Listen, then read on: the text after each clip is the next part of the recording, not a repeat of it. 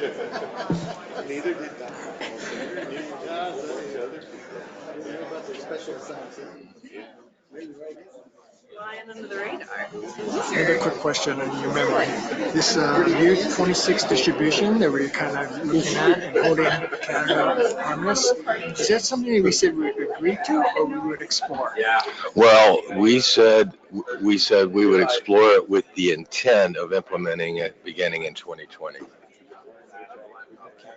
To me, it sounds like double dipping because we made this agreement with Canada to mitigate the bycatch. Now we're going to give them another dip at it. Yeah.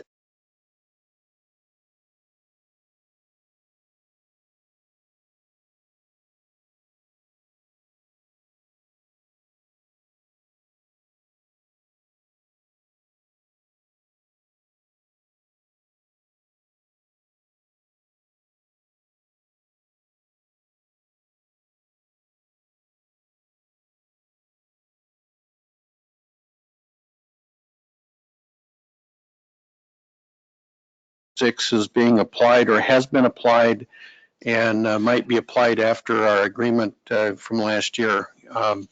My interpretation has been that the 2.31 million pounds that is referred to would have been in the stock assessment in some fashion that would have reduced the harvest for all of us.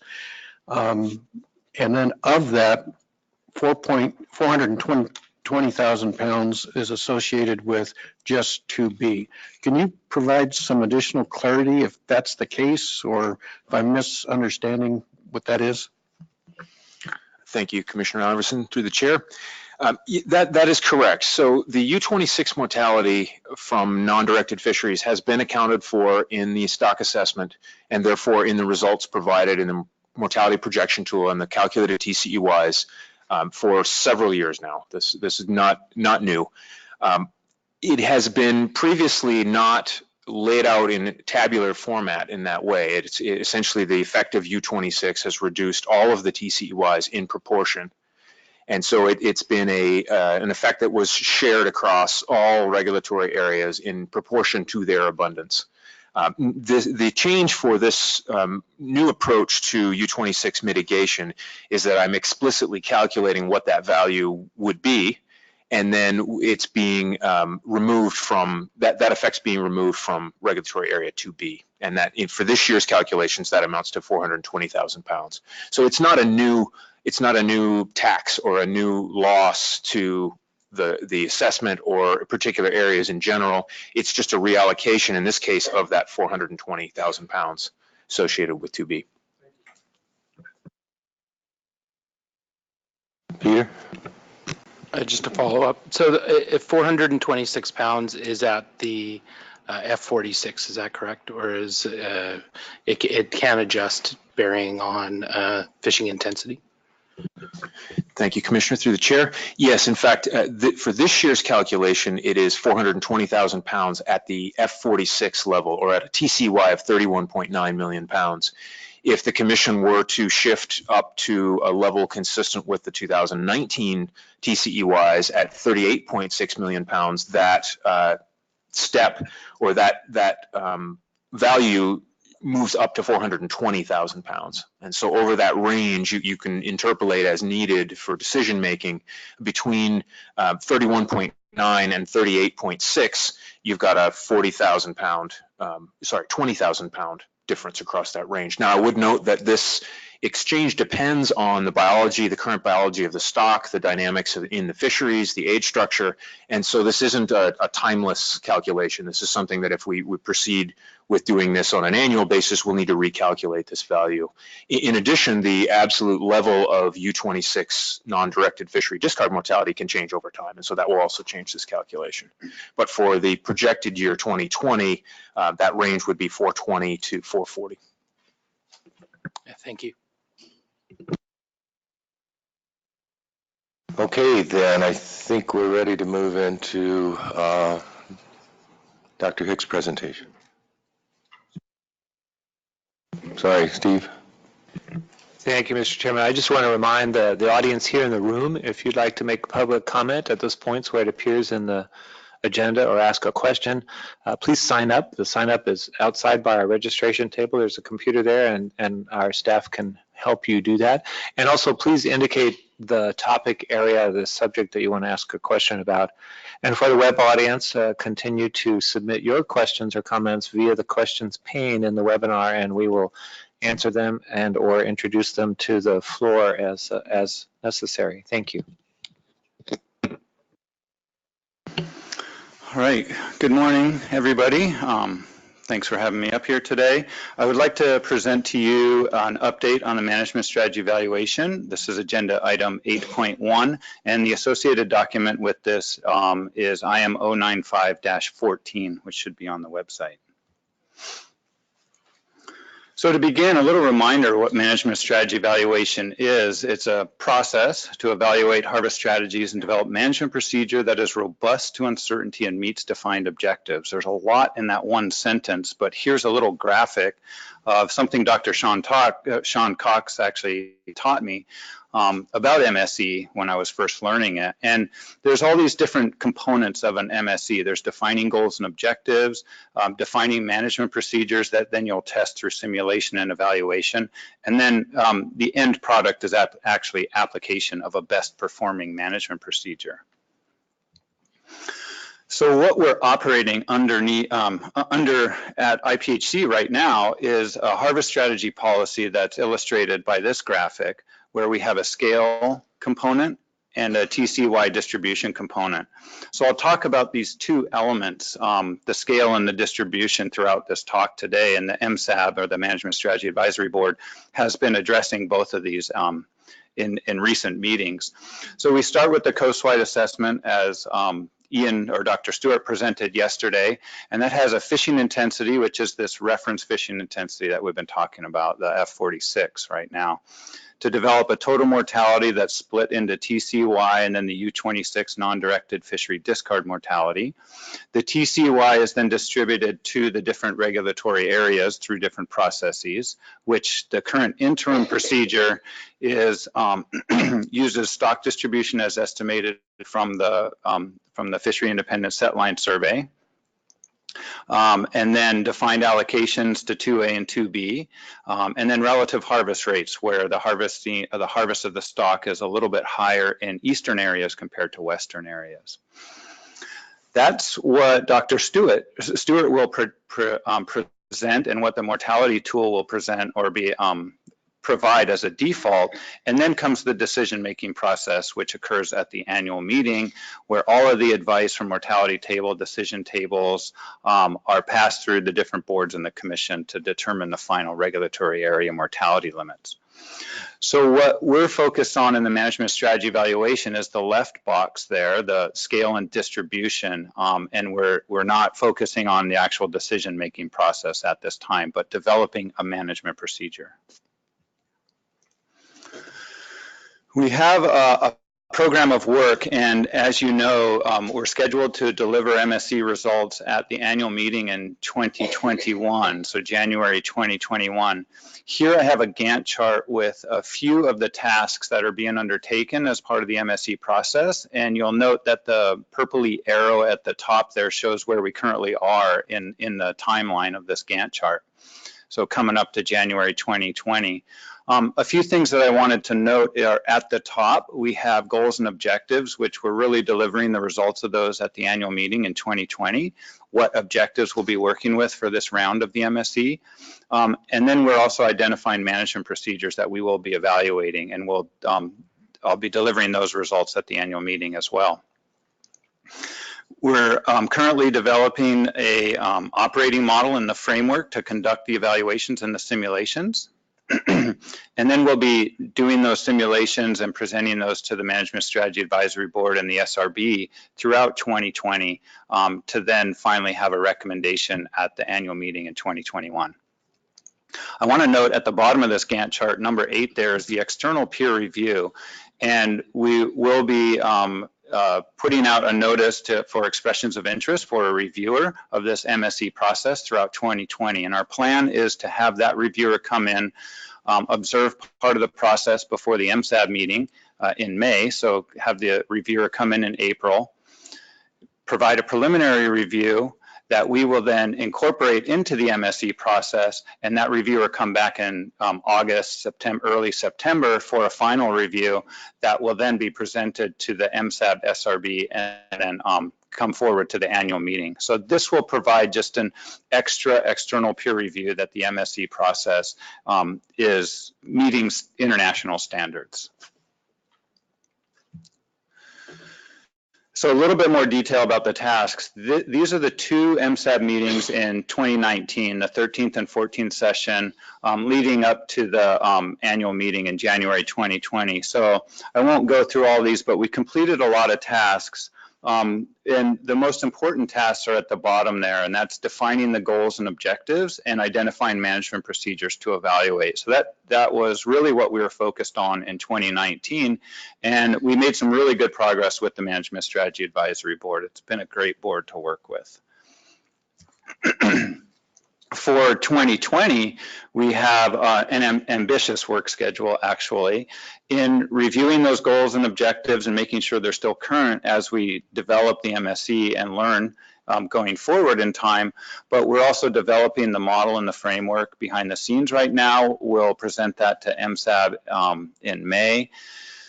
And also preliminary results in May so that we can begin to identify what types of management procedures are working to meet those objectives. We'll work with the MSAB in May to then further define management procedures to bring back in October of 2020, which will then provide the final recommendations for the MSE that will be brought forward at IM097 in January 2021. So like I said, that is an ambitious work schedule, and you may be wondering, how are you going to do that? Well, we've put together this team, the MSE team is what I call it, and that consists of Dr. Steve Barikoff, who's a programmer, very smart guy, in putting together basically the framework and the operating model right now. Really advanced stuff, and we're really making a lot of progress on that. I'm really excited to show this in May.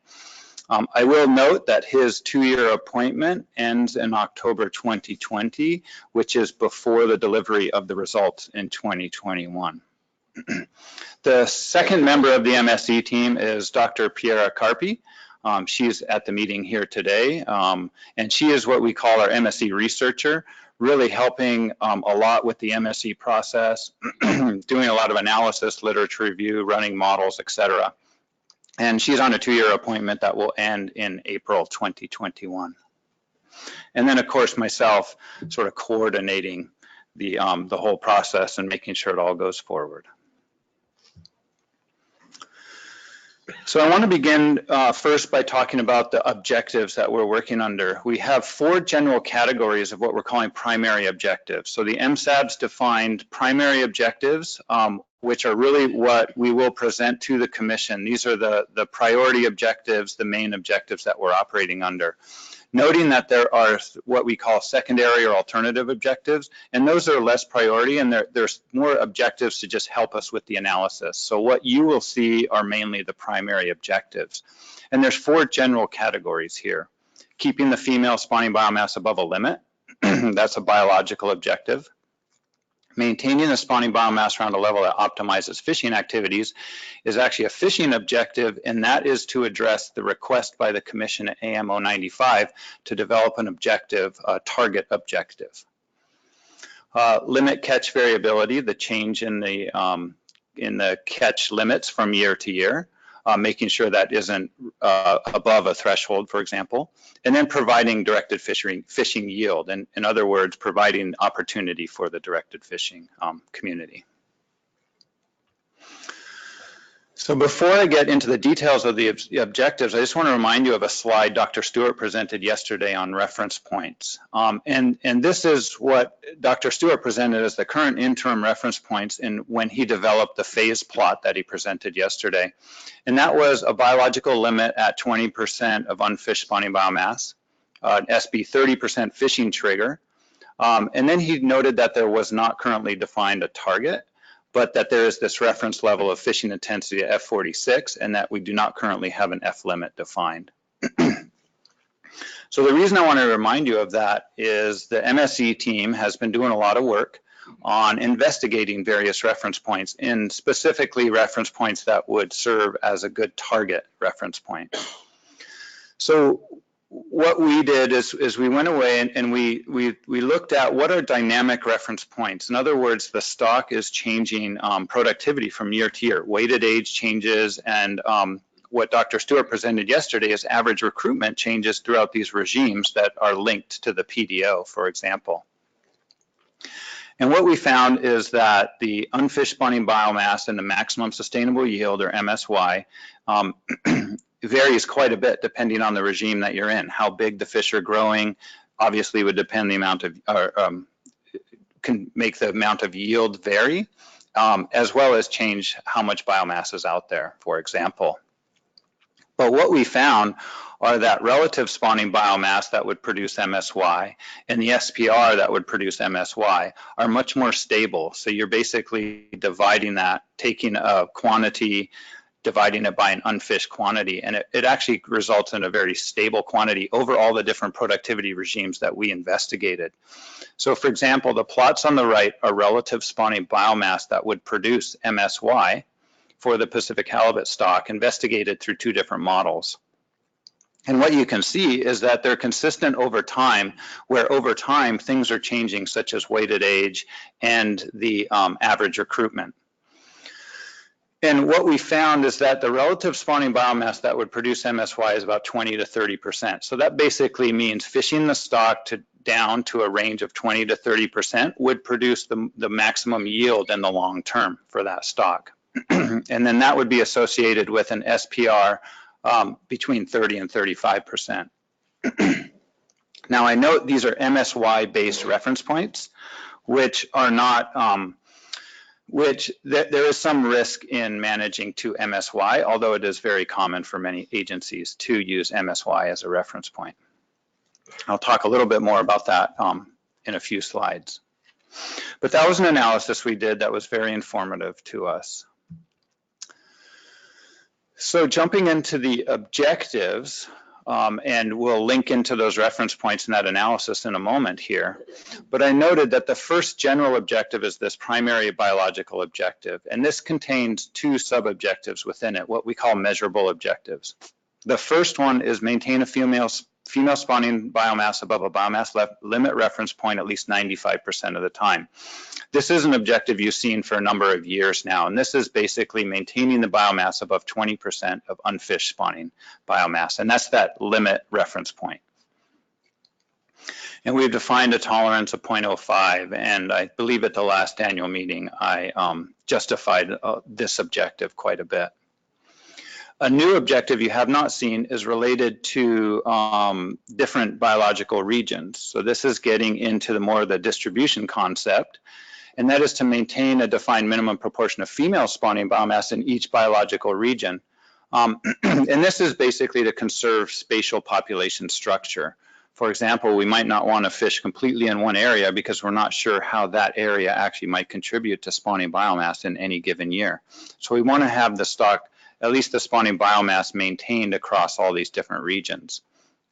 We filled in some numbers temporarily now, and the MSE team is still doing some work to investigate if these are minimum percentages that make sense for this objective. So more work to be done on that. So those are our primary biological objectives. And we've also developed a number of different fishery objectives. The first objective is a new objective, and this was to address the request or the recommendation from IM095 to develop a target spawning biomass. So we've actually defined this as a fishery objective because it's related to maximum sustainable yield, a target biomass that produces an optimal yield, in other words. So based on that analysis of the MSY-based reference points, we felt that a relative spawning biomass of 30% is a precautionary MSY proxy, or a target, a precautionary target biomass that would produce a maximum sustainable yield. And then in discussions with the MSAB, we felt that we should have a buffer on that value because we don't really want to manage to MSY. There's some risks in doing that. And so the MSAB felt, let's move that away as a little bit of a buffer and move that to a 36%. So in other words, they were happy catching 95% of maximum sustainable yield, and that moves the relative spawning biomass to about 36%. Now I want to note that for many management agencies and fishery management plans around the world, a proxy for maximum economic yield is 1.2 times the spawning biomass for MSY. So maximum economic yield, I won't go into that concept, but it is a concept used by different management agencies around the world. And the 36% also corresponds to that proxy used by other international agencies. So what is this objective? This is an objective to maintain the spawning biomass around a target, and that target is 36% of unfished spawning biomass. Other fishery objectives are to limit the annual changes in the TCUY, whether those are on a coastwide level or a regulatory area level. And a new metric that we've defined here is called annual change. And the annual change is actually the specific change from one year to the next. And we look at this over a 10-year period in these simulations.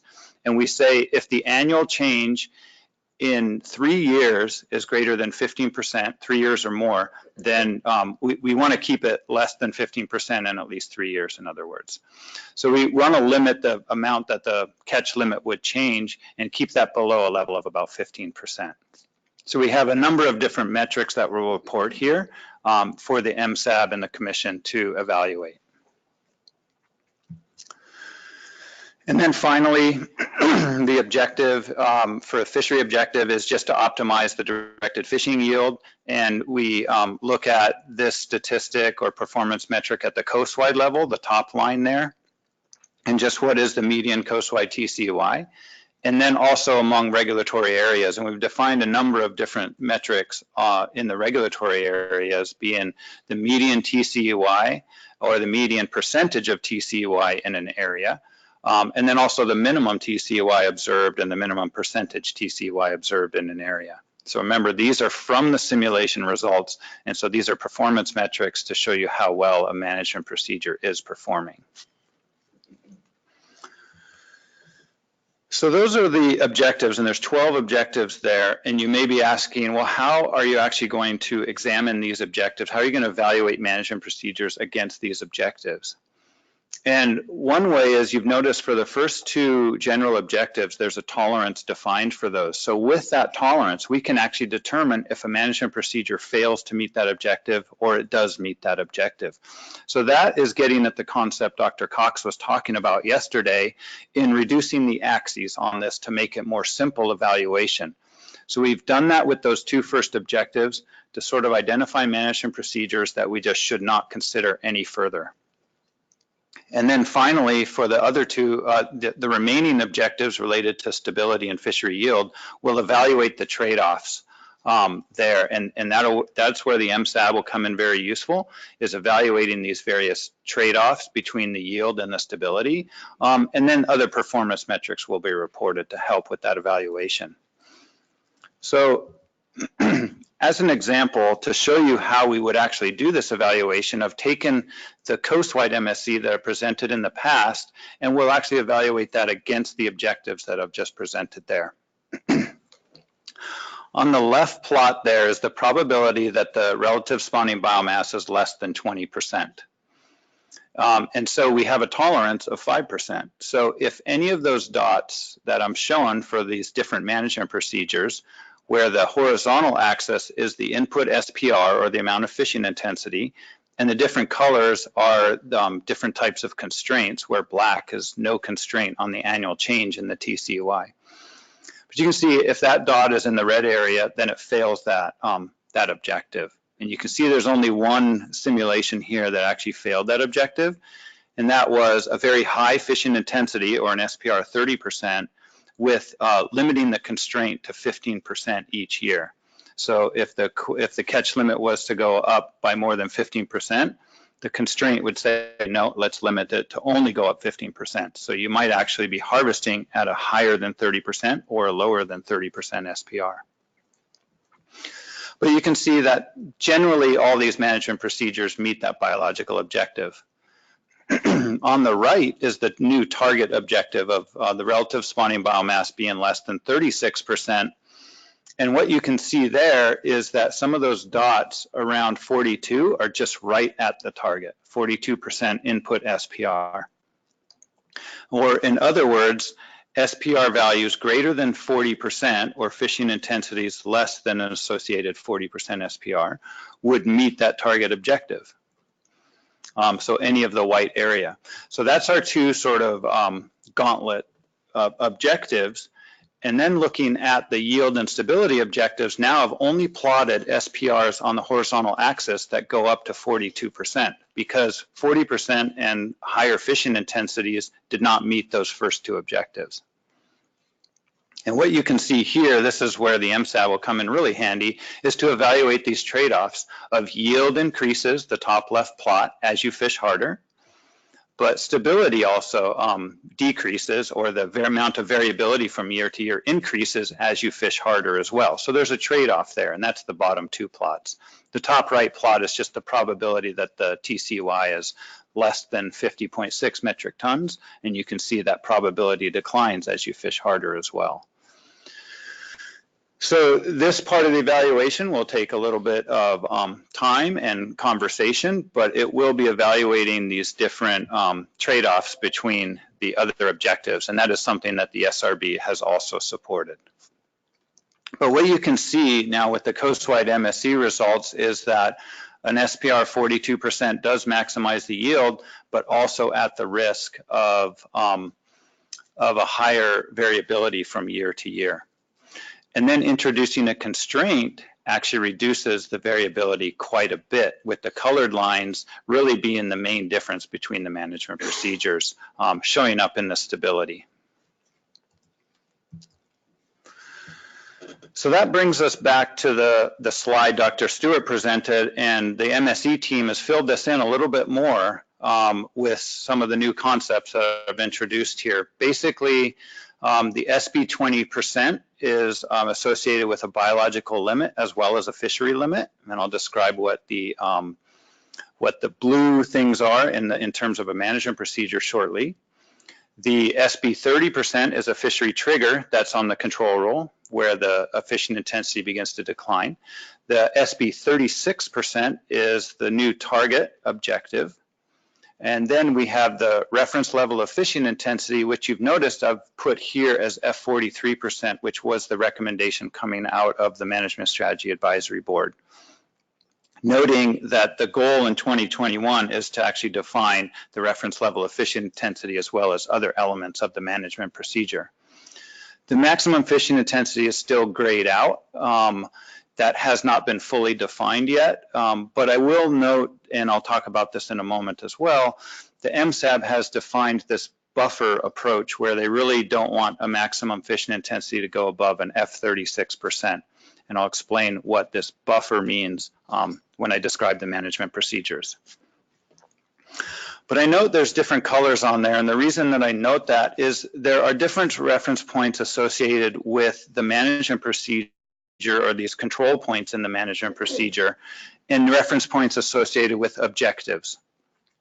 So what I've drawn here is our harvest control roll, which is basically stock status or relative spawning biomass on the horizontal axis and fishing intensity on the vertical axis, with increasing fishing intensity as you get higher.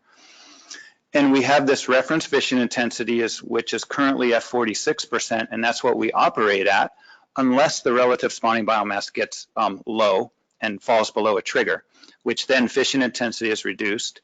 And if that relative spawning biomass falls below a limit, then that fishing intensity is set to 0.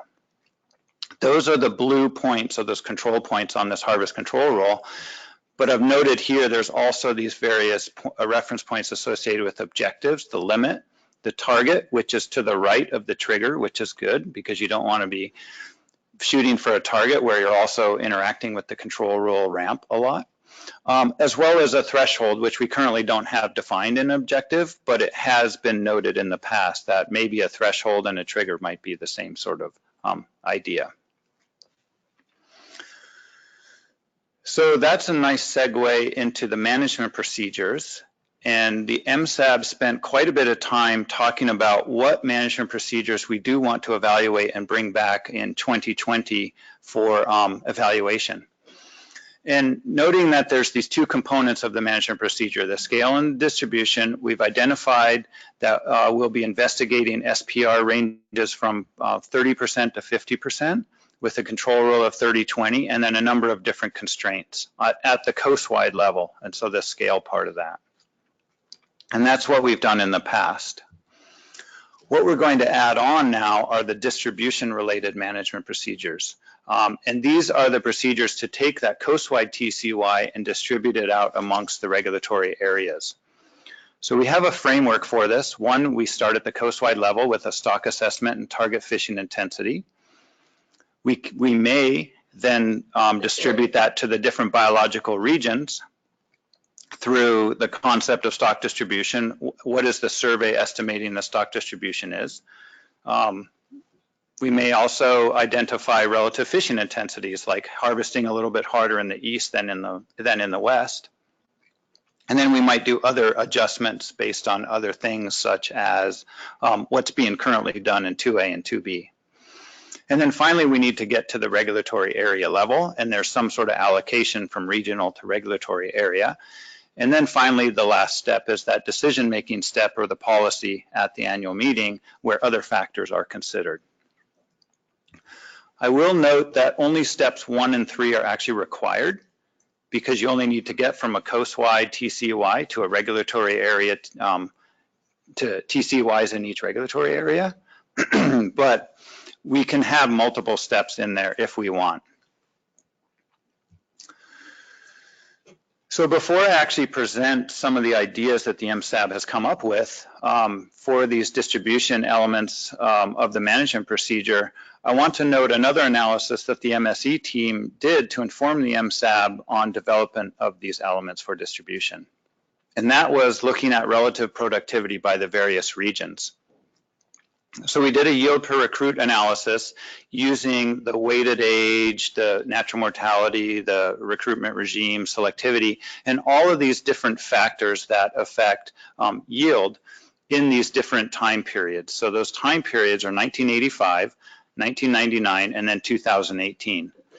And the real purpose of this study was to look at what is the productivity of each region relative to each other.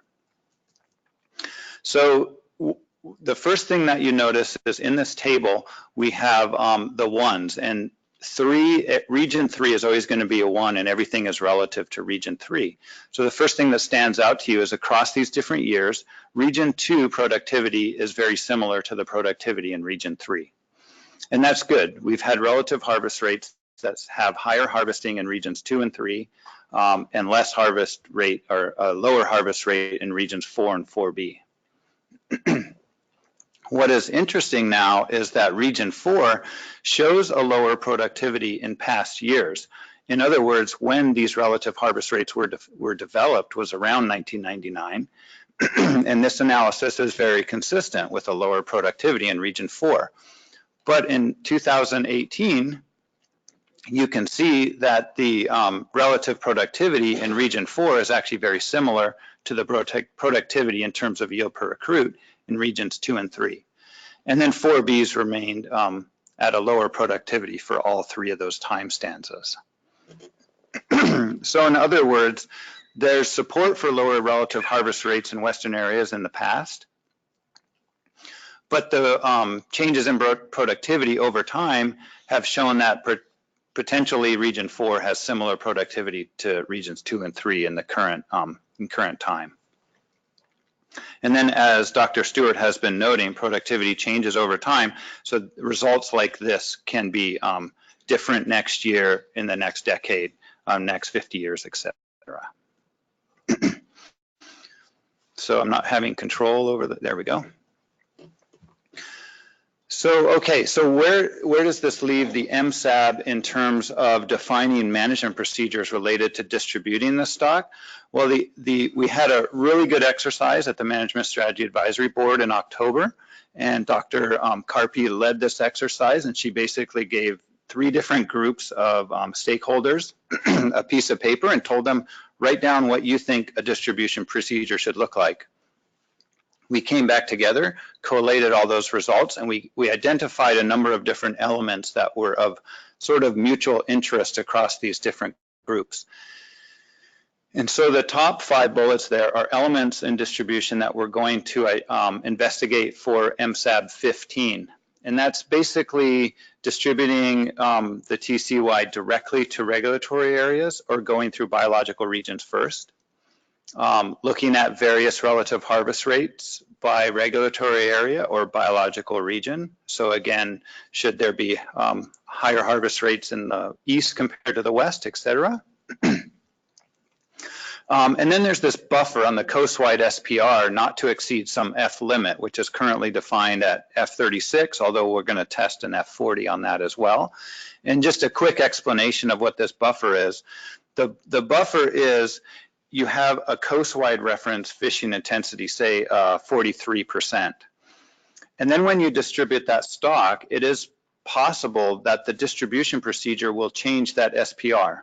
And this is what Dr. Stewart was talking about yesterday, in that he defines the distribution, and then he does something to the distribution with 2A and 2B, for example, and he has to resolve to evaluate what the SPR, to maintain that constant SPR. Well, the MSAB is thinking, why do we have to maintain that SPR, but just keep it within some range and such that it doesn't exceed some limit. So you might set coastwide SPR 43% and distribution results in a SPR being 41%, then that would fall within the range and wouldn't exceed the limit. If it did exceed the limit, we would have to do something to make sure it is maintained in the defined range. A defined catch limit for 2A and a defined percentage for the 2B are also going to be part of that evaluation. And noting this will come back at MSAB 15. We'll look at these results, and then we'll define a new set of management procedures to identify for MSAB 16 and possibly even later. And things in there are constraints on the annual change at the regulatory area level, this concept of management zones where we're combining regulatory areas in different ways, and potentially even using fishery CPUE to distribute the TCY among areas. So we have 2 rounds of this, in other words, to get this right. And then finally, the evaluation is going to occur over the next 2 MSAB meetings. And I will note that there are a lot of combinations when you think about all these different elements coming together. 21 scale combinations combined with 10 distribution procedures that have been identified at the MSAB. That adds up to a lot, plus a lot of other things that the MSE team will be interested in. So we're going to really have to do this methodically and focus on informative combinations. So we're not going to bring back all combinations to the MSAB, but some way of identifying what is actually working. And then, as I said, again, we'll have 2 chances at this to refine the management procedures between MSAB 15 and 16. So I just want to note that there are a number of different things in the paper 14 that the commission may want to note, with the first 5 being related to the 12 primary objectives, and then other ones related to various things coming out of the MSAB meeting, like SPR values greater than 40% with a 30-20 control rule and some sort of constraint met the coastwide objectives. And then there's some other different things, the peer review, and that the SRB and the MSAB will be reviewing these results before delivery to the at the IM097 in January 2021. So with that, thank you for listening, and we'll take any questions.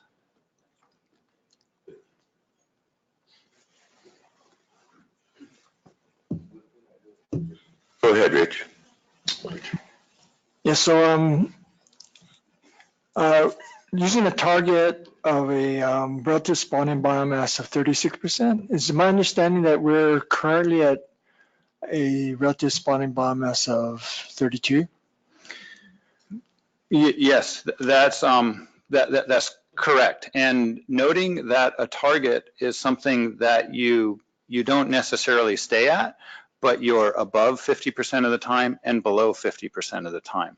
And so being at a current value of 32% is well within the range of normal sort of operation of a management procedure, I would think. It's not something that's really critical. It's not something of concern. And that's why when I showed the harvest control rule, that the target was to the right of that trigger point on the control rule. Because you expect to bounce around the target, but you don't want to always be causing additional management action being on the ramp of that control rule. So a 32% might be below target, but it's still above the trigger on the control rule that would then trigger further management action of reducing the fishing intensity. But you're exactly right. We're currently below target, and we would expect a management procedure to sometimes go below and sometimes go above that target.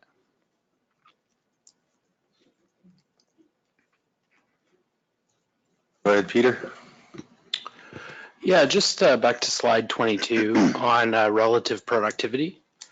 I was just curious if you guys used the new information on sex ratios in determining these productivities, noting that Area 4 seems to harvest higher proportion of female. Yeah, thank you. And through the chair, there's so many analyses we did over the summer using different things. And to be honest, I can't remember which we used to do this analysis, if we used the new updated stock assessment or not. I don't think the results would change a whole lot, given that this is mostly being driven by the weighted age and the recruitment regime and the selectivity. So there'd be a little bit of difference in the selectivity between males and females, but the real driver is the time varying selectivity over time. So I think these results would hold whether or not I use the previous assessment without sex ratios or the new assessment with sex ratios. Thank you.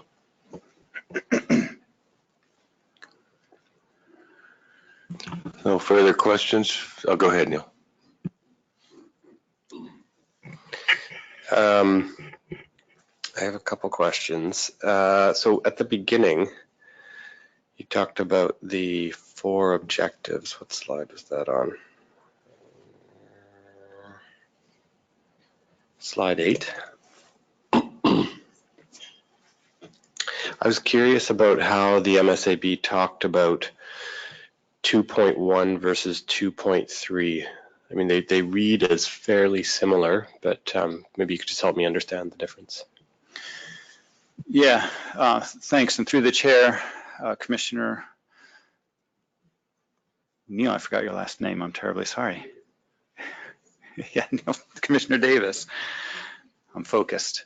Yes, those two do seem similar, but I think it's worth separating them out for a number of different reasons. 2.1 is related to how you would like to how you'd like to reduce the size of the stock to attempt to maximize the yield.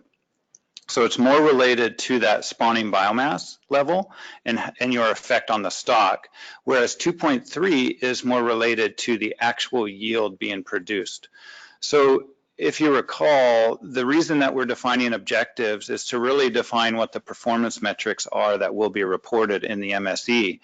And so with 2.1, we're really leading to a performance metric of a target spawning biomass, where 2.3, we're really leading to performance metrics that are related to the actual amount of yield.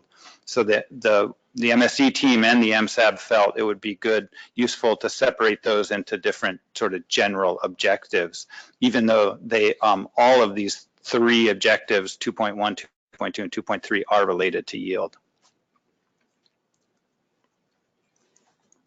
If I may, yeah. And then just a similar question of clarification for the next slide on 9.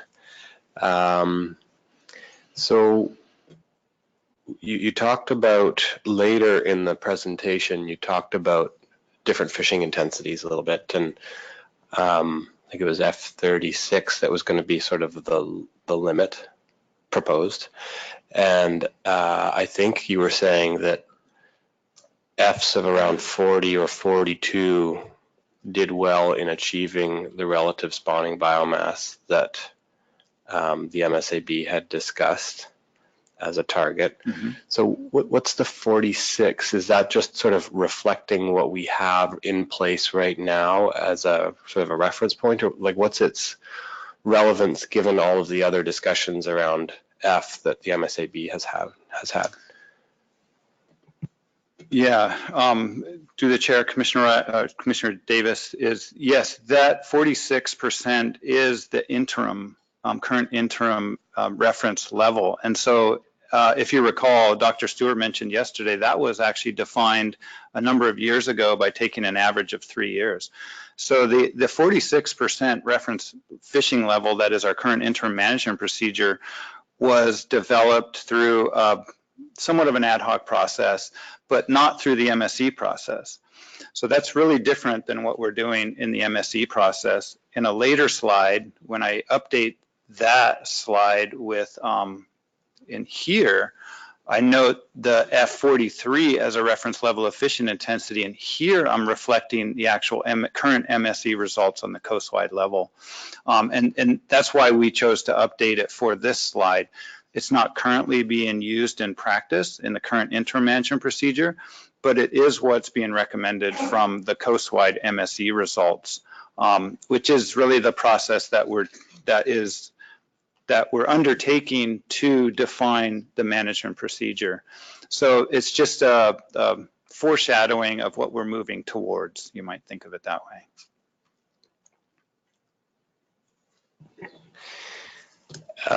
Okay, thanks, Alan. That's very helpful. I was also curious about the trigger versus the target. So the target discussed by the MSAB was, I think you framed it as a buffer away from 30% to be a little more precautionary. So, but we still now have it as I guess the curious thing to me is that what could have been a target, given how we think it would perform in maintaining our relative spawning biomass, is actually sort of turning into a trigger. So that's kind of one interesting thing to me. So the target could be a point at which we start ramping down harvest rates, but also that the new target of 36, proposed new, the idea of it is quite close to the trigger, 6% apart. I mean, we are often, our understanding of where we are with respect to fishing intensity and relative spawning biomass is often revised with each new year of data by more than that amount. Maybe not often, but occasionally. So I was interested in your thoughts on those two things. Yes, thank you. And through the chair, Commissioner Davis, that is a really good question and something that we discussed quite a bit at MSAB. The first concept is the separation of a management procedure from an objective. And so in this figure that's shown on slide 19, you can see that the target is in red and the trigger is in blue. The trigger is just part of a management procedure and the target is part of an objective. As Dr. Cox mentioned yesterday, the SRB had some concern about conflating or mixing up the management procedure and the objectives. So here, remember, a management procedure is just something we define to meet the objectives. So the trigger can be at 30%, the trigger can be at 40%, the trigger can be at 80%. It can be whatever we want. And the trigger is not actually defined the trigger wasn't actually determined based on any of that reference point analysis that we have done. It's just we're currently been using a 30-20 and we've just maintained that 30-20 because it seems to perform well. It happens that the 30% that we recommended as an MSY target is also the trigger. And that's just by coincidence, really. it may not be coincidence. Maybe the trigger was developed in the past based on that similar concept, but for now, they're unrelated to each other. And then getting to the second point there, where the defined target of 36% incorporates some buffer of uncertainty. And really but we talked about that a lot at the MSAB, is why shouldn't we be managing to MSY, our MSY reference point? And one is there's uncertainty in what MSY reference point actually is. We found that it was quite stable over the different productivity regimes, but that there was uncertainty in it, and it might wiggle around a little bit. But also is that there is a risk to managing to MSY, is if you go beyond the MSY, you're going into a risky low levels of biomass potentially. So there's a lot of literature out there that talks about optimal yield, moving away from MSY and things like that. So we use the concept of pretty good yield in the Management Strategy Advisory Board and did a quick analysis showing, okay, if we manage to 36% instead of to 30%, how much yield would we lose on average? And it was about a loss of about 5% in yield. So instead of managing to MSY, the MSAB was comfortable managing to 95% of MSY and reducing the risks associated with that.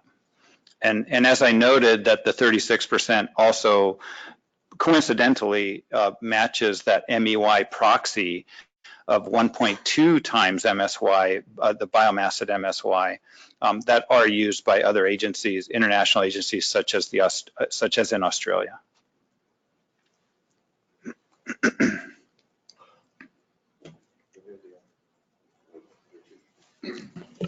So could you refresh my memory? I believe the previous MSAB meeting, you had revealed some kind of a MSAB adventure tool or something like that, that really looked at the harvest rules down to 2510 or 1025 or other harvest rules.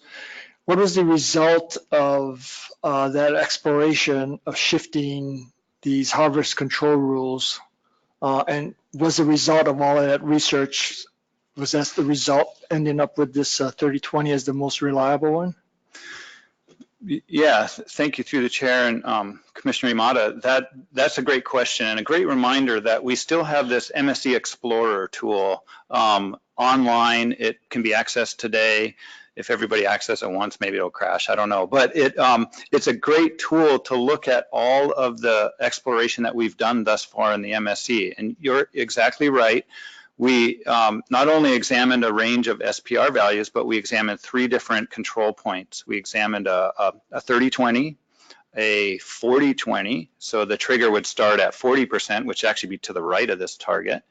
And we also investigated a 25-10 control rule just to see what happened.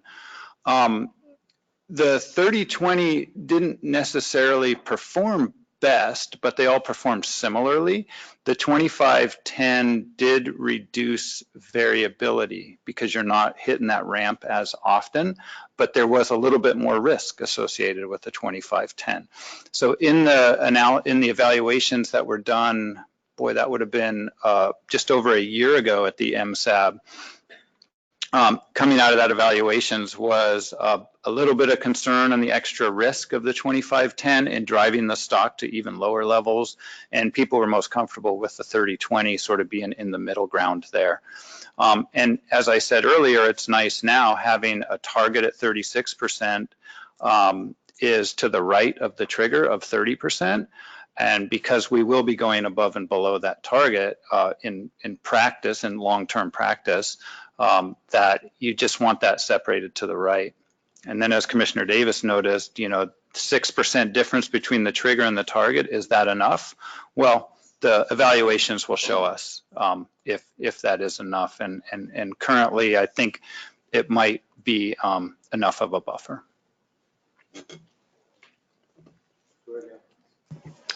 So I also had a couple questions about slide 22. Okay.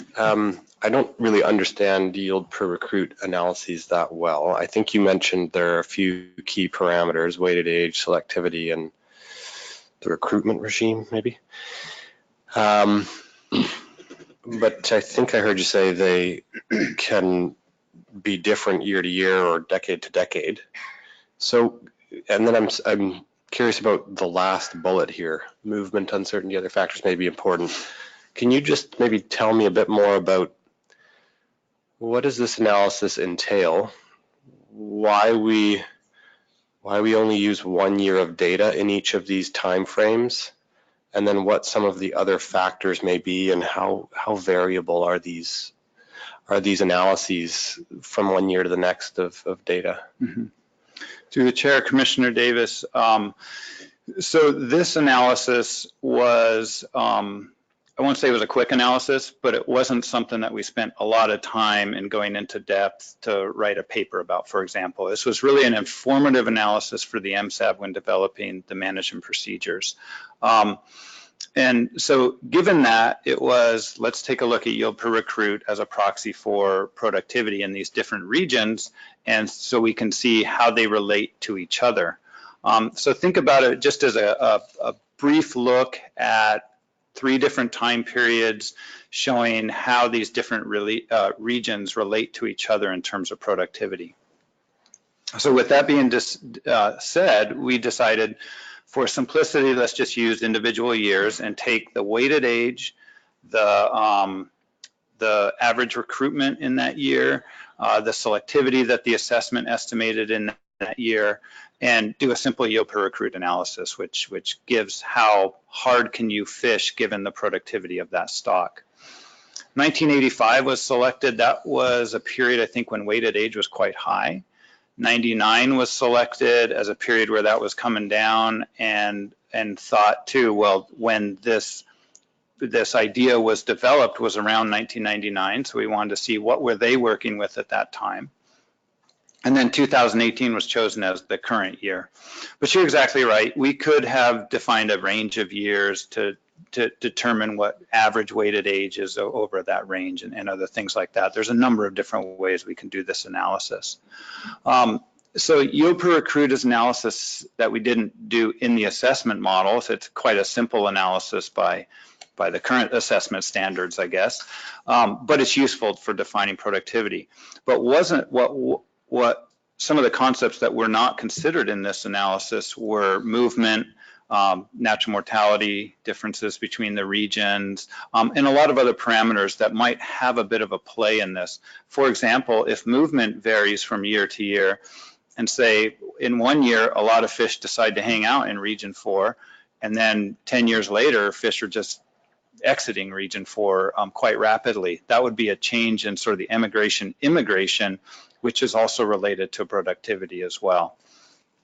So with that being said, this table here presented sort of gets at the probably 2 of the high factors related to productivity, but it doesn't consider some of the other factors like changes in movement, immigration, potential changes, differences in natural mortality, and some other factors that we just don't have the data to estimate very well.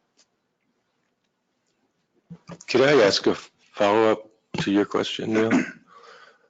And particularly, I'm looking at area 4, where it's a long period of time, but to me, there's a clear trend there from 0.7 to 1. It would be interesting to me if you looked at, say, 2010 to see whether that number fell between 0.8 and 1, just to whether it supported that, what appears to be a pretty clear trend.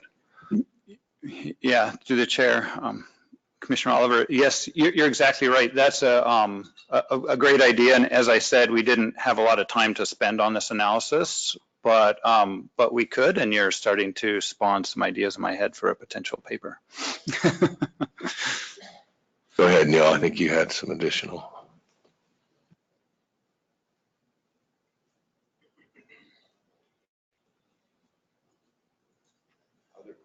Sorry. Other questions for Dr. Hicks? Yes, Peter. Just a quick question about fishery limit and how it works and how you determined an F36. So if you achieve a limit, what would happen retrospectively or presently? Yeah, through the chair, Commissioner DeGrief, a good question. That is something, this sort of maximum fishing intensity or fishery limit is still something in development through the MSAB. And we had a little bit of discussion about this. We thought originally the MSAB had defined a range of 40 to 46% as their range of SPRs they preferred to operate within. But we thought more about this and thought, well, a maximum fishing intensity might be related to some level of overfishing. And so we really haven't defined the concept of overfishing yet. So as I said, this is really in development. The way that we came up with the F36 is, remember, the 36% is associated with SPR now. An SPR of 36% corresponds to a relative spawning biomass of 30%, which is the MSY proxy that we've defined. So that's sort of the logic that we got to an F36, was if we fished at a F36, that would be an MSY based sort of fishing intensity, which is something that the MSAB and the MSD team felt was at the upper end of the risk level accepted, and we thought, well, maybe we can define that as a maximum fishing intensity. So the way that maximum fishing intensity would work in that buffer concept is that we might be operating, say we operate under F43%. And the management procedure would say F43 produces a 36 million pound catch on the coast-wide level, and we need to now distribute that. That's distributed in this simple or complex way. We haven't decided. We're testing a lot of different procedures, but that might be 2A gets this, 2B gets this area gets this, and then this is allocated in this way. And that actually, when you add it all up, now you're at 38 million pounds, not 36 million pounds, which is associated with a SPR of 38%, say. So the distribution changed the way the SPR is calculated, and may also increase some of the catch on the coast-wide level. As long as it's still operating within or at a lower fishing intensity than the maximum, then we'd be okay and we'd go forward with that. But if it did exceed the maximum fishing intensity, then the MSAB really hasn't talked about what might happen there. If we just rebalance everything to meet the maximum fishing intensity, that might be one option, but there might be other options in how to deal with that as well. We're still in development on that. But lengthy because I was sort of spitting out all the ideas that we have going on. Yeah, thank you. I'm pausing to see if there might be other questions for Ian. Sorry, Alan.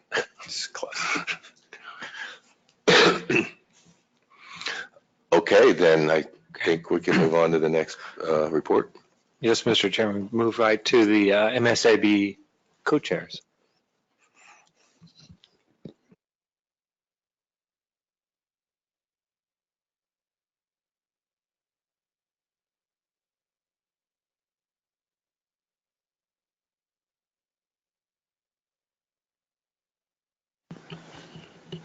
Well, good morning. I am Carrie McGilliard. I am the U.S. Science Advisor and co-chair of the MSAB, and this is Adam Kaiser, who co-chairs and is a policy advisor on the Canadian side. So we'll just be talking about, this will be a bit of a high-level overview, I think, of what Alan just presented, sort of highlighting the main points that have come out of the past two meetings. The MSAB meets twice a year, so we met in Sitka in May, which allowed some stakeholders to come to the meeting that don't always get to come if the meetings are always in Seattle.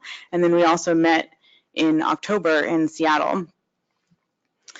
We did a number of things at these meetings, and these are the key things that happened.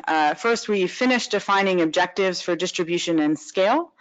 And this was important because this allows us to move forward, and Alan to move forward to do analysis related to distribution of catch limits among areas. We reviewed the multi-area model development, which is the model that Alan has presented and will use for for the analysis moving forward related to distribution, and we also identified management procedures for distribution and scale. And so you heard a little bit about this from Alan, and so we'll just go through it a little bit more. These were, you can find, if you follow along in the report, the MSAB report from meeting 14, which is up on the website, you can see that we have defined objectives for distribution and scale in recommendations 1 and 2. And then we've identified management procedures for distribution and scale in recommendations 3, 4, and 5. And Alan just presented on both of these. So the second one, identifying management procedures for distribution and scale, was the exercise that Alan talked about that Dr. Carpy did. And then we came back together as a group and formulated a set of management procedures for Alan to analyze. Just briefly, Alan also presented on what our primary objectives are, and I'll go through this briefly again, not in detail, that we've got, first of all, an objective related to conservation, which is keep female spawning biomass above a limit to avoid critical stock sizes and to conserve spatial population structure. So the main thing that we did at this meeting, you know, we had objectives defined for coastwide, and we defined these objectives at the scale of the biological region, which is what is most relevant for conservation objectives. And so you can read over on in the right column, measurable objectives that we defined associated with that. Beyond that, we defined fishery objectives in 2.1, 2.2, and 2.3. One was maintain spawning biomass around a level that optimizes fishing activities, and this was related to the definition of the target reference point for biomass of relative spawning biomass of 36%, at least 50% of the time that Alan was talking about earlier. We also have an objective to limit catch variability.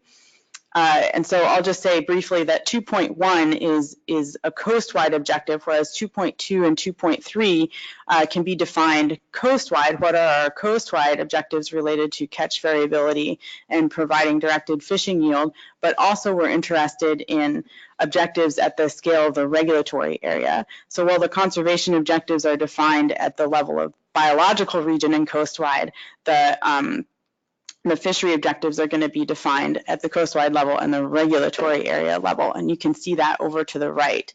I won't read through all of the measurable objectives, but I'll just note that there's a complete table in Appendix 5 of the MSAB 14 report, and that is, of course, up on the website. And then I'll hand it over to Adam to talk a little bit more in detail about some of these recommendations that we made, which will also be a bit of a high-level overview of our main conclusions from these meetings that you heard about in more detail from Alan. Thanks very much, Carrie. So as Carrie mentioned, I'll go through some of the recommendations, mostly to share with commissioners and folks at this meeting what the MSAB's thoughts were in putting forward those 5 specific points. So the first recommendation was to more or less facilitate the development of this new objective that the commissioners had directed the MSAB to develop, I think about a year ago, around defining a biomass target. So the MSAB agreed that 30% of unfished spawning biomass was a precautionary proxy for the relative spawning biomass at MSY. And as Alan had just, or Dr. Hicks, sorry, just spent a fair bit of time talking about, we at the October MSAB meeting had considered some of the fishery literature and the consequences of potentially exceeding MSY and how we might identify a MSY proxy that's a little bit to the left of what our, or to the right of what our MSY target would be. Ultimately, it resulted in the recommendation, that's the third bullet on the screen, of a relative spawning biomass 36%, 50% of the time over the long term. So to the points that Commissioner Yamato just raised, we are currently estimated to be below the target, but that is not unexpected or necessarily a bad thing given how targets would be utilized in a MSE process. The points that you want to stay above are the operational control points, the threshold and the trigger. that right now we have defined as SB 20 and SB 30. The second recommendation, which I just skipped over, was the objective tables that Carrie had just presented. So that's why we've gone from 1 to 3. Recommendation number 3 is a recommendation on fishing intensity. Putting this forward was I think really more a formality. This is essentially the same material that was presented at the last annual meeting in Victoria. The MSAB hadn't had an opportunity at that time in Victoria to formally put forward a recommendation on coast-wide fishing intensity with the most recent information that Dr. Hicks had produced, or the MSE team had produced. So we had taken the opportunity at MSAB 14 to put forward this piece. I guess where this may be useful is in response to the questions that Commissioner Davis just raised around the reference fishing intensity of SPR 46. Could that be replaced with SPR 43%? I think that was the proposal, or a slide at least we'd seen from Dr. Hicks a moment ago when the 5 different reference levels were identified. Recommendations 4 and 5 were really where we spent the bulk of our time last month when we were meeting. Recommendations 4 and 5 were around defining the management procedures for evaluation that consider both scale and distribution. Recommendation 4 speaks to, I guess, the components of the management procedures that the MSAB would like to see the MSE team work on over the coming year. What you see on the screen are sort of the different components, the flavors of the management procedures that we had discussed. So we talked about different operational control points, different reference fishing intensities. There's quite a bit of focus on limiters that would control the amount of catch variability from year to year, both coast-wide and at regulatory area levels, or some level in between, like a biological region or a management zone. We talked a fair bit about smoothing trends, perhaps tools that could provide harvest advice that are a little simpler to understand than the I guess, more traditional harvest advice that's presented. And we talked a fair bit about distribution. What we ensured was also part of the evaluation process was to make sure that the status quo, or the agreement that was achieved in Victoria, was considered. That would be one of the management procedures that would be evaluated over the coming 6 months. So this list is a lot of words. Adam? Yeah. Can I go back to that of list? Of course. How much did y'all talk about or focus on adjusting relative harvest rates by area? Relative harvest rates was one of the components, yes, that we had considered. I'll jump ahead a little bit in the presentation, but ultimately there was 17 different management procedures that the group had discussed, and relative harvest rates were a component of that. This next slide, slide 10, was really to indicate where from the previous slide we had talked about changing things. So where you see the yellow arrows, those are some of the different components of a management procedure we talked about adjusting, basically changing the shape of this this figure. To Commissioner Oliver's point, yes, relative harvest rates were an important consideration in the discussions, and they factored into, I don't remember off the top of my head, but a number of those 17 Canada procedures that were proposed. The challenge, of course, is we had gone through the exercise of identifying our big wish list of what we would like Dr. Hicks and the MSE team to do over the coming year. We did have to undertake some sort of prioritization exercise to say these are the most important. So those 10 procedures were what were identified for, hopefully, evaluation in May. We'll see how far the MSE team can get. Both of these lists are identified in MSAB 14. I tried to save folks the trouble of going through these tables. They're pretty dense and long, not well suited for a presentation. But perhaps in questions we can go through what those components are if folks are interested. So this is probably the biggest takeaway, or the most important slide from this presentation, I'd say, is what are we going to do as we enter our penultimate year of the MSE process? The MSAB 15 meeting in the spring will be reviewing the work that the MSE team has undertaken over the past 6 months, particularly with pulling together scale and distribution procedures and presenting some preliminary evaluation. This would be an opportunity for the MSAB to also identify any additional procedures or tweaks to what had already been done, so that the MSE team has a clear scope of work to conduct over the summer 2020.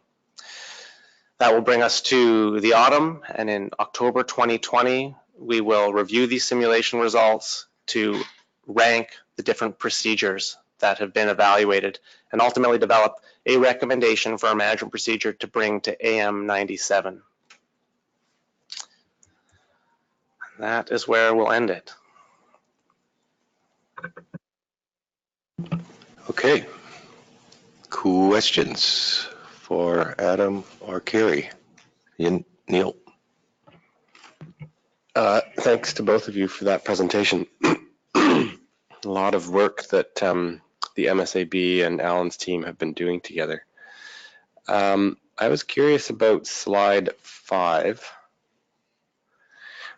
The terminology under providing directed fishing yield. There's a lot of the word optimize there as a measurable objective. So how is that measurable? What does optimize mean? What was the discussion around that term? So there was a lot of discussion around how we define 2.3 under the general objective, and then what the content is of the measurable objective. I think actually what might be most useful, and I don't know if we'll be able to do it, is to look at the table itself. Are we able to click on the URL there? Will that come up? So what's not presented in this table are the columns of the actual measurable outcome, the time frame, and the tolerance. So we'll see if this works or not, but I'll do my best without. Oh. If someone could click on the URL so we could bring up Appendix 5 of the report. Oh, there we go. This is magic.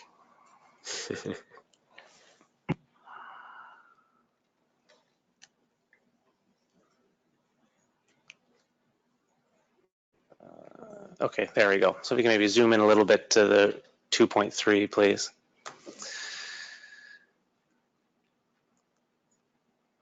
Perfect, thank you. So the challenge we had was we had to define some language in those first two left columns that would capture what the MSE team is actually reporting on in the columns to the right. So what we knew was that we were interested in understanding the median TCEY. We were interested in figuring out what the percentage distribution was and what minimum TCEYs were in those regulatory areas. So we had to identify some language that would capture both the minimum percentage TCEY, the median percentage TCEY, and what the coast-wide TCEY was in these areas over the short term. So providing directed fishery yield and optimizing the percentage were terms that could try to capture that quite broad range of measurable outcomes. Yeah, I think we did have a lot of discussion about the word optimize as well. I think we also discussed the word maximize, which we thought would be inappropriate here just because it will be impossible to maximize median TCEY in every area. And so optimize is a little bit more of a general word that can take into account other factors, such as economic factors if we wanted it to, or just something that is sort of getting to something that works among all areas rather than specifically saying maximize each area, which is just seemed unachievable.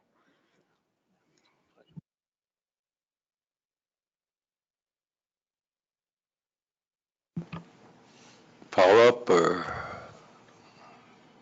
other questions? Steve, you had something?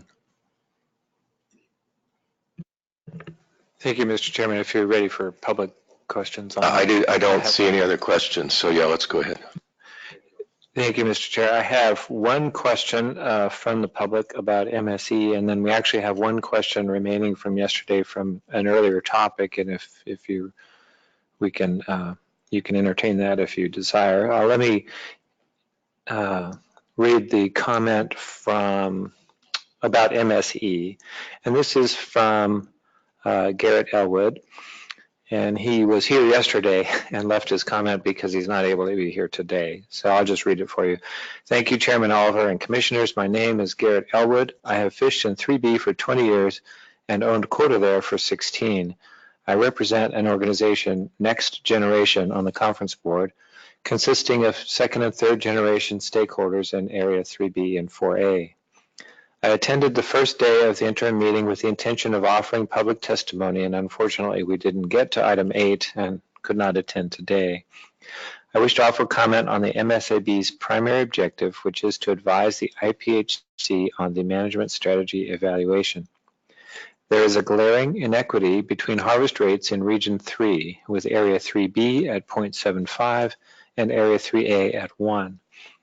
There is no justification scientifically, and the differences in harvest rates are outdated.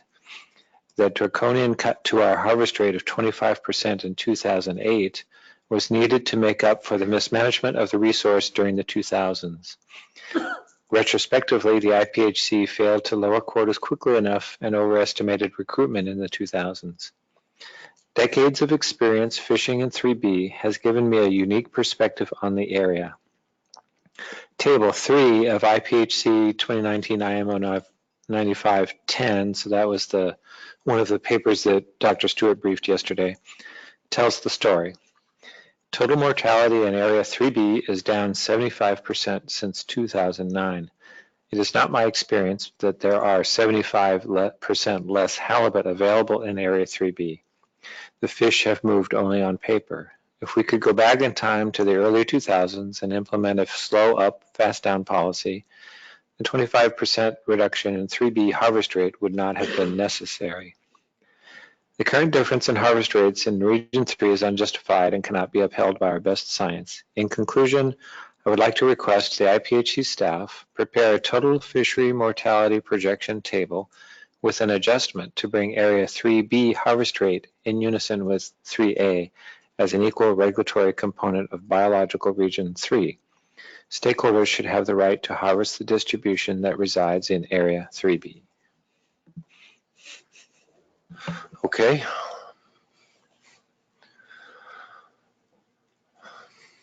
So any response to that? So the relative harvest rates, as I'd mentioned, were identified as a component to evaluate in the management procedures. The board identified 17 different MPs to consider.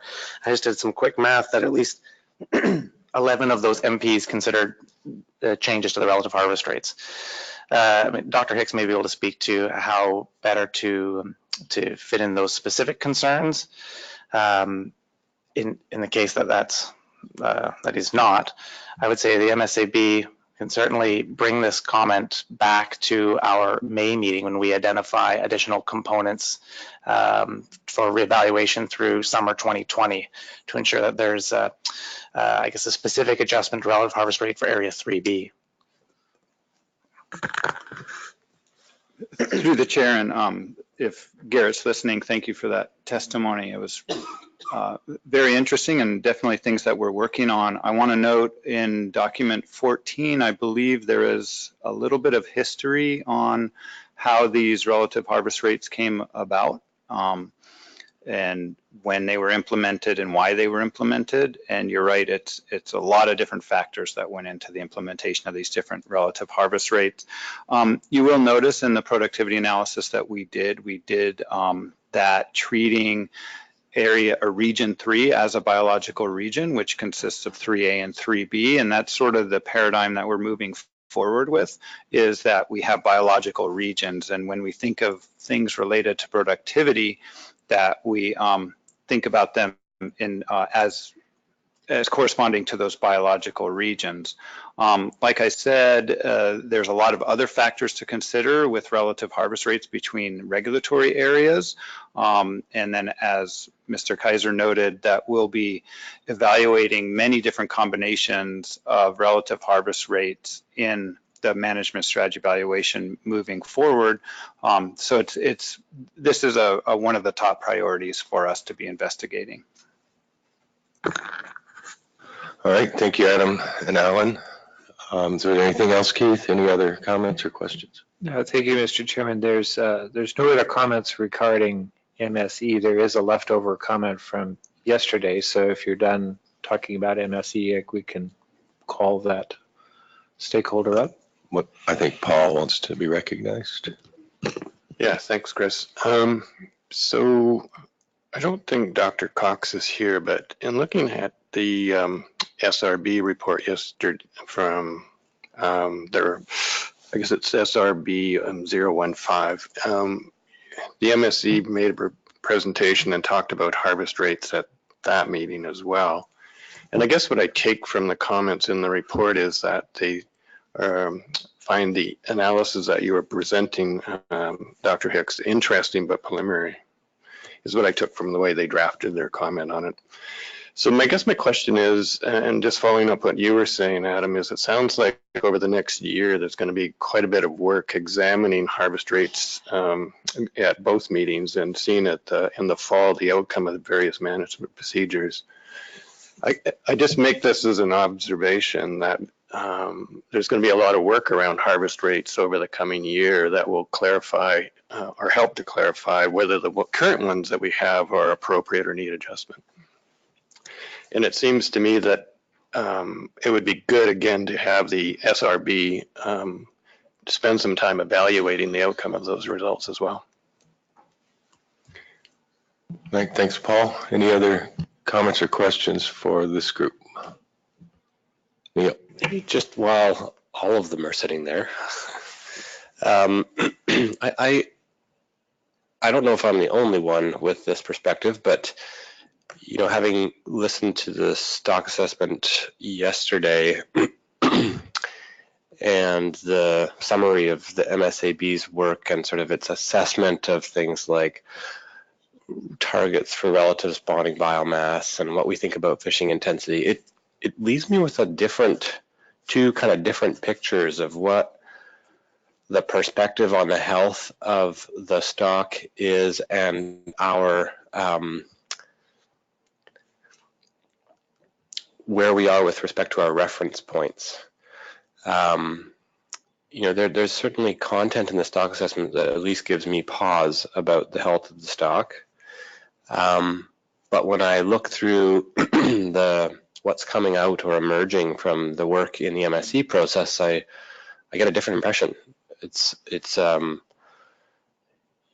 saying, you know, well, maybe we're actually not that far off where we think we should be over the long term if we're setting a target of a relative spawning biomass of 36%. And so I'm just curious to get your reaction to that.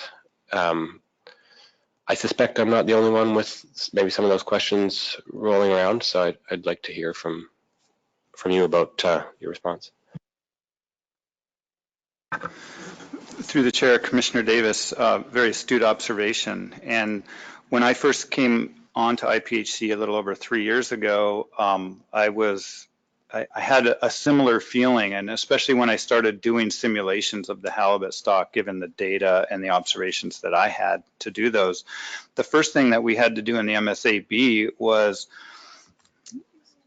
reset expectations, you might say, in that a lot of the objectives defined when I started with the MSAB were, we want to go back to the fishing levels like they were in the late 90s, you know, and we want 100 million pounds coast-wide, you know, these TCYs that were things that actually happened within the recent history of the Pacific halibut. Doing simulations based on the data that I had, I came back to the MSAB and I said, getting back to 100 million pounds is probably very unlikely. We're more on average, going to see harvest rates of about 40 million pounds. And those were really the first results that I presented to the MSAB, and it was a bit of a learning experience for everybody. With that being said, though, we are at some of the lowest weight at age we've seen in a long time. The survey has been at low values that it's been since the early 90s, but we do have to remember how variable the Pacific halibut stock is, and that it does go up and down quite a bit. The bit of good news that I see from the stock assessment was the phase plot that Dr. Stewart produced, in that the halibut stock is responsive to management. There was a period of high fishing intensities. We dropped below that 30% line drawn on the phase plot. Fishing intensities came down and the stock came back above that 30%. That's the exact pattern you want to see in management. I think that there's nothing wrong with that phase plot and nothing wrong with things like that. And that is exactly what these management procedures that we're developing will do, is we can't keep the stock stable. The stock is going to vary over time. We're going to see these swings up and down. What we can do is make sure that we keep the stock at levels that maintain the productivity of the stock and the health of the stock. But so to summarize, I see your point, but I think that we're in a very normal place, maybe at the low side in the current status of the stock, you might say, with low weighted age. There's hope for the future potentially, and we just have to embrace variability, is what I've been trying to tell the MSAB members.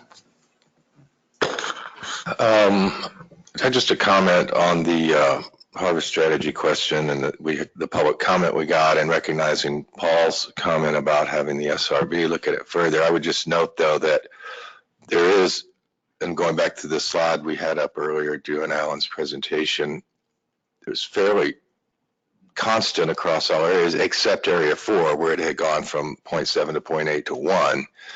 And to me, that's a little bit more compelling evidence for that particular area than perhaps others like 3B that we heard. And I think we did ask Ian, Dr. Stewart, to run one of the projection tables using that instead of 0.75, but only for area 4, is my recollection of what we asked for from Ian yesterday. Just making that note. Rich, you had a question? So in your crystal ball, this year was a big surprise when we got that new information about the sex ratios, and that the GIF really adjusted the yield of the fishery dramatically from our past observations, and probably going to affect all our catch limits. In your, is there any more hidden, more clarification of the science that we may anticipate revelations? I mean, I think the levels of variance are getting narrower, and a better understanding of the science and the stock. But is there anything else that we can anticipate, or areas that we don't really have an understanding of that we may get an understanding of pretty shortly and adjust that kind of yield out of the fishery? Through the chair, Commissioner Yamada, a great question, and I'll have to consult the crystal ball a little bit more. But I think Dr. Stewart has identified for a number of years, maybe since he first got here, when he said, okay, where's the data on the sex composition of the landings? And they said, we don't have it. He's like, wow. I can't imagine how he felt at that moment, but he's identified that as one of the major uncertainties in the stock assessment. And we now have data dealing with that, and we found out that he was right. It was an uncertainty and something that we're fixing. So what are the next uncertainties? There still are. This is stock assessments, is science. It's filled with uncertainties. Personally, I think from the MSE point of view, what we are trying to incorporate, and Dr. Karpi's been working a lot on this, is the uncertainty and movement of the halibut between the different areas. And I think that is going to be a major source of variability for a catch limit within a regulatory area. So the stock assessment is a coast-wide assessment. We're dealing with those uncertainties. We have a fantastic survey. We're getting data now, and we're really starting to get one of the most amazing stock assessments I've ever worked on in my career, at least.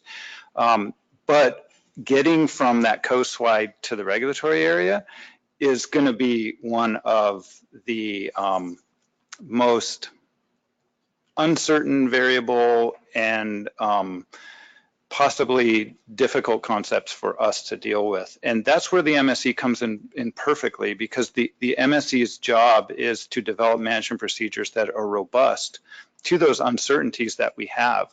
And so our job as the MSE team is to develop an operating model that can incorporate different movement scenarios. What if movement was like this? What if it was like this? What if it varied like this from year to year? And find the management procedure that still performs best, even given all those uncertainties.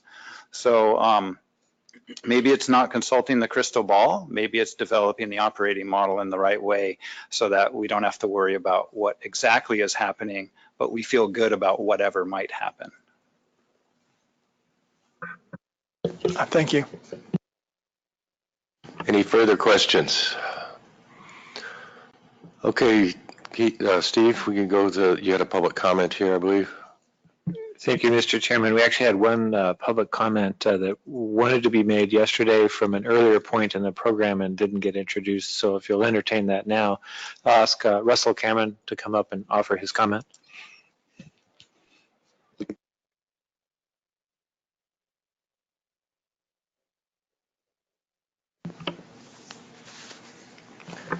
Yeah, go ahead, Russell. Hello, thank you.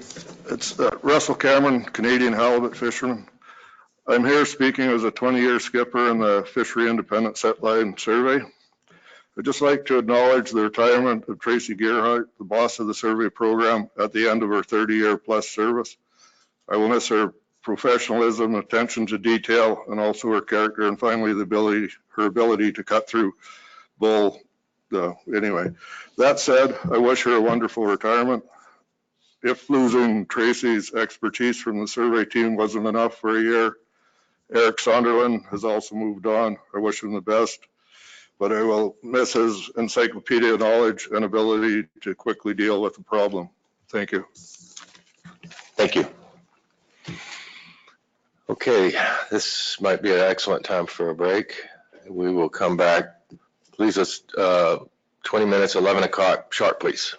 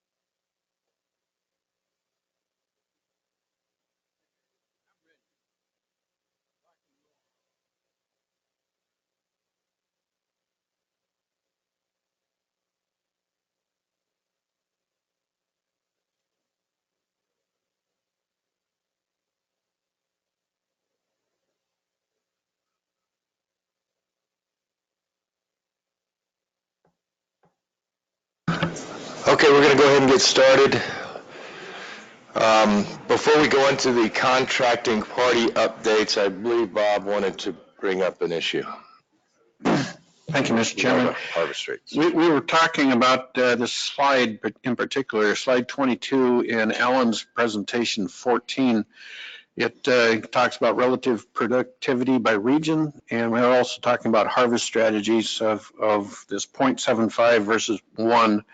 And Garrett's comment kind of triggered me to look back at this, and Chairman's comment that we were looking at area 4, and I just don't see how, based on this table we have here, how we discriminate against 3B. So I think we really need to look at if the right thing to do is have a harvest strategy of 1 in these different areas. We need to holistically look at this, and if that's the right thing to do, we all need to suck up and do that. If it's phased in over a couple of years, we need to do that, but recognize that this at least is saying that from 85, 99, and 2018, all of area 3 is at a 1. And so I don't know how we ignore Garrett's observation. So, Mr. Chairman, those are my comments.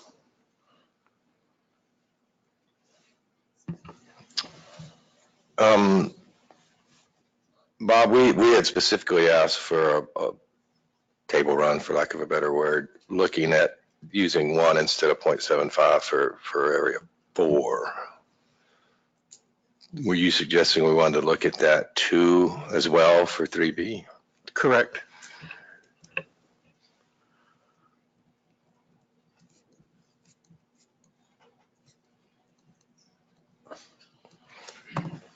Well, I'm assuming that would be a relatively easy thing to do for us to look at, and I recognizing Ryall's comments about having the SRB look further at this and something that was maybe more long-term, but you make a compelling point, and I certainly have no objection to asking them to look at that. Go ahead, Paul. Well, the reason for my comment earlier, I guess, Chris, is basically along the lines. I mean, we could keep asking for changes in harvest rates. We could say in 2B, we'd now like to look at 1.25. So, so I'd rather not get into that kind of back and forth. I do think my comment was because when I take a look at what the SRB provided us, to me, it was not a convincing argument to make changes in the West. And so if we're going to open up that door at this time while the MSAB has still got its work underway, I don't think that really is a good way to go.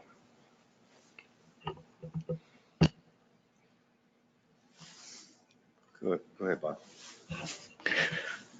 So I'm not sure about your comment about the West. Meaning whether it be area 3 or 4.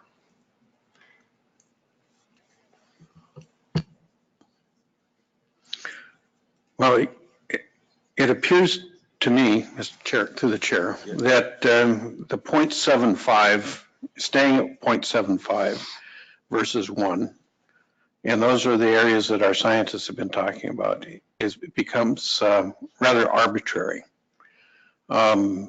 particularly when they hindcast in all of area 3 that it's a 1. So I assume going from 0.7 to 0.8 to 1 in area 4 has some science behind it, and I don't know anything about a 1.25, but why do we even have 1s then? I don't understand your objection to looking at this. I don't see it as a reallocation. I see it as getting back to a status quo that we had at one time. Well, I assume that the current harvest rates are based on some analysis, and what I see from what was presented this morning indicates that there could be some room for adjustment, but I also read that the analysis is incomplete. And so that's what I took from the conversation this morning. Now we could ask Ian and Alan to come up here and give us some more advice, but that's what I was hearing. And I heard over the next year there's going to be quite a bit of work in the MSAB around harvest rates. So for us to start picking numbers out of the air, to me, seems arbitrary as commissioners without some more advice. So, through the chair, so whether it is at the annual meeting or down the road that we make a decision, I think that decision should be looking at 3B equally to Area 4.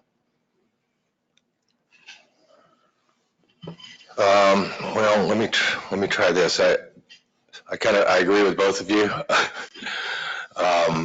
Obviously, this needs a closer look across all regions, and as you point out, Paul, that's going to happen.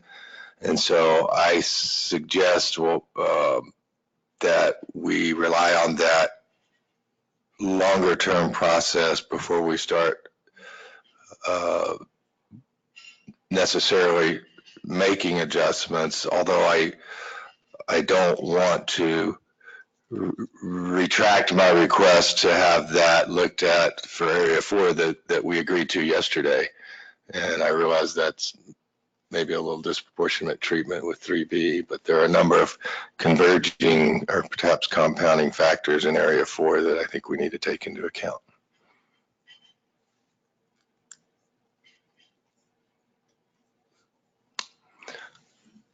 So, Mr. Chair, as we look down a year or two down the road, I would hope that this would be a more holistic decision than just looking at Area 4 or only at 4B or something like that. All right, thanks, Paul. Go ahead, Paul. I mean, Bob. Go ahead, Paul.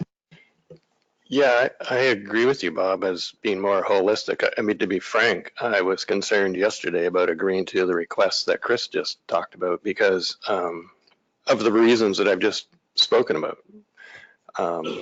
So that's, and it seems to me preliminary to start adjusting harvest rates. Well, we've invested 5 years on an MSAB process, and we're now a year away from having some clarity, hopefully in a year from now, about making those changes. And to undertake it right now seems, I guess I use the word arbitrary.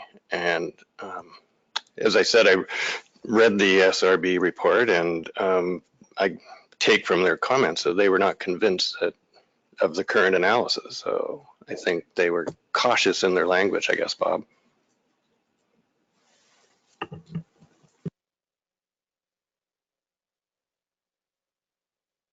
Okay, we're going to leave it at that for the moment and move into the contracting party reports.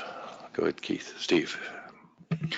Thank you, Mr. Chairman. So at the interim meeting, you typically have not a lot in the way of contracting party updates, and that will be the case today. I just want to remind everyone again that for the annual meeting, you will have much more in the way of contracting party updates.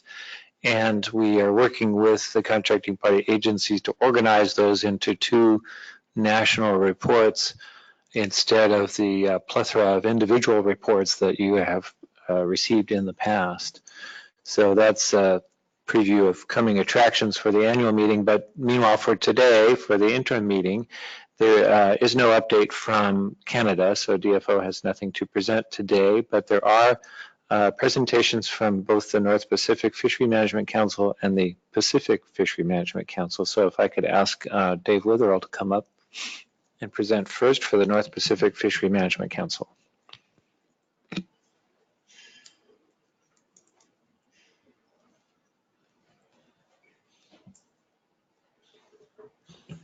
Thank you, Mr. Chairman, commissioners and directors. I very much appreciate the opportunity to come and provide a presentation to you on actions that the North Pacific Council has taken since your annual meeting last February or January. I also want to take the opportunity to thank the commission for allowing your staff to participate in many of the council processes, including the scientific and statistical committee, the plan teams, the workforces, the work groups, and potentially a task force or two in the future. It's very, very helpful to have, given that many of the activities that the council and fisheries that the council manages intersect with the halibut stock and the halibut fisheries. It's very helpful to have someone in the room that has the authority to speak on issues relative to halibut biology assessment and management procedures adopted by the commission. So we appreciate all of that participation in the council process. I have a PowerPoint presentation, I think, that should come up.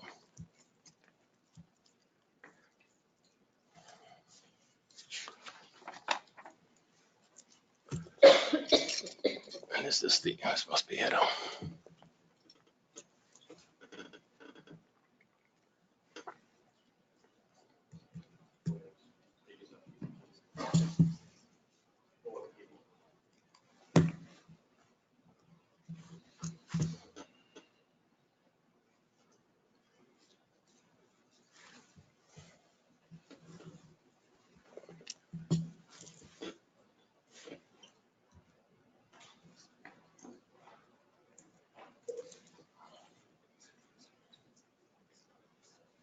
Sorry, there seems to be some tech issues. Can we get the slides advancing? The keyboard at the front is not working. There we go. Thank you. I'll try this one. No, that's a pointer. Not that one. Next slide then. Thank you. So a couple of actions I wanted to speak on. First, the council in October took final action to increase the fees for the partial observer coverage to 1.65%. It used to be, or it's currently 1.25%. Increasing the fees allows for increased coverage in the fisheries, particularly above the 15% baseline, particularly in the trawl fisheries, to optimize for understanding bycatch and PSC catch.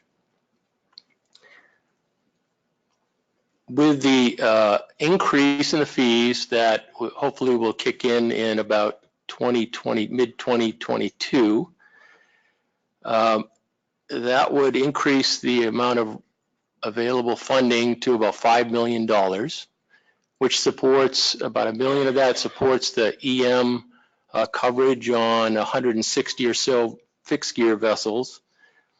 And the remainder is used for the partial observer coverage for at-sea observers. And like I said, the increased coverage at the current rates, that should provide up to 20-something% for the trawl fisheries and the tender trawl observer coverage sectors. The council is also very concerned about the costs of the partial observer coverage program. Observer costs are about $1,300+ per US dollars per day for coverage, as compared to the pay-as-you-go program for full coverage category for vessels in the Bering Sea, primarily at $450 to $550 per day. So the council is looking into reducing the costs or providing some cost efficiencies to keep those costs for the partial coverage as low as possible. Secondly, the council took final action to limit the medical transfers for IFQ fisheries, for basically not having a transfer so you don't have to go to sea to use your IFQ, to 3 of the 7 most recent years. They changed the beneficiary provisions to include a state and broaden the definition of certified medical professional to include healthcare providers. And by doing so, that allows IFQ holders that may not be in the U.S. or in the bush communities of Alaska, for example, to be able to have someone in their community sign off on their medical transfer release. The council took final action to allow CQE communities in Area 3A to fish their D-class quota on C-class vessels after August 15th. And the issue here was that there were safety concerns about having small vessels fish late in the season to mop up some CQE quota when the weather would be worse than in the summer. And lastly, the council actually looked at an expanded discussion paper requiring registration of non-guided rental vessels and with some options to apply the charter bags size limits to recreational anglers when they use these vessels. And it's actually initial review is scheduled for December. And moving on, I don't have the remote that works necessarily. I know there seems to be some interest from the commission on the council's abundance-based management initiative. And just to recap, we do have an interagency working group that's working on this issue, including council staff, staff from Alaska Fisheries Science Center, including Dr. McGilliard and Dr. Iannelli, staff from the commission, Dr. Hicks, and from the National Marine Fisheries Service Regional Office. Moving ahead. The council received the analysis of preliminary draft EIS in October and reviewed that analysis. The methodology in the analysis used a two-area model with Bering Sea and all other areas combined. And the intent of the model is to use to calculate the different PSC limits and approximate TCEYs under different levels of biomass for all the different PSC sectors. These are based on 20-year projections with 500 simulations, and it could go on and on. I can't answer any of the details about the model. If you have questions about that, you may want to talk to Dr. McGilliard during the break or at lunch. Next slide. The big picture takeaway from the meeting was that the SSC, the Council of Scientific and Statistical Committee, reviewed the analysis, and basically they approved of the model formulation and agreed it was going to be useful for the analysis. And they had a number of suggestions on how to modify the model to provide a better estimate of impacts, and I'll get to those in a following slide. The work group is looking at ways to address those SSC comments and is going to present a work plan at the upcoming December council meeting to outline how they intend to address these and provide a timeline for when the draft EIS will be completed. I think to address all the SSC comments, it's probably likely to be reviewed by the council in October, but the council may streamline some of those SSC requests to allow some a full DEIS to be presented in June. Next slide.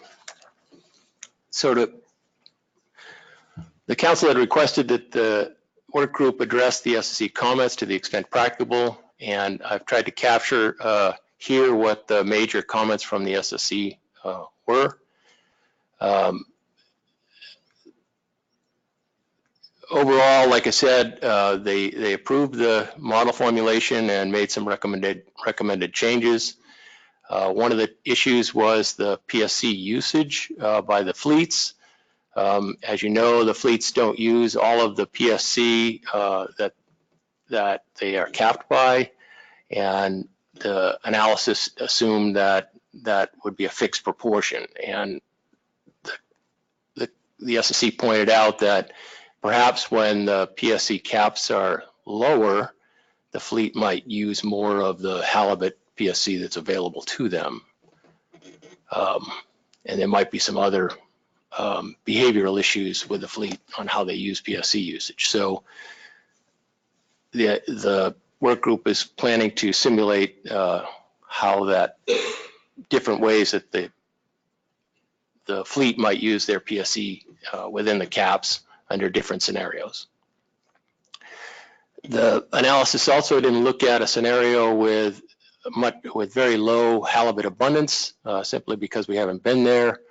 And so the SSC recommended that the model look at some of those low recruitment years and reduced abundance to see how that may affect the AVM results. Like I mentioned, the simulations are for 20 years. If the simulations are extended out to say 40 years, you might capture some of these changes. And so that is a plan. I think the team is planning to do that. Lastly, the model used some fairly straightforward, simple assumptions of how to model the fishing harvest rates that the commission would adopt every year, and simply using the past 2007 to 2008 relationship between spawning biomass and total mortality. The SSC pointed out, as did the commission, that the 30-20 year rule, 30-20 rule would reduce the TCY at low abundance and a few other issues. And so they're planning to tweak that. The work group's planning to tweak that and look at other ways to get at the SSC suggestion about how to model the catch limits that you would set. It was pointed out that some of the stakeholder proposals weren't actually implemented and modeled as they were submitted, and so there's a couple of minor changes there. And another thing in the choice among alternatives is that some are more complex than others, so the suggestion was made that the analysts rank the alternatives by how complex they are. And next slide, just to follow up on the 4 points raised in the IPHC letter to the council relative to the AVM analysis. The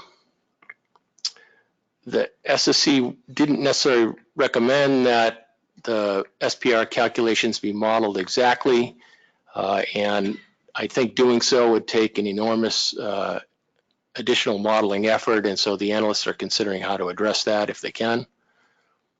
The note about the fixed percentage of TCY was incorrect. It was basically a typo, and that TCY apparently is allocated according to the proportion of survey biomass. It's not set in a fixed percentage.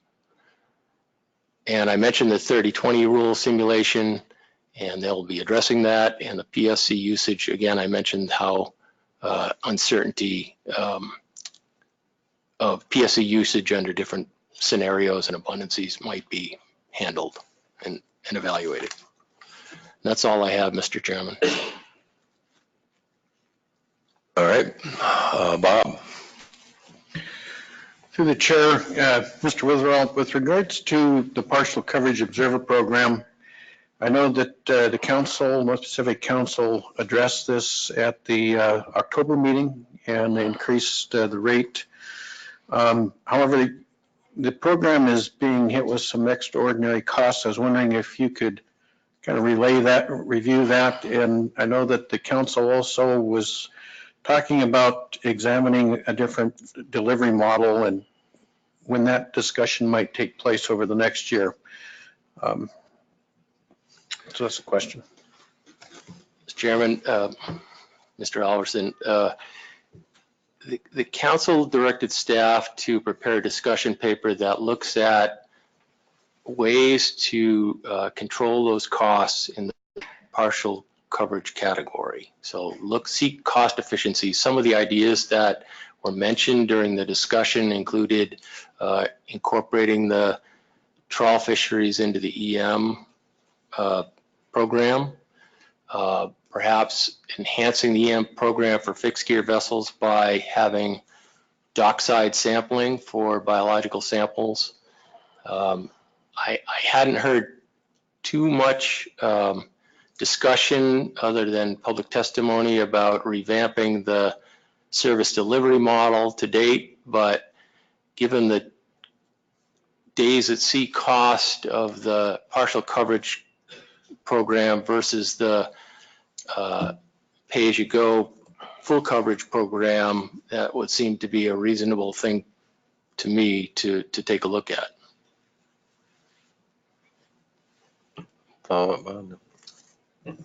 Yes, I know you have several subcommittees meetings coming up. Would there be one coming up in the spring, and then is there one in the fall? I hesitate to tell you what the schedule is until I see it in front of me, Mr. Chairman. Thanks for the information, Mr. Witherill. Can you help me understand why the costs are so different between those two components of the program? I think you said $450 a day for the full coverage pay-as-you-go and $1,300 for the partial. Whew, that's a great question, and I don't have all the answers on that one. The partial coverage category is done by one company through a contract, and that covers several years, and that goes out for bid by the National Marine Fisheries Service. The pay-as-you-go program under that full coverage category, each vessel contracts with an observer provider and basically pays that provider service under their own negotiated amounts. So one's a National Marine Fisheries Service contract, the other are individual contracts with vessels and an observer provider, and there are multiple providers.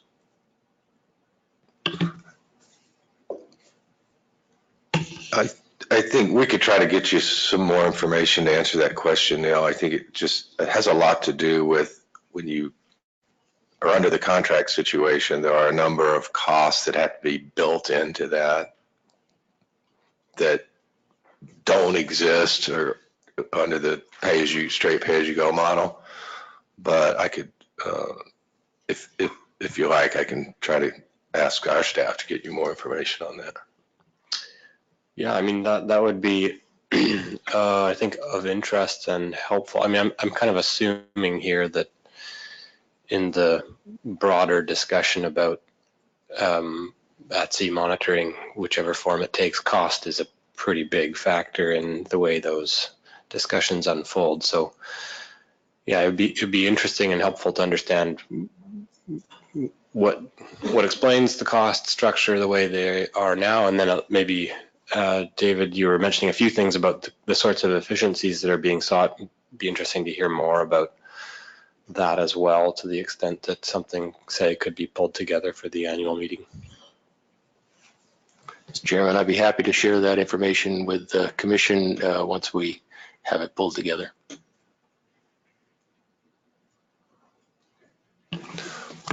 Further questions? Go ahead, Neil.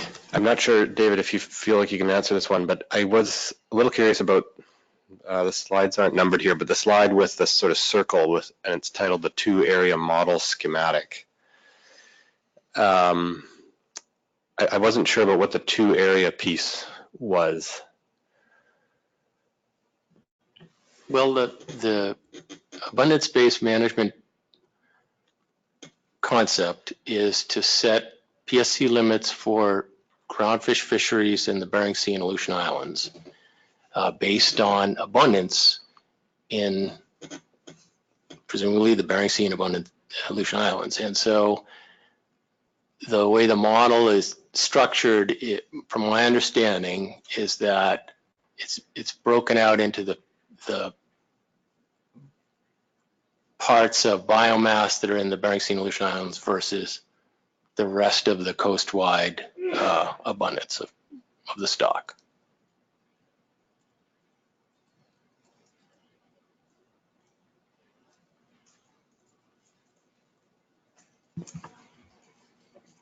Further questions for Mr. Witherill? Yes, Peter. Yeah, just as a matter of interest for myself, why was the council looking at IFQ medical and beneficiary transfers, did they feel they were being abused in some way, or? Mr. Chairman, exactly. We, under the original recipients and others, you can get a medical transfer if you have some medical issue that doesn't allow you to either actively fish on the boat for second generations, and so it allows you to lease that quota. And we had individuals that were leasing the quota every year. So there was some concern that was being misused, that provision was being misused. And so this puts a limit on it such that it, if someone has a medical condition that means that they can't fish more than 3 years out of 7, then they would be in a position to either not fish the quota that year or to put that quota on the market and sell it. Thank you for the clarity. I don't see any further questions. Thanks, David. Who's next, Steve? Thank you, Mr. Chairman. Next up is Maggie Summer, who will be presenting for the Pacific Fishery Management Council. Thanks. Good morning, Chair Oliver, Commissioners, Director Wilson, and Mr. Keith. My name is Maggie Summer. I'm with the Oregon Department of Fish and Wildlife Marine Resources Program and a member of the Pacific Fishery Management Council, which I'm representing here today. I just have a very brief verbal report for you on several recent halibut-related activities. First, for the Area 2A non-tribal directed commercial fishery in 2020, the Pacific Fishery Management Council recommends 3-day fishing periods from 8 a.m. on day 1 to 6 p.m. on day 3, beginning the 4th Monday in June. In reaching this recommendation, the Council considered stakeholder input in support of options ranging from status quo 10-hour fishing periods to 5 days or longer, and a preference to avoid or minimize vessel limit reductions. We also considered the Secretariat's report that Mr. Keith presented recommending a 2-day period and information from our enforcement consultants alerting us that if periods are longer than 2 days, there will likely be a change from targeted enforcement to a less intense effort relying on spot checks similar to most of our other commercial fisheries. After weighing all of this information, the Council concluded that 3 days would provide the best balance of increased flexibility with relatively small reductions in vessel limits compared to a longer period. 3 days could allow vessels to take 2 trips instead of 1 to catch their vessel limit, or potentially to choose a better weather day during that 3-day window. 2-day periods did not seem long enough to provide those opportunities. The Council views the potential for 3-day periods in 2020 as a trial that might help inform our understanding of whether longer periods can address some of the concerns that have been expressed about this fishery. And you will be receiving a letter transmitting the Council's recommendations in writing. If you have questions, I'm happy to answer them at your convenience today or prior to the annual meeting. Moving on to an informational item, the Council just adopted a suite of minor changes to our 2020 halibut catch sharing plan, which are intended to provide additional flexibility in recreational season dates and sub-area quotas, and thereby more opportunity to attain recreational limits next year. No changes to the underlying allocation formulas in our catch sharing plan were proposed or considered. And then finally, as Mr. Keith has noted, the Council has confirmed our intent to move forward with transition of 2A management from the Commission to the Council and the National Marine Fisheries Service.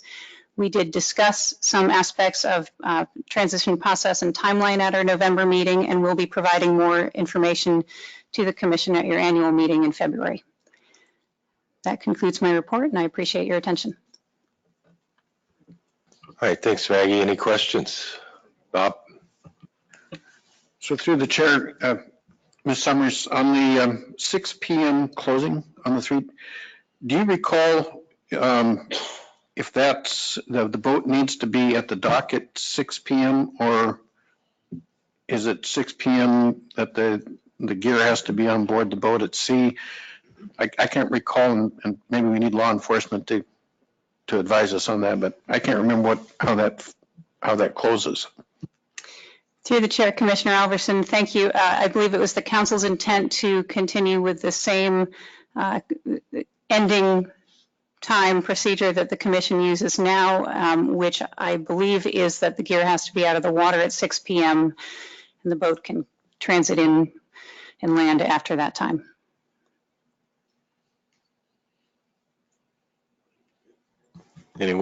Paul? Yeah, thank you very much. So at the annual meeting, would you be providing the commission an idea of what the process is to make the transition, or will you be providing details of what the transition is? Through the chair, Commissioner Ryall, thank you. I believe that the Council Chair Anderson and the National Marine Fisheries Service will describe the process, and I can't say how much detail we will have determined at that time. I imagine we'll provide you with what we know. We may, I expect we will still be working out those details for some time after your annual meeting.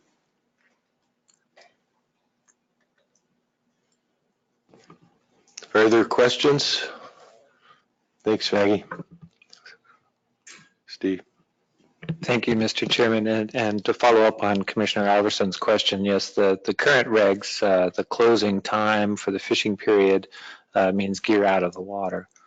And that's what the intention would be for the coming year. There is one public comment for this section. So I will ask Jeff Kaufman and Heather McCarty to come up and present their comment.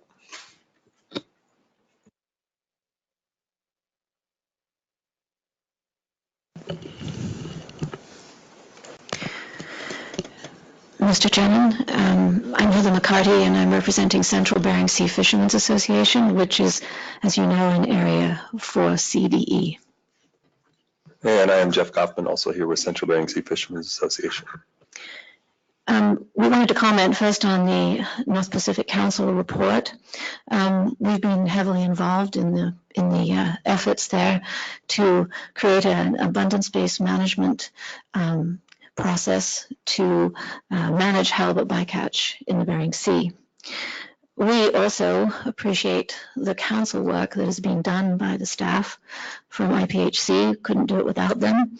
And we also appreciate the presence of IPHC staff in the room when the council discusses ABM, and it's going to get more necessary going forward rather than less necessary.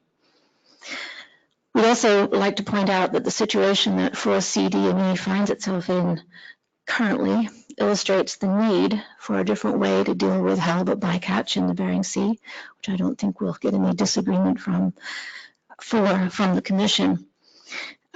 We're fighting a battle to link halibut bycatch to halibut abundance.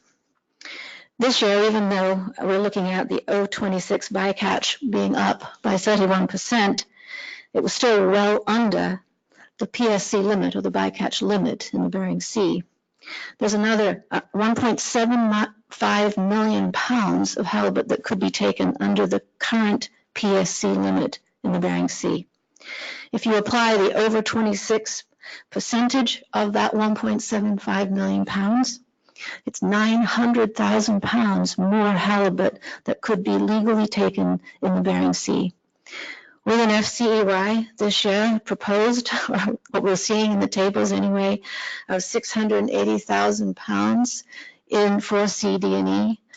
If all of that halibut that could be legally taken by other sectors was taken, we would be doing the math, 220,000 pounds underwater in 4C-D&E. As we fight this battle, we're asking for considerations from the Commission for ways to maintain the fishery in 4C-D&E until things get better, hopefully. One of the things that we've suggested is taking a look at equalizing the harvest rate in 4C-D&E, at least on an interim basis.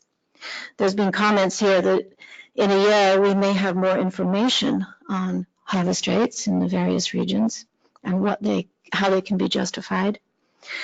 But 4C-D&E doesn't have a year. We also will point out that the Commission has been able to create a 2B only formula while the MSAB was in the middle of a 7-year process. And so clearly, the Commission is able to respond to perceived issues very quickly in order to address them. Thank you. Okay, thanks. Heather, do you have anything to add, Jeff? Thanks. Any questions for Jeff or Heather? Bob? Could you real shortly give me what your ask is? I assume it's to look at the harvest rate, at least for 2020 for area 4 CD and E. But I wasn't sure if there was something else in your presentation. Well, generally, we're just looking for a little mercy, but yes, yes, we are asking for what we asked for when we testified before, that at least the Commission could have the information at the annual meeting to see what the effects would be of changing the harvest rate to 1 in 4 CD and E, at least on a temporary interim basis. And we also wanted to point out that this fight is on in the council process to help save halibut in the Bering Sea. And we just wanted to make sure that everybody understood that that was going forward and how much the IPHC is involved in it. Mr. Chairman, may I add to that? So an allocation of 680,000 pounds in all of the Bering Sea would effectively shut down that area. The cost of operations there is very, very high, and it's about economies of scale, and the fewer pounds that you run through the processing plants, the more per pound it costs to process that fish. And so our CDQ group, our community development group from St. Paul Island, is heavily subsidizing the local halibut fishery at these low quota levels. And that's with a quota of 2.04 million pounds. We're still subsidizing to the tunes of hundreds and hundreds of thousands of dollars to maintain that fishery. If it shakes out that we ended up with 680,000 pounds to work with for all of 4 CD and E, by the time you shake that, by the time you take out 4E and 4D, and then you split IFQ and CDQ, the community would be looking at an allocation of about 135,000 pounds. And there's just no way that plant's going to fire up. And the other issues with that are that it's a very far place to go, and IFQ holders come from all over the place to go there, and they're already struggling. We've seen a consolidation of vessels and quota holders having a hard time finding a ride to get their quotas caught, because you can't send a whole bunch of boats out after just a little bit of quota. And so under this even more extreme scenario, there may be a lot of boats that won't even travel to the area. It just wouldn't be worth their time or the effort to travel that far to catch the halibut. So in allocation of this, we're looking for mercy. I think there's scientific reason to go to harvest rate of 1.0. The reason for having that is antiquated and no longer applies. There's been a regime shift in the productivity in the Bering Sea is now proven to have to be equal to other regulatory areas in the eastern districts. And so this is just one way that scientifically I think it's sound, but it also helps us in the interim to maintain somewhat of a fishery, hopefully. So we're just looking for survival at this point, and we want to do that with respect for the resource and respect for conservation. And so a way that we can do that is to use this harvest rate of 1.0, which is scientifically sound and should still continue to protect the stocks at these low levels of abundance. Thanks. All right. Thanks, Jeff. Any further questions? Yes, Peter. So it's my understanding from statistics that the bycatch has gone up in this current season by quite a substantial amount. I understand maybe 600,000 pounds of O26. Is there any reason that you can see why that occurred? Was it some sort of behavioral, or was it just more abundance, or?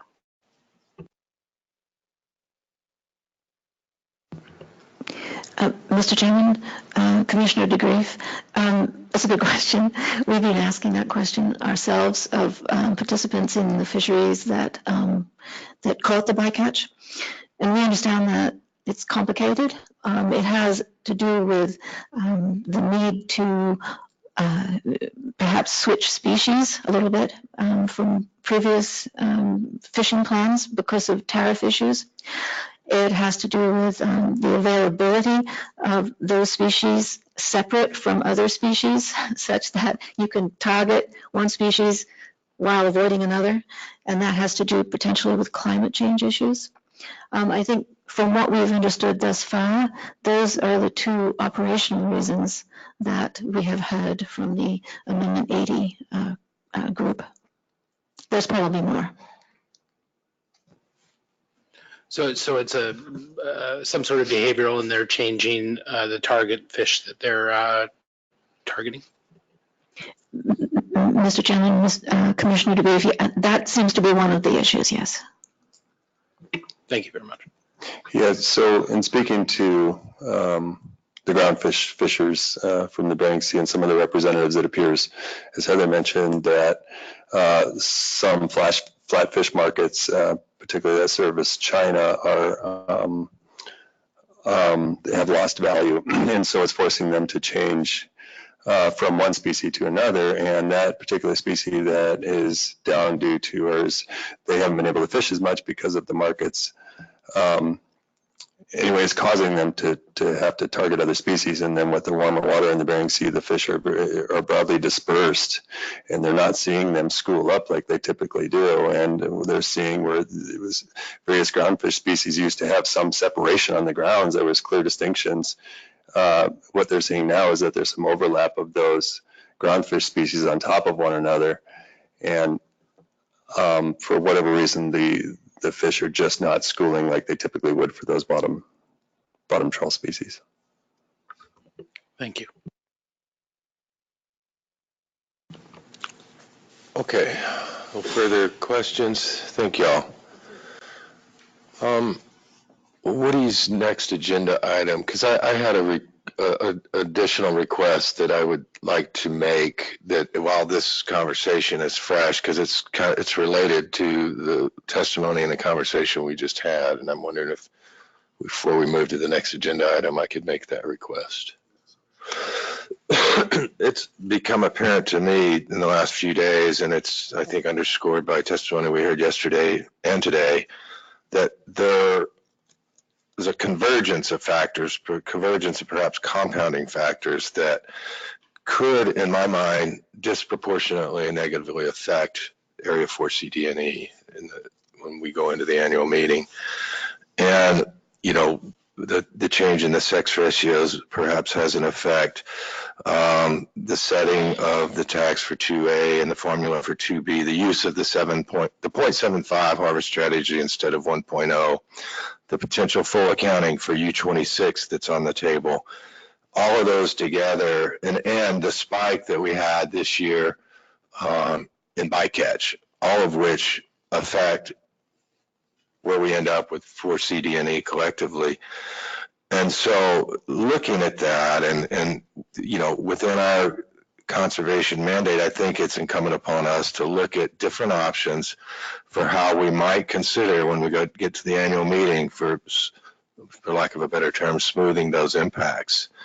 And you know, I'm particularly noting our earlier discussion and given Canada's clear discomfort with moving from a 0.75 to a 1, even though we've asked Ian to look at that as one way to smooth that out. And we had another request for how to account for the 2A, 2B, and the U26.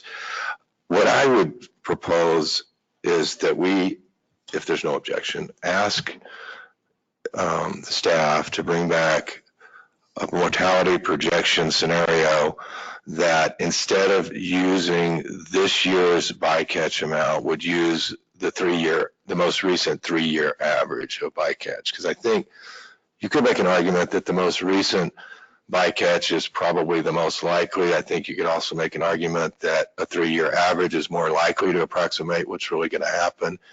And I see that as one possible way to potentially, I'm not saying we're deciding this, but have that as an option in front of us to look at using a 3-year average bycatch going into that projection table.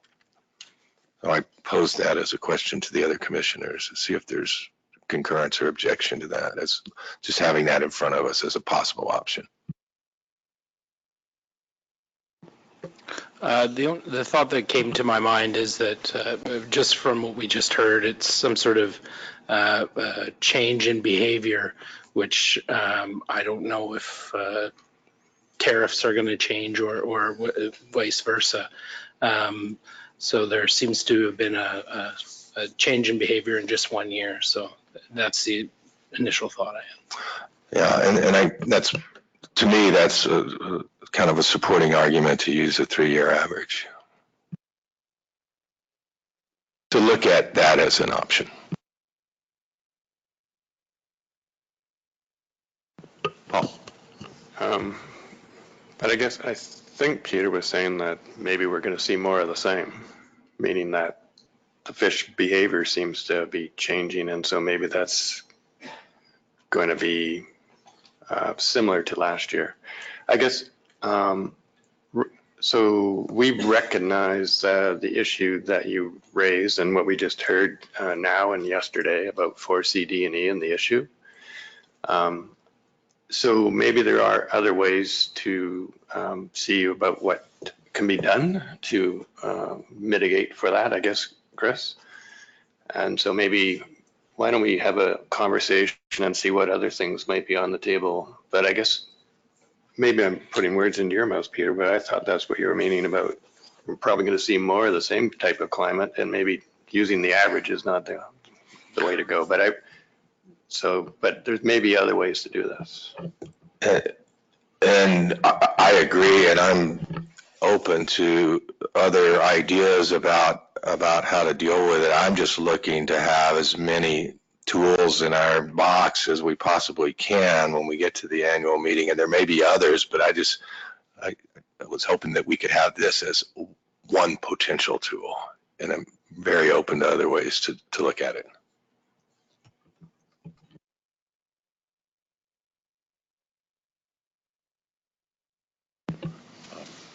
So I assume that, I don't know if that's over, that discussion. I had a question about the makeup of the bycatch, but I didn't want to stop this discussion. Go ahead, Bob. So I'm just wondering if from the National Marine Fisheries Service trawl survey, are the halibut age available? One of my thoughts is this blip our 2012 and 11 year classes? Is it a 2014 year class coming through? Is it because the trawl fleets are trawling longer because the yellowfin sole aren't as dense? Trying to get a handle of what's really happening. So my question is, are those available now, or when do those become available?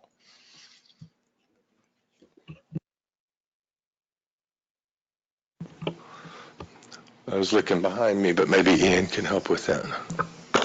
Thank you, Mr. Chairman. I can't address that. I don't know if it would be possible to call up my assessment presentation from yesterday.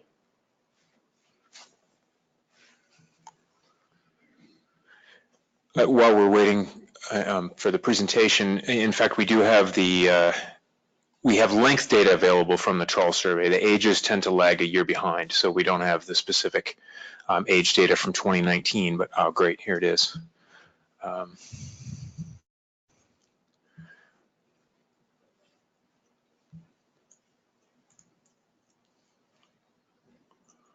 Okay, I don't know where it went.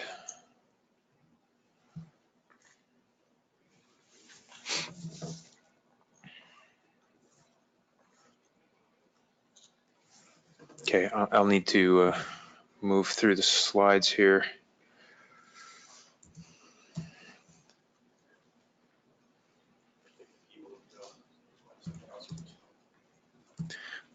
Well, unfortunately, I don't know. There we go. Okay. Well, this is in fact the Bering Sea trawl age data. I'm sorry, this is a different format of plot than I've shown you. Perhaps it would be simpler to just go back to this figure, which is the ages from an age length key based on the lengths that are collected in non-directed Pacific halibut fisheries. This is coast-wide, but these are largely going to be reflective of the Bering Sea. And what I would draw your attention to, if you can see this, my arrow here, is this group of large circles here at the end of the time series, starting at ages 3 and 4 in 2015. So recalling that these would be that 2011 and 12 year class, and seeing these move up the diagonal here through the end. Now, this last year doesn't have ages yet from the trawl survey to create the key, so this is probably a bit smeared here, but what I think I would take away from this is that we can clearly see those two cohorts coming in the non-directed fishery age data, or length data, ages from lengths, and that we can expect probably a higher proportion, O26, from those sources over the next several years as those fish proceed on from ages 7 and 8 on up through. So I think we can, if that answers your question, Commissioner Alverson, we can see those fish coming in the non-directed fishery catches. I guess that answers it in part. So it'll be a year out before we get the actual ages, though.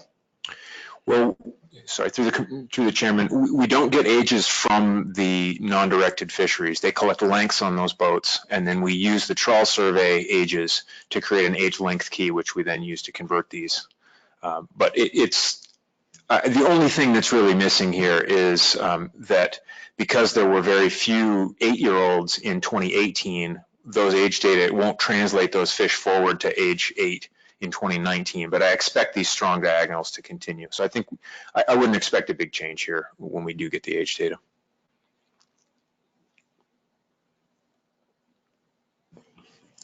All right, thanks, Ian. Do you have any follow-up, Bob? No, I don't. Okay.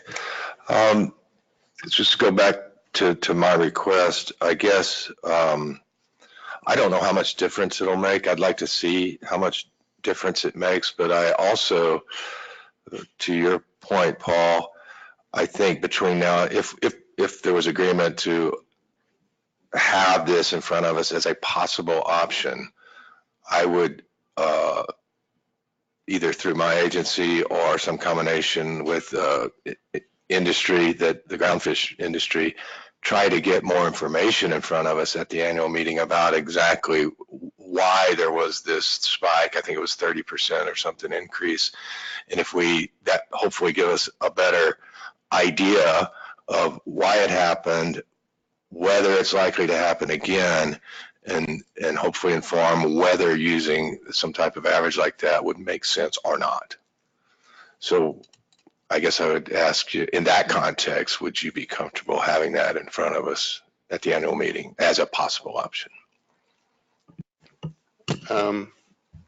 I think like trying to figure out what the source was and maybe and what was driving the change, and maybe also at the same time, I think Chris would be looking at what could be done to reduce, if possible, for 2020.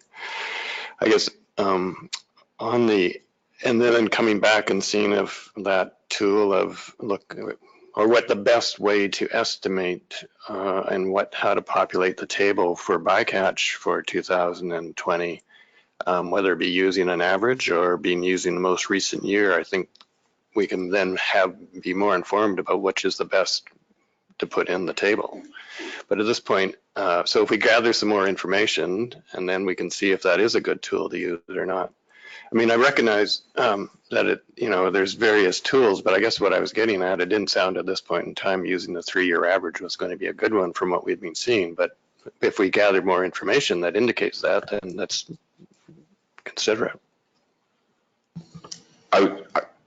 I agree, and I would, but it would be my hope that based on that information and discussion at our annual meeting, we would still have the possibility of going down that road for 2020, potentially. I wouldn't rule it out. That's fair enough. Go ahead, Neil. Yeah, maybe just to sort of chime in on this.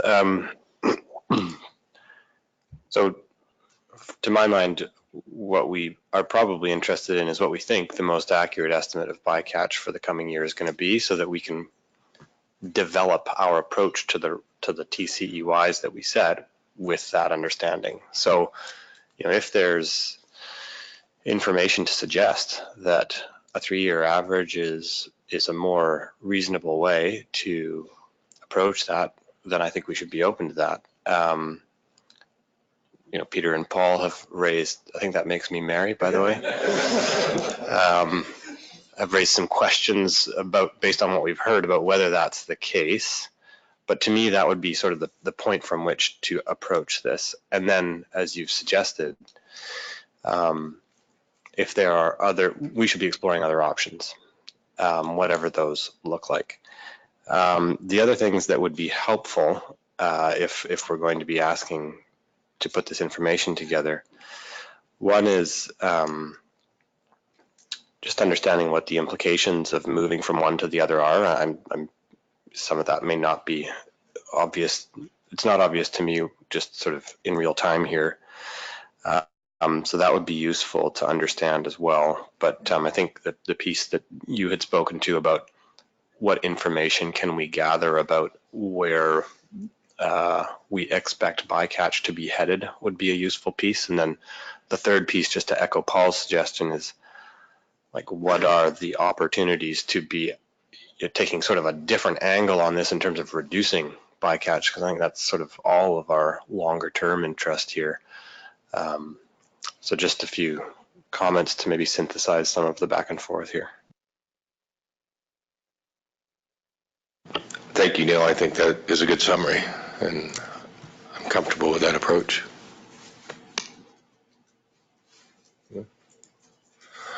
Okay, so I got us off on a little sidebar there, Dr. Wilson, if you want to get us back on track. Thanks, Chair. We're now going to step into agenda item 10, which is a walk through the regulatory proposals for the 1920 process. And for that, I'll pass to the Assistant Director, Steve Keith. Thanks, Chair. Hey, Mr. Chairman, Commissioners, I'll just be briefly running through the regulatory proposal process and what we have for you as of now on our way to the annual meeting. And those are the various documents that are already posted. This is the process. We have a portal available on the website for submission of regulatory proposals. This is now our second year of an all-electronic submission. It worked pretty well last year, and we really liked it, so it's still there. The deadline for documents for this meeting was the 26th of October, 30 days ago, before the meeting began. We have several proposals from the Secretariat, which were published well before that for review, and we touched on that a bit in our Actions Arising presentation yesterday. The key date for everyone, contracting parties, stakeholders, as well as ourselves, is the document deadline of the 4th of January 2020 for documents to be considered by the Commission at the annual meeting. And we'll note, of course, that stakeholders may also submit statements, and they can submit statements all the way up until the annual meeting begins, which is what we experienced last year. So that's the process. What we have now is there are 4 regulatory proposals published to the website right now. The first 3 are kind of our traditional first 3. They also are part of that publishing early because we wanted to review them because they didn't get done at the last annual meeting. So the first one, A1, is the fishery limits. So this is the place where the Commission documents its fishery limits, and I'll put it on the screen only to show that the basic change that we're proposing is to add the table of TCEY decisions at the beginning of this part of the regulations. Before this, the Commission's actual decisions on mortality limits were documented in various places throughout the IPHC fishery regulations, and so the point of this is to have the key overall total mortality decisions, the decisions on TCEY that you make, documented in one place, and then following this are the resultant sector allocations that result from the operation of the various catch sharing arrangements in place that the contracting parties have in place up and down the coast. So that is our proposal A1. It simply adds the TCEY table to the regulation, and then it documents, as we have in the past, the sector allocations for the various sectors up and down the coast. Our second proposal is A2. It's fishing periods, in which we propose the overall fishing period for all commercial fisheries up and down the coast to run from a date in March to a date in October or November, as well as specific fishing periods for the directed non-tribal commercial fishery in IPHC Regulatory Area 2A, and that was the one that Ms. Summer referred to in the recommendation from the Pacific Fishery Management Council. So you'll recall, and it's documented in the proposal itself, the extensive discussion we've had over the past couple of years, where the Secretariat has proposed longer fishing periods to get away from the current 10-hour derby that we use for that fishery. And in our proposal this year, we proposed actually a 2-day fishery. It would open at 0800 on the first day and close at 1800, 6 p.m. on the second day. But in our analysis, we discussed both the possibilities of 2 and 3 days. The Pacific Fishery Management Council considered that at their November meeting, and they are recommending that the fishing period run for 3 days, open at 0800 on the first day and close at 1800, 6 p.m. on the third day. So that's a 58-hour actual fishing period. And they propose that it open on Monday rather than the Wednesdays that we have been using. So those are for your consideration. At the work meeting, you did ask us to also survey our 2A license holders, as we have in the past, regarding their desires and comments on the length of the fishing period. And we will do that, and we will have that to present to you for the annual meeting. And we will ask a question about 2 days or 3 days in that survey. The third proposal that we have is the one we introduce each year, which is minor amendments and clarifications, because we always find that there's things that probably could be better expressed in the regulations, and that's what we have, as well as, in this case, reordering the sections of the regulations themselves to put them in a more logical order.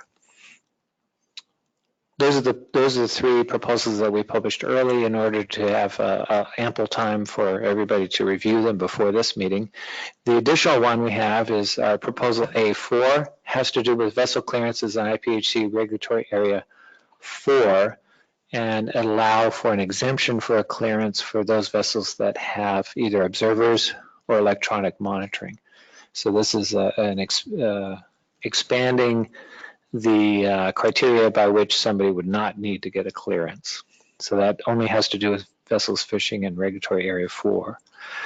I will note that you'll see in red at the bottom of the screen there is proposal A5. We have a proposal in work, as Dr. Wilson mentioned yesterday, that has to do with the IPHC closed area. And the reason we're doing that now is because when we introduced it a couple of years ago, you asked us to come back at the IM096 with the revised proposal, and so that's why we are preparing it. We're revising and updating the analysis. Our proposal at the time was to do away with the closed area. That continues to be our proposal, and we are preparing that for you now. When you deferred it 2 years ago, one of the reasons was because of the ongoing work with abundance-based management of prohibited species catch being undertaken by the North Pacific Council, which you discussed a short time ago.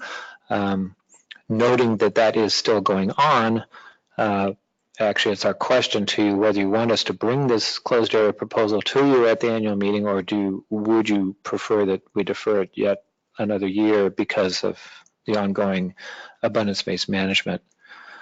So that's a question that we have for you. So those are the IPHC Secretariat regulatory proposals.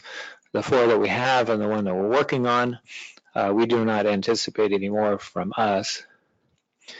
As of yet, we have no regulatory proposals from the contracting parties. We expect at least one. There'll probably be one from National Marine Fisheries Service having to do with charter management measures in IPHC regulatory areas 2C and 3A.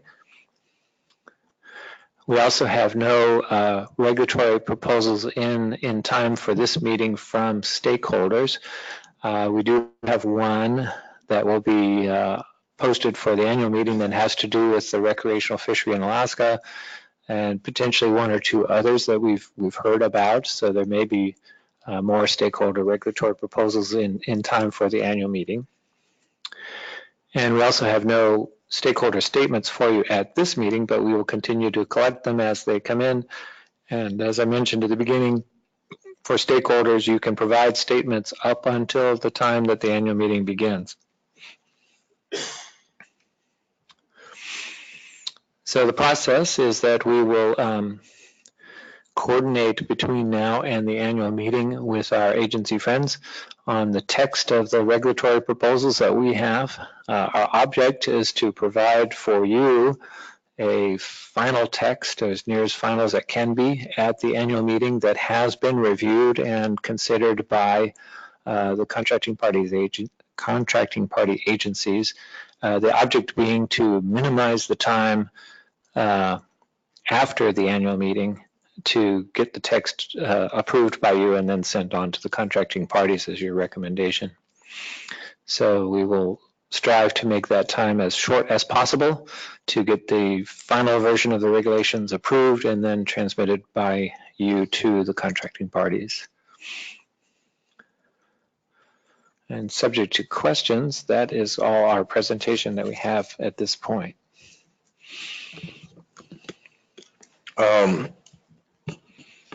Before I go to you, Bob, I know there's been this ongoing discussion about some of these regulatory proposals and some concerns on the part of our domestic management agencies about some of the nuances and potential unintended effects. There's questions about fishery limits, questions about the observer and EM clearances, and I could bring our reg expert who's been assigned the task of coordinating with you on this to the table, but recognizing your next to last slide in the interest of time, do you feel, Steve, it's better just to let the staff coordinate and communicate between now and the annual meeting and iron those out, and then we'll deal with them as necessary at the annual meeting?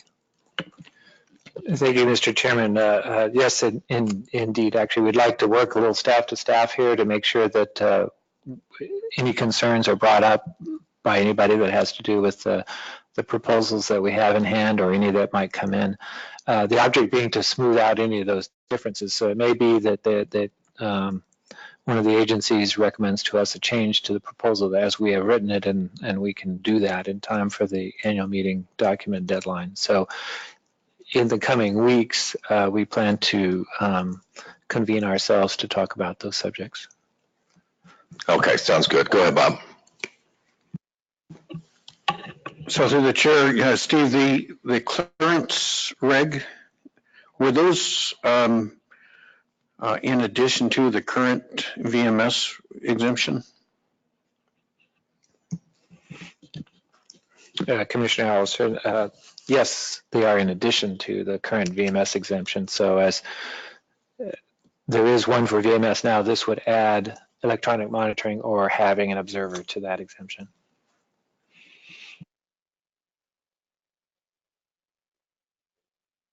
Thanks, Chair. One general point I'd like to comment on or request is noting the working group with the Secretariat staff and the contracting party regulatory proposal staff. One other option that we could also move forward with, or potentially move forward with, is joint proposals that are finalized prior to particular meetings. And I'm thinking of one in particular. We have the fishing periods, particularly with 2A, and as we heard from council staff, it appears that the council staff is willing to consider the 3-day period, and I think it would expedite the process if we could consider, for this proposal and for others, having joint proposals coming to the commission. So rather than just the secretariat, if the agency staff are willing to join those proposals, that would give you more confidence when considering the proposals that they've actually gone through those types of domestic processes as well. So I guess it's more just a comment that we'll throw out there, and we'll work closely with the agency staff, and if they are in agreement with particular proposals, and that's one example, maybe we'll be able to propose those to you in advance as a joint proposal, and thus simplifying the process at the annual meeting. Thanks, Chair. Excellent idea. Thank you, Dr. Wilson.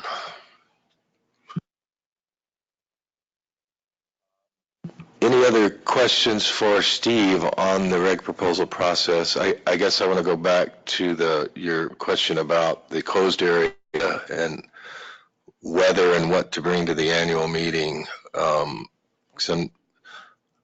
not recalling what the last iteration of that proposal was or what we might have in front of us. It's kind of like the bycatch discussion. It's kind of a big deal, and not something we want to rush into.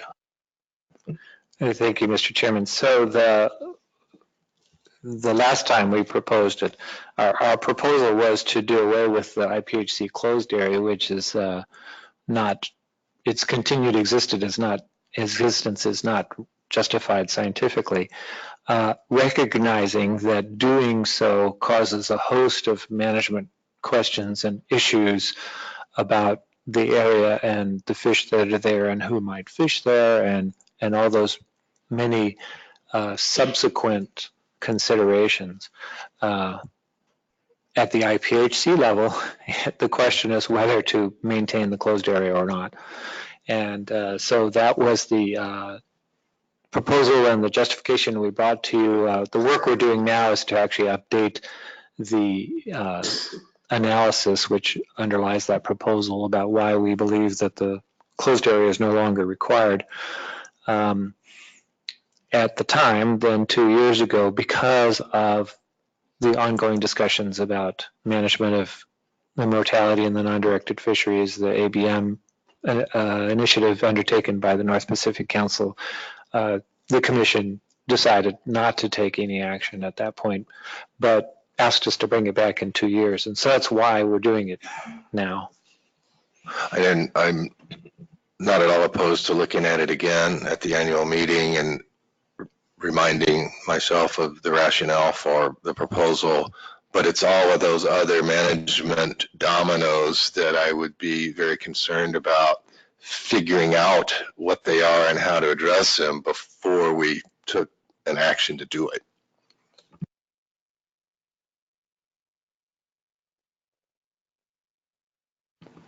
Other commissioners' thoughts, comments, questions on this topic?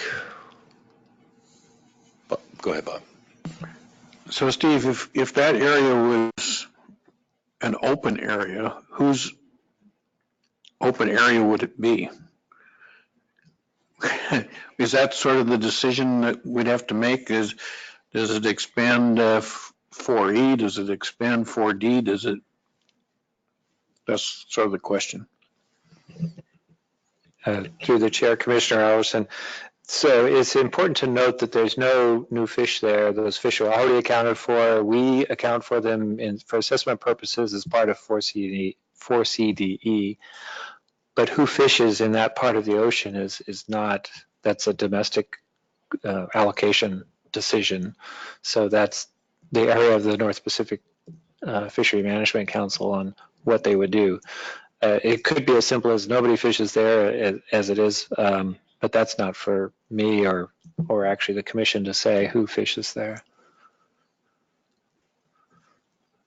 But the commission obviously recognizes that there are management implications. If you did away with a closed area, you'd have to do something to decide about who would fish there. So that would be the question of if you'd wanted to implement this, then how might you implement it?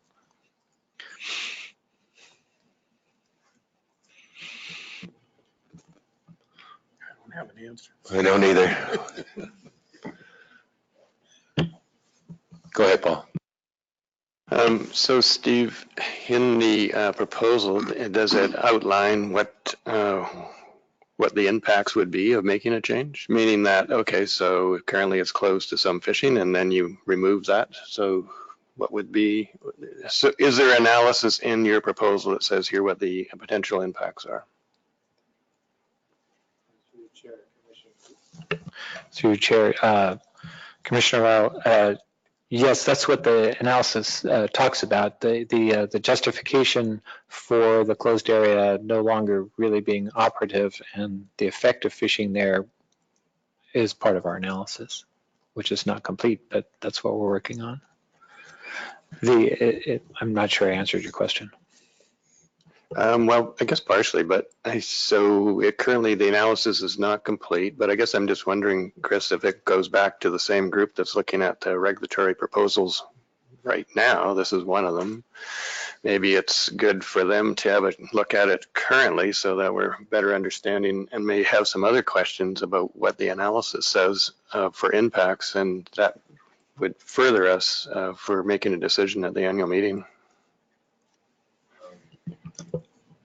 I agree. I think that's an excellent suggestion to move forward, and maybe we can have another discussion of this at the annual meeting, and whether we pull the trigger on it at the annual meeting is a different question. So I'm in favor of that approach. Peter? Yeah, just one. Steve, did you say that there's no scientific rationale for having this closed area now? I just thought I heard you say that. Through the Chair, Commissioner Grief, yes, that's the kind of the point. That's why we brought up the proposal to begin with, is that there is not a scientific justification for protecting this particular part of the Bering Sea as opposed to any other part of the Bering Sea. It was expressed in terms of juvenile halibut at the time that was enacted, but there's our analysis is that it would not make any difference. The same fish are there. All the fish are accounted for. The removals would not change. The total removals would not change. It's a matter of how the removals are distributed. Okay, thank you. I guess somebody at some point thought there was a scientific basis for it, but okay. All right. Do we have public comment on this section? Thank you, Mr. Chairman. We have no public comment on the regulatory proposals as they are, as we've just discussed, but I do have a comment from the room about U26 distribution considerations and harvest rate adjustments, which is the topic you discussed previously, if you'd like to entertain that now. I'm happy to hear that. Okay. Thank you, Mr. Chairman. If I could ask Forrest Braden to come up and present his comment. Thank you, Mr. Chair. Commissioners, and this is a little bit impromptu. I'm starting to connect the dots as I listen to the conversation and get caught up on all this. And I think that this is a forum to kind of inform you what stakeholder outlook is and positions on certain things, and how your, excuse me, how your choices might affect particular areas. And my heart goes out to 4CD&E and the possible predicament that they might be in. I'm a 2C representative. In one sense, I'm a recreational representative on the MSAB. And from a 2C perspective, I'm starting to look at some discussion about shifting U26 burden off of 2B and 2A. I think that's possibly on the table, if I'm understanding correctly, analysis there in any case. And I've under a MSAB forum, I've kind of polled some folks from Canada to explain to me how you see justification for some of the formulas and things that have been enacted. And so one thing that's catching my attention, unless I see it incorrectly, is that if we do a U26 shift off of 2B without adjusting the formula, the 70% of 20% and then the 30% by the set line survey, that if was the figure 420,000 pounds, I think maybe how it came out, then I'm wondering if you were exempt from that, if that would come out of that formula. It just seems like a double benefit in a certain sense. And so one of the reasons I'm concerned is because I'm seeing if we adjust harvest rates, and which I think is justified, I'm just seeing 2C and the effects of everything coming on top of it, just like 4C D&E is looking at. And we are a biological region. We're your neighbors. We're sharing the water. We're sharing some biological stock distribution. And it's hard for me to imagine that there's not some influence on 2C for 2 million pounds in excess of stock distribution, or the interim management procedure distribution formula going to region 2. It's hard for me to think if 2A has a floor and if you've got, you know, some excess adjustment for what you're considering a national share, and maybe the lack of the survey to indicate how many fish are actually in your area. The one argument that holds water for me is that there's U.S. domestic harvest that affects you as a trickle down, and I do understand that, and I feel like that was one of the reasons that we justified, or the commissioners justified in the last annual meeting, that we would give you a different formula than everybody else is getting. But if we're going to shift U26 distribution off your shoulders and not readjust that formula, I'm not getting it, and maybe I'm just still catching up and I need to get up to speed. But as you make these considerations, I thought, well, this could wait to the annual meeting, but you're going to go home and you're going to think about that, and everybody in the room is going to be thinking about this and thinking about everybody's burdens and, everybody's needs. I just am kind of seeing some real heavy burdens coming on 2C if we don't consider all the aspects to this. And as a summary, that we are in a geological, biological region with you. There's got to be some effect on 2C from what's happened in these interim decisions, and if we, in consideration of the U26, if we just move that burden off of 2B without a readjustment in the formula, unless I'm not getting it, it just seems like a double benefit. But anyway, I just needed to get that off my chest, so thank you. Thank you, Forrest. See if there's any questions. A similar variation of that question had occurred to me too, and I got to think about it more, and we'll talk about it. Okay, thanks. Exactly 12:30. People feel like breaking for lunch? Okay, we'll break for lunch. We'll come back at 1:30.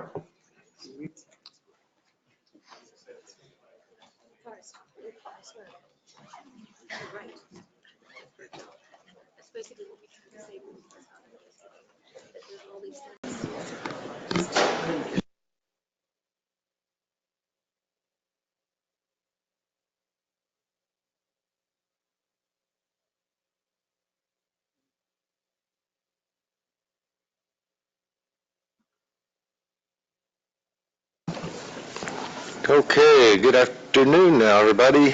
And I guess we're to agenda item 11. Dr. Wilson. Thank you, Chair. So what we're going to do now is walk you through the general outcomes arising from the second performance review of the IPHC. So this is, as the Chair said, agenda item 11, paper 16.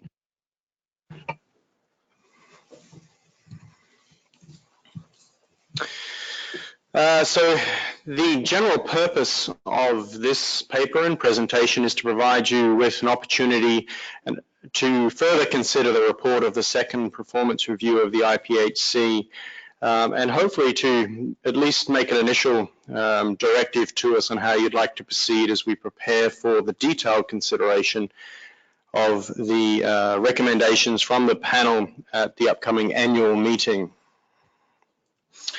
To give you a little bit of background for those who are unfamiliar with the performance review process, At last year's annual meeting, the 94th session, the Commission adopted terms of reference, criteria, process, and a budget to undertake the second performance review of the IPHC. And then at the same time, due to some budgetary issues, it was deferred for commencement until 2019. Now, obviously, we're at the end of 2019 and the performance review has now been completed. The performance review panel consisted of 7 individuals, mostly external independent experts, with Mr. Turgelbach from Norway, who was both our chairperson and then also our independent legal expert in reviewing the convention. We had 2 representatives from the contracting parties, Mr. Robert Day from Canada and Stacey McCorkle from the US. And our science advisor, whose face you will be familiar with in the middle there, Dr. Kevin Stokes, who was also our peer reviewer for the stock assessment. And that was chosen because of the links between reviewing the overall science process occurring at the IPHC, and then also as part of that, the detailed peer review of the stock assessment. We had 2 representatives from regional fisheries management organizations, Mr. Peter Flewelling from the North Pacific Fisheries Commission and Mr. John Sook Park from the North Pacific Anadromous Fish Commission. And then in addition, we really did struggle, and we had this discussion at IM095 as well, a struggle to get non-governmental organizations on the panel, but we were fortunate enough to have Amanda Nixon from Pew volunteer to be part of the panel earlier this year. And so that rounded out the 7-person panel for the performance review. In terms of process, as I mentioned, it was carried out throughout the course of 2019 via 3 face-to-face meetings of the panel. The first in Seattle, the second in New York City, and the final in Ottawa. And the Secretariat attended the first in Seattle to provide all of the background information and answer questions that the panel may have. The meeting in New York was fully independent of the Secretariat and any other parties, and then the final in Ottawa consisted just of the panel and then myself as an advisor to provide additional information should they have requested it. The panel also held several additional teleconferences, both among themselves, between those 3 meetings, and then also with a range of other stakeholders, some of you in the room. As I mentioned, the panel was also supported by additional expertise from a legal perspective, Turgelbach, and science, Dr. Kevin Stokes, who provided additional time and additional reporting to the panel for its consideration. The panel utilized, obviously, as I mentioned, all of the documentation and presentations that we were able to provide it, both as an initial starting point and then also upon additional request by the panel. And then also feedback from both contracting parties, directly from commissioners and officers of the commission's subsidiary bodies. So they tried to contact and were generally successful in contacting the chairs and vice chairs of each of the IPHC's subsidiary bodies to discuss and seek information on a range of topics. And these 3 bullet points that are on the slide at the moment, A, B, and C, were essentially the 3 basic themes that the panel decided to come up with when they were asking questions of these external parties, the contracting parties, commissioners, officers, and the like. I'm not going to read those. I think they're all pretty self-explanatory in terms of the types of questions that they were generally asking all of those individuals. So I'll leave that for you to read, and you can ask more questions later if you need to. In accordance with Rule 15 of the Rules of Procedure, the report was then subsequently published on the 15th of October via IPHC Circular 21, and it's available and has been available since that date on the website at the links that are provided on the screen. In addition to that, all of the materials that were provided to the panel to respond to the terms of reference and criteria that were assessed are also available on the IPHC website. So if you go to the quick links on the main page and you just to the left side, you'll see performance monitoring. You can just click on that and then it'll be self-explanatory. So if you are curious about the material that was provided to them and some of the other references they used, it's all there. So the findings, before I jump into some of the key recommendations that arose from the panel, I just wanted to highlight, I guess, a vote of thanks or congratulations that the panel wanted to express, particularly to the Commission for the positive strides that have been taken in response to the first performance review. And that was the first criteria that the panel looked at. What has been the progress since the first performance review of the IPHC, which was completed in 2011 and published in 2012, and the Commission adopted some 58 recommendations arising from that first review. The panel felt that there had been significant improvements in transparency, availability, and modernization of documentation and background information, and recorded in the report that they heard resounding praise for this increased transparency. And so I wanted to pass that along, particularly to the Commission. Now, Appendix 3 of the report itself, arising from the second performance review, contains 26 recommendations in total, and it's not my intention to step through all of those. There are some which are considered at a sort of a higher priority from the panel versus those which are other actions that the Commission may wish to consider. And so as part of the executive summary, the panel selected 7 recommendations that it wanted to particularly highlight for the Commission. And all 7 of those, as I said, are incorporated in the executive summary of the report. And I'm just going to step through those briefly. Firstly, regarding the legal analysis of the convention, the panel recommended that essentially that the convention be updated. However, it thoroughly recognized that this is not something that should be taken lightly, especially in a bilateral context, and it agreed and recommended that in the interim that alternative mechanisms be found to implement the various recommendations, best practices, and legal principles. The panel indicated that this could happen through modifications to the rules of procedure, the financial regulations, and other means, whether it be through fishery regulations. So it's recognizing that the convention is old and outdated in terms of international best practice, but also recognizing that there are other ways to get the job done. In terms of the status of living marine resources, the panel recommended, and this was a theme throughout the entire report, that additional opportunities to engage with Western Pacific halibut science and management agencies be sought. So this is specifically referring to Russia, Japan, and Korea, particularly the Russian scientists and management agencies who have quite a sizable fishery interacting with Pacific halibut.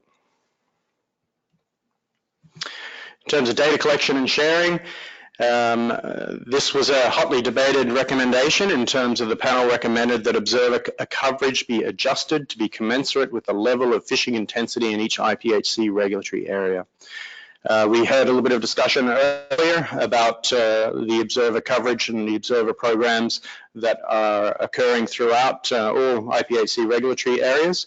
The panel wanted to steer clear of getting into too much detail and just wanted to highlight that, particularly based on the scientific review, that observer coverage could be improved to be commensurate with the level of fishing intensity throughout the coastwide, throughout the range.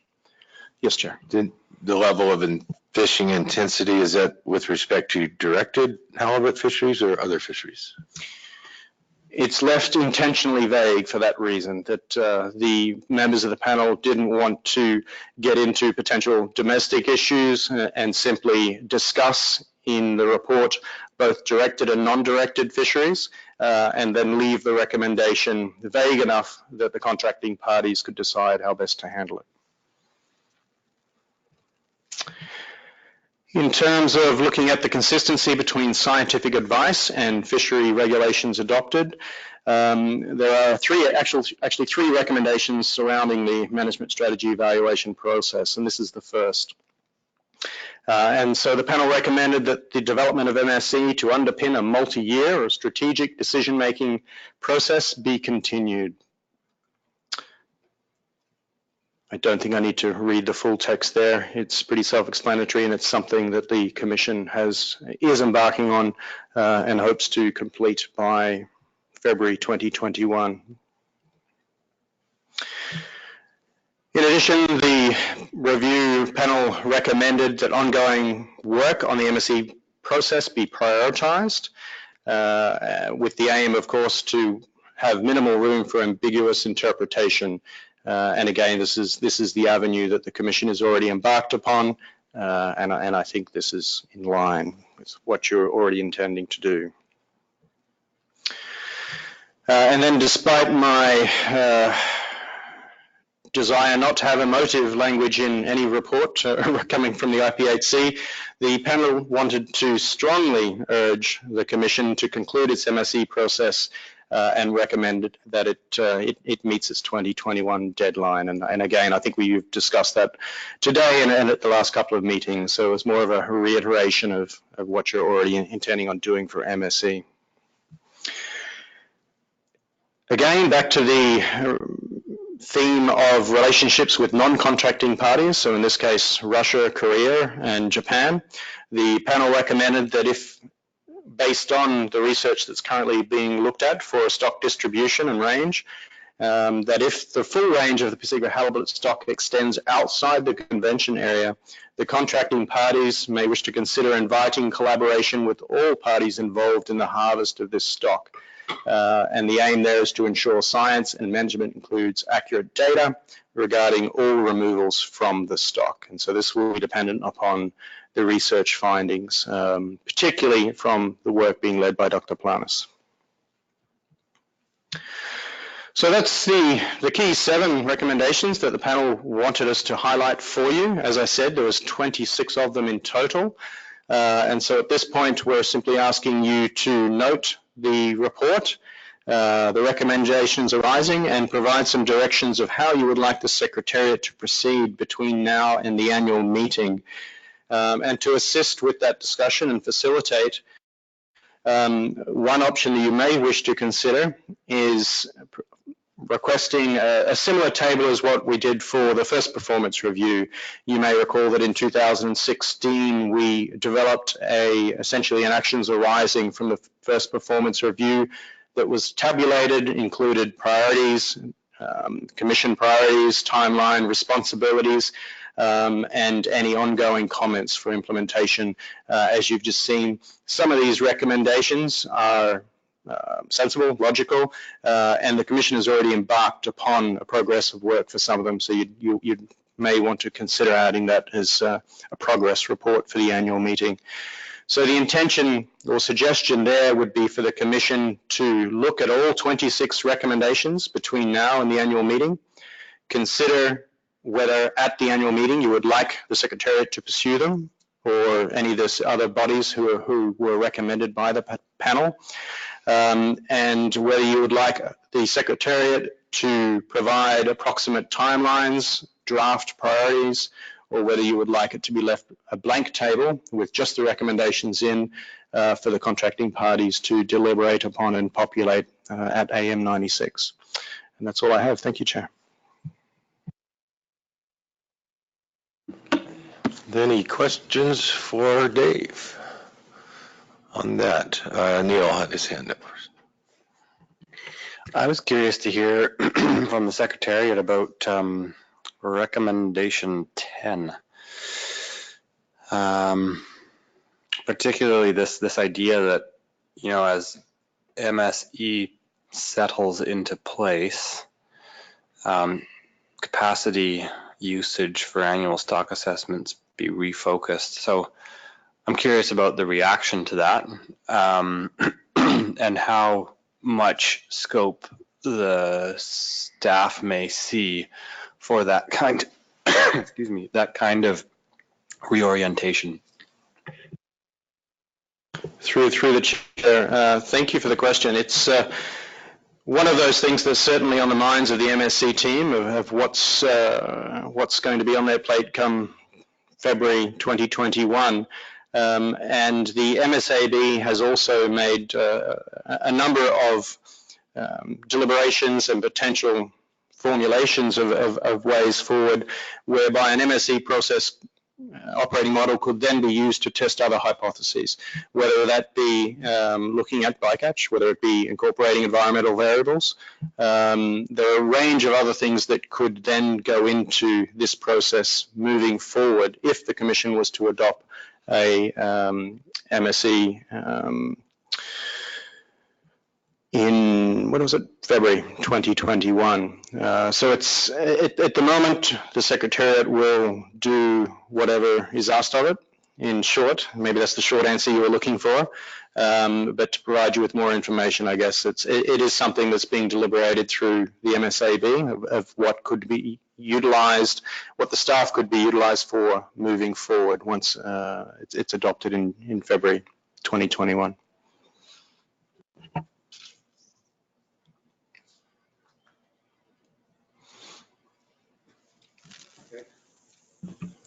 Paul, did you have a question?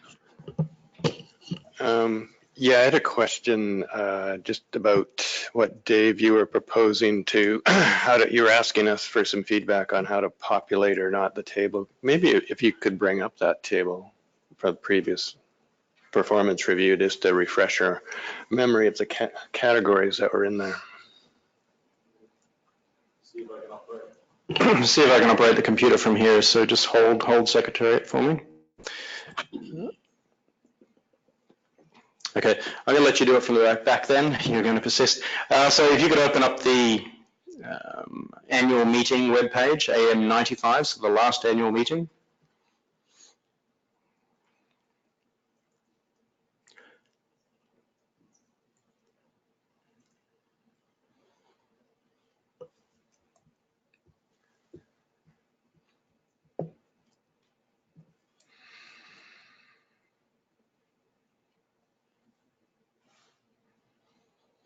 And then go down to the performance review paper. Up. Okay, stop. Number 21. And it should be the second appendix, if I remember correctly.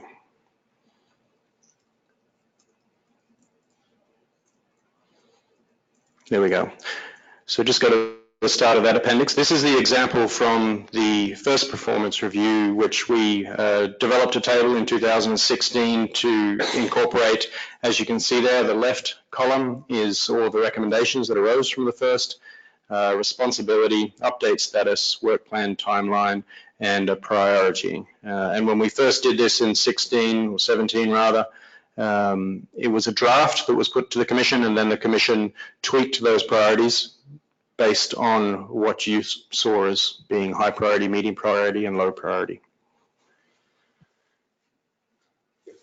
So Dave, you're proposing that you would populate all those columns, I guess, without the update status.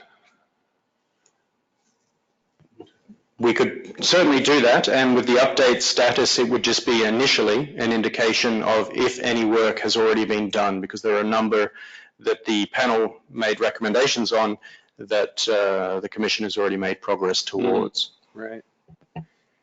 And then you would, on the column on priority, that would be the Secretariat's judgment of. So two options there. We can either leave it blank for the contracting parties to provide information or your recommendations between the 30-day deadline for the paper and the annual meeting, and then we can populate those on the day before the meeting.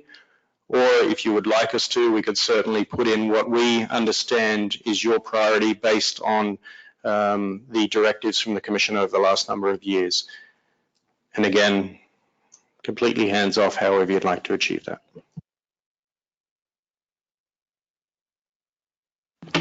Further questions on this report? Okay, thank you, Dave.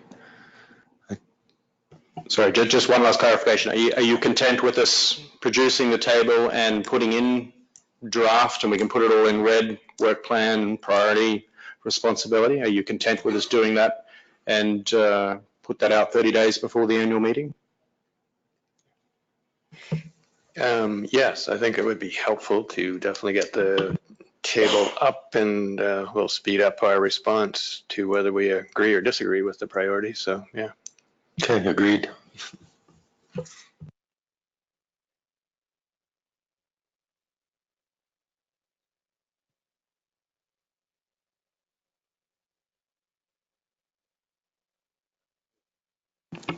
Do we have public comment or questions on this, Steve? Thank you, Mr. Chairman. We do not have any public comment or questions here. So then we can go to agenda item 12, Finance and Administration. Thank you, Chair. And so this is paper 17. It's necessarily brief at this stage. It's simply providing you with the process update between now and the next Finance and Administration Committee, which is scheduled to be held in Anchorage on the 3rd of February 2020. And one of the reasons why it's being proposed in this format is also because of one of the recommendations or suggestions, I'm not sure it was actually a full recommendation from the performance review panel, to reduce the amount of information that's being provided to the stakeholders at the commission meeting itself. The panel had some deliberations on whether we needed to doubly present all of the material at the FAC, the Finance and Administration Committee, and then represent all of that material in session at the annual meeting itself, which we normally do on a Wednesday. And so what we have proposed this year, and if I could get the Secretariat to open up the FAC 96 meeting page on the website.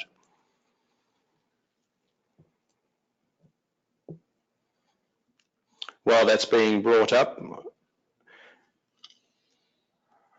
maybe it's not. There we go.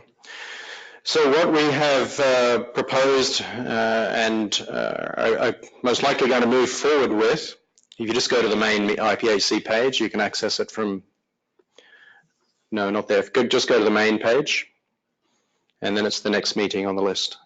So on the 3rd of February there, you see the 96th session of the IPHC Finance and Administration Committee.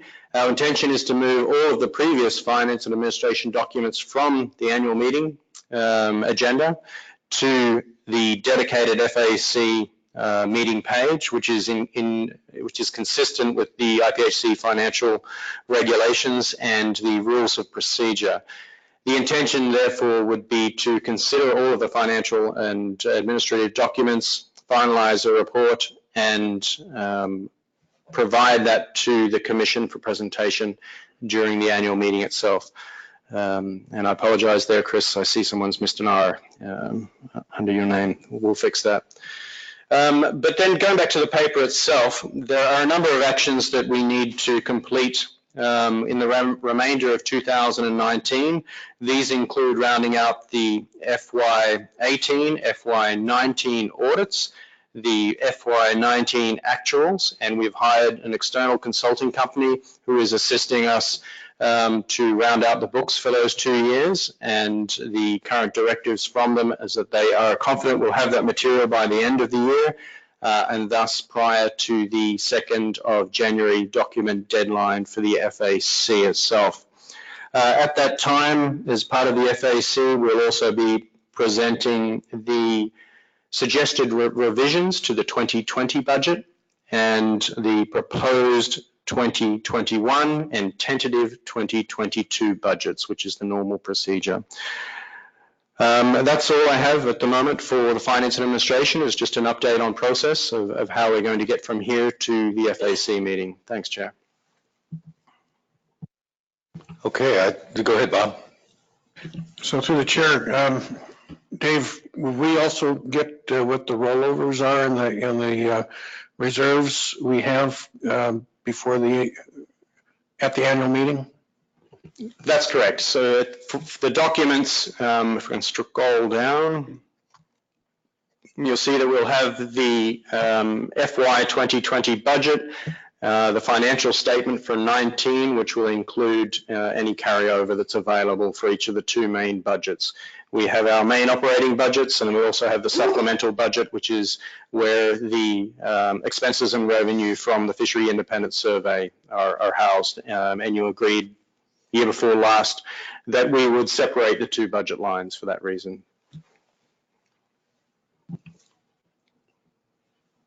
No other questions? Sounds good to me.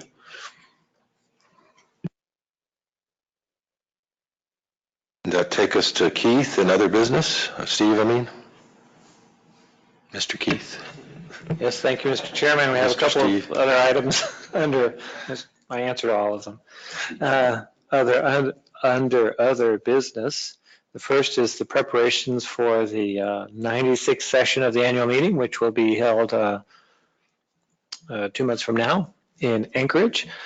And already posted on the website and the meeting page are the provisional agenda and schedule, as well as a provisional list of documents for the meeting. The agenda and schedule as they are very similar to the agenda and schedule that we've used for the last couple of annual meetings. So the basic sequence of sessions during the course of the week is the same. It will be in the first week of February in Anchorage at the Hotel Captain Cook. And this meeting is your opportunity to tell us anything else you'd like to see or do or change about our preparations for the annual meeting.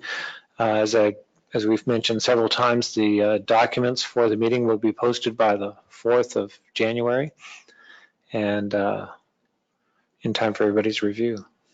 So this agenda item is simply to note that the meeting materials have started to be posted. The professional agenda and list of documents are up for comment, and solicit any comment or feedback from you on our preparations for the meeting.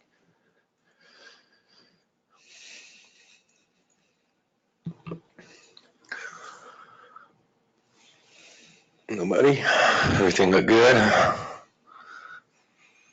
All right, I look forward to meeting in Anchorage. All right, thank you, sir. Then the next item is 13.2, the meetings calendar. So this is the draft. I will ask you to approve it at the annual meeting, but reviewing it now. At your last annual meeting, you approved the calendar for 2019, this current year, through 2021, and so we will add 2022 to the calendar at this annual meeting. We'll note a few changes that were made in the calendar since you approved it at the last annual meeting in January. The first was that the dates for the coming annual meeting, IM095, were changed to the first week of February to avoid conflict with the North Pacific Fishery Management Council meeting dates, and that was announced in the middle of this year. At your work meeting, you discussed this and noted that you preferred the annual meeting to take place in January, and so subsequent dates are all in January. We'll also note that at the Research Advisory Board, the RAB meeting this year, the board asked us to consider earlier meeting dates for the RAB. In other words, closer to the end of the annual meeting, and thereby producing less conflict with fishing dates for the members. And so we're not able to change the coming RAB meeting, RAB 21, which is scheduled for the 26th of February in 2020, but we are looking at earlier dates for 2021 and 2022. And the other item from the work meeting that we mentioned to you is that the next MSAB meeting, MSAB 15, is scheduled to be held someplace in Canada, and so we would like to get your input on where that might be. We had originally suggested Port Hardy, but at the work meeting you determined that another location might be more suitable. We've been scouting other locations on Vancouver Island, but we would like your input on where we might hold the meeting. This is the MSAB. You'll recall that the May MSAB meeting this year was held at Sitka, and so this one is to hold this in someplace close to the stakeholder community in Canada. And so our object here today is to provide this to you for your information, but ask you the specific question about the next MSAB meeting, and if you have any preference on where it might be, or just simply direct us to find a place on Vancouver Island to hold the meeting. Well, I'll certainly defer to our neighbors across the table on this one. This is where to have the next MSAB meeting. Yeah, so we did do some discussion internally around that, and we're thinking that somewhere a little further south than Port Hardy and a little bit easier to get to would Courtney is one option, Steve, and there's also down around Parksville, there's another place called Tynamara. that we would like to see explored. I don't know, Adam, if you had specific places in Courtney. There's two that come to mind, but did you? Mm-hmm. While we're waiting for Mr. Kaiser to come over, I will note that we have actually begun to scout some of these places, including some in Courtney. We might have already overlapped our efforts. Yeah, through the chair, I think that was something that was identified, and I'm sorry, I forgot to flag it in our presentation, but in MSAB report 14, we'd suggested locations in Nanaimo or Courtney or somewhere in between, like Parksville. The specific locations in Courtney, I can't recall off the top of my head. We did talk about it informally at the meeting, and we can provide those if you don't already have them. Steve? No offense meant to Port Hardy either. It was just travel times. All right, so we'll leave that to Secretariat to work out with you guys. Yeah, I mean, I think whatever you find amongst those locations that looks viable and available, we'd be supportive of. I don't think we're strongly recommending Courtney or Nanaimo or the Tinamara and Parksville, just that those locations could all work. So whatever looks like the most reasonable option, I think we'd be supportive of. Okay, thank you, Mr. Chairman. Thank you, commissioners, for that guidance, and we will proceed accordingly. So that's all I have for this agenda item, is simply to note this and get that guidance from you and take any other input or questions you might have concerning the calendar that we'll ask you to approve at the annual meeting. Thank you, Steve. And I didn't have any further comment on it at this time. I don't see any other commissioners either. So where does that take us, Dr. Wilson? Thanks, Chair. So we have one item outstanding, and that's to do with the Fishery Independent Set Line Survey rationalization or proposal for 2020. And you had requested that the Secretariat come back with some additional graphics and suggestions about a way forward or potential way forward for 2020. Dr. Webster has come up with a number of slides that he will come to the front now and present to you with the rationale. And I'll also indicate that that is now provided as a revision to the PowerPoint on the IPHC website and your SharePoint site, diligent boards. So I'll pass through the chair to Dr. Webster to walk us through those slides. Thank you. Okay. Thank you, Dr. Webster. The floor is yours. Thank you. If we could jump to near the end of the presentation, if that's possible, or I should just push the button, whichever is faster.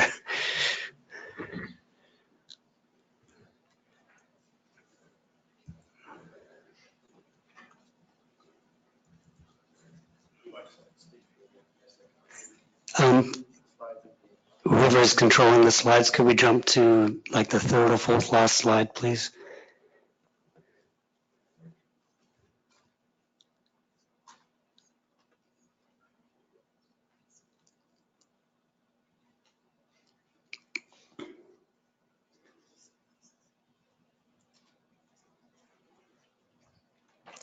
Okay, that's it. Thank you.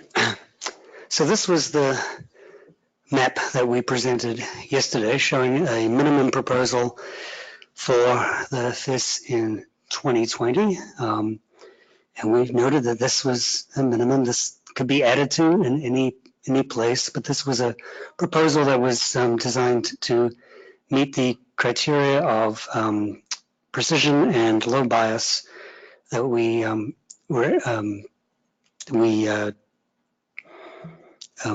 with to design the survey. And anything above this would only be an improvement. After some thought and discussion, we came up with an alternative for the core areas of 2C through 3B, which preserves the same number of stations. And you can see I've just cut and pasted a little map on top of that one created separately, where we preserve the same number of stations in each of those regulatory areas from the original proposal as a minimum design. But instead of having blocks of stations, which were based on FIS charter regions, unfished in 2020, the stations are randomly scattered throughout the regulatory areas. So we randomly sampled using the same overall sampling rates that we identified yesterday in each regulatory area. And so you can see now we have far more even coverage. This random design ensures there will be no bias in the estimates. It also is likely to lead to even better precision, although we note that yesterday's design met the targets that we identified. We're going to have more, we would also produce more representative biological samples and ensure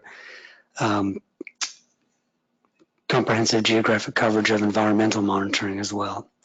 So this is the same number of stations, give or take a couple, from yesterday's design for regulatory areas 2C and 3B, but just spread throughout those regulatory areas.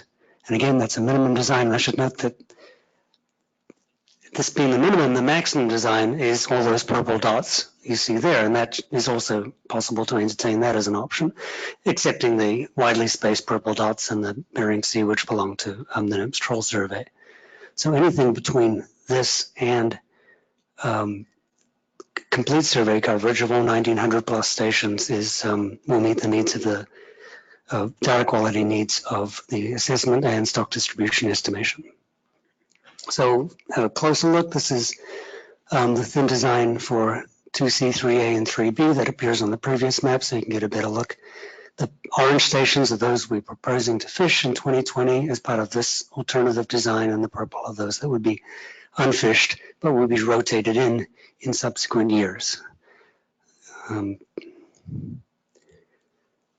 The modified proposal, modified minimum design proposal for 2020 would use the original proposed design in regulatory areas 2A, 2B, 4A, 4B, and 4CDE, which would, again, be expected to have coefficients of variation within the targets and low expected bias, and use a thin design for regulatory areas 2C, 3A, and 3B, with, again, expected CVs within targets and no bias due to the randomization.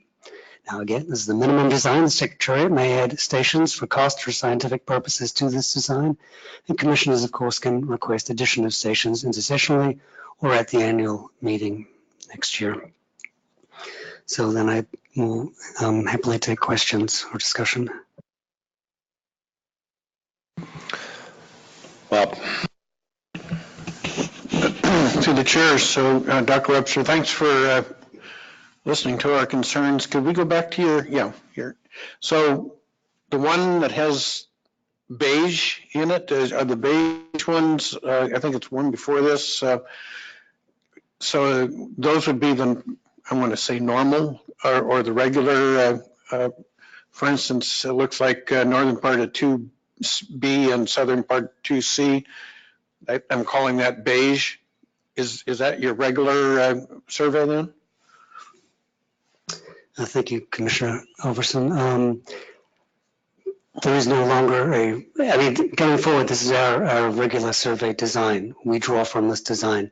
The design that we had prior to 2014 is no longer a design we're considering. So that includes all the stations that we had previously fished annually and those that we previously identified as expansion stations. So going forward, we don't make that distinction. So for those beige orange colors, those are the stations we are proposing from the full grid of 1,900 plus stations that were previously part of the annual design plus expansion stations that we identified over the previous 6 years. And the goal of this, to the chair, Dr. Wilson, was to save money, and does this still accomplish what or save fish, money, et cetera? Does this accomplish what we're trying to do? Through the chair. So if you cast your minds back to when the Setline Survey expansion project was conceived and commenced implementation, the intention was to ensure, first and foremost, that we could have a representative survey to obtain the information we need to maximize scientific return. In doing so, while ensuring that those scientific needs aren't compromised, minimize the impact of the fishery independent set line survey on the resource. And so sort of a number of prongs that were involved in justifying undertaking the expansion project. Now it's completed. What Dr. Webster had presented to you yesterday and what we're putting forward is a proposal for 2020 as a minimum design to ensure that the stock assessment and associated model inputs are not compromised, but are satisfied rather, based on that sampling design. If you wanted to have a full design in terms of the full spectrum of survey stations, the 1900 stations, that would also maintain data integrity for the stock assessment and other purposes. And so the permutations that are being put forward now, the couple of options that you're seeing, is something in between where we want to make sure we're obtaining the data we need to undertake the scientific processes, but trying to minimize the impact on the stock as much as possible and minimize the fish extracted. In terms of the economic viability, that would be another layer that would be put over the survey design for 2020 between now and the Commission, and we would certainly present that to you at the Commission meeting. Thanks, Chair. Neil. Thanks, Chris. Was there any reason you tackled 2C to 3B for the thinning over other areas? You mentioned something about the sort of the core of the stock, but maybe you could help out with a bit extra there. Yes, happy to answer that.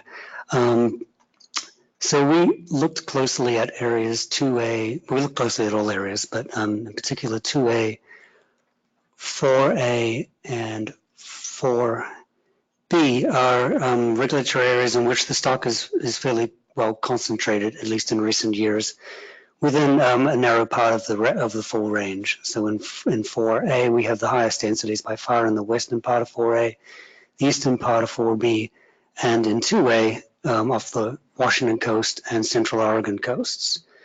So in evaluating options, we identified three sub-areas in each of those, three main sub-areas within each of those areas, in order to identify how to prioritize those sub-areas. And so they were essentially high, medium, and low density with layers of how quickly they're likely to change over time added to that. And so that was also then our intention to do something similar for the core of the stock, which would include 2B in that as well. But with 2B, the southern part of 2B, the densities, the part we're proposing to not fish in 2020 is a much smaller fraction of the stock as was the case in the other areas to the north. So, for example, there are two FIS charter regions in that southern part on either side of Vancouver Island. The inside waters we estimate comprise 1% of the stock, and it doesn't make a lot of sense to fish that frequently. The outside part of Vancouver Island has been part of our annual survey, although not that full grid until 2018 when we added expansion stations. And in recent years, that's been around 12 to 13% of the stock. So together, we would still be surveying close to 90% of the 2B biomass. And not only are those a relatively small part of the stock, they've been extremely stable in their share of the stock over the last 10 or so years. So we're not seeing great changes in West. I guess the focus would be the west coast of Vancouver Island rather than the inside waters. Why aren't we doing that? We don't see that changing a lot. It's a stable proportion of the biomass, and it's a relatively small proportion of the biomass. It would be an area that we would propose to rotate into the survey on a relatively regular basis, but there's no quantitative need for us to fish that in 2020. Of course, it's entirely optional if that it would only improve things slightly if we added that back in. So it's not a concern to us, obviously, if we were, except from a management of the survey operations situation, whether those stations were added back in.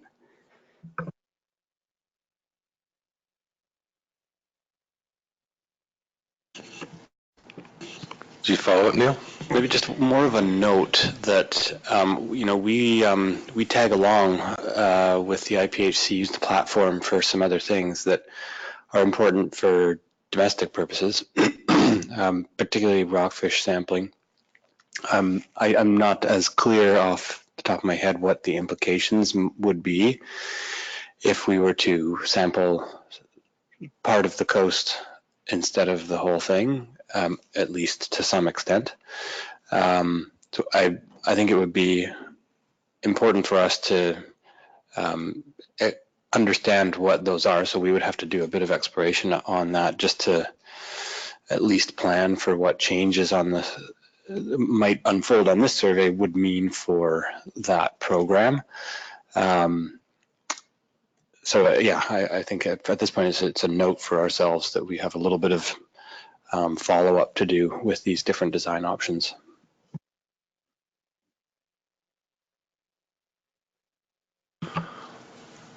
Any other questions? I think we're good. Are we good? Well, you need anything further from us, Dave? Thanks, Chair. Yes, we just need noting that we are going to be putting out the bid specs next month. At this point, I would suggest, noting that there's some additional work to be done, that all we're asking is that the Commission note that there is a modified design being implemented by the Secretariat for 2020, and you will receive at the annual meeting that modified design for 2021 and 2022. So you better be able to understand the impacts on a cyclical basis. And that the intention there, of course, is to collect the information required for stock assessment and stock distribution estimation purposes. The Commission, of course, and we'll note this in the report, will have an opportunity to make additional ad hoc, as you see, adjustments at IM095, depending on how you'd like to proceed. And this would address some of the concerns raised by Commissioner Davis a short time ago.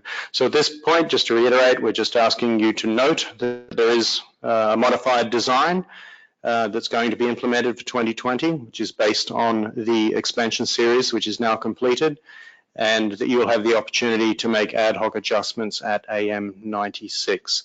Now, we do have the two designs which have been put forward to you, one yesterday, and then the thin design for regulatory area 2C, 3A, and 3B. And so if you are, if I read you correctly, you have a preference for that design rather than the full patchwork design that was presented yesterday, then that's the interim plan that we'll move forward with and start the bidding process. Thank you, Chair. And I'll look around at my fellow commissioners for any further comment or feeling to the contrary of what you just asserted. And seeing that, oh, go ahead, Paul. Thanks. Sorry, Chris. I just, so you say that we could either intersessionally or at the annual meeting come up with other stations that could be included. I think you also said that you would put out requests for bids basically in December. So, but if we came back and said we want X, Y, Z, and that really radically changes, like, I guess my question directly is there a need to have this go out in December? Because I suspect that there might be a few thoughts going on over the next few weeks about the survey design that may come back with some questions. And so is it an absolute necessarily to send out the package in December? Through the chair, it is necessary to get the process started. We need to buy bait as well for an approximate bait storage for next year. We've already started that process, and these elements can be started before the final design is cemented.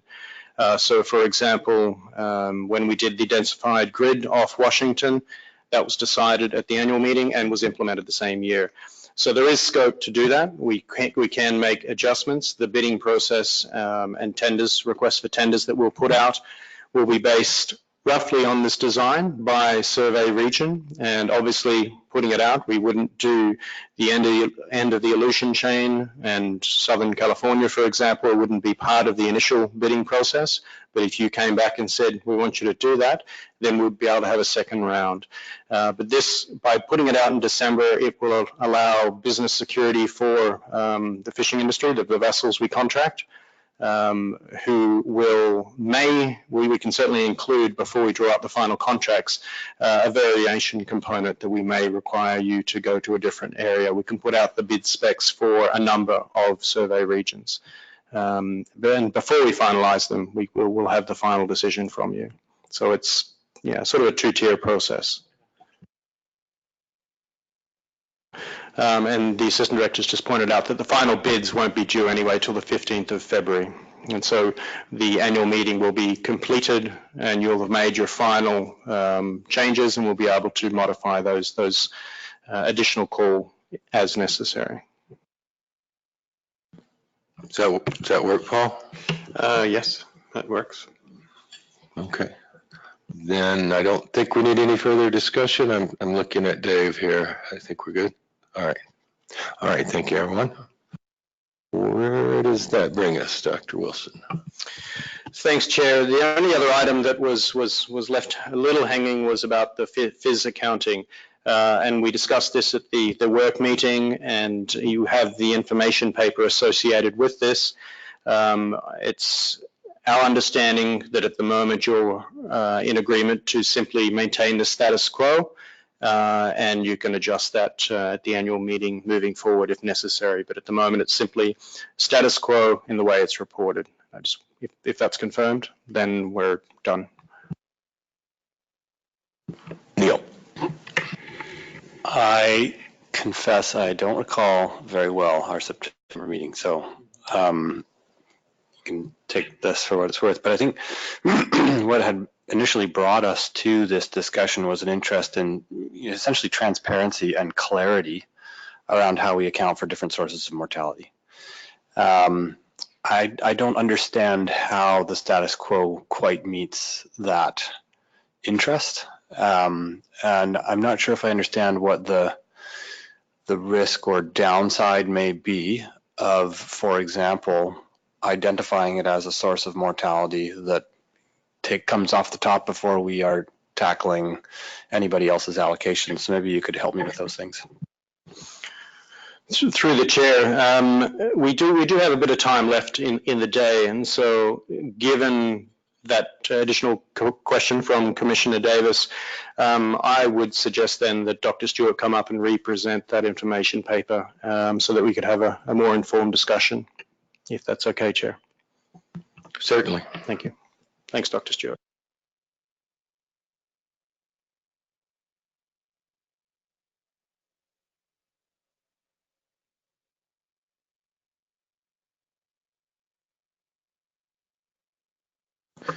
Thank you, Mr. Chairman. Do we have the PowerPoint from the work meeting available?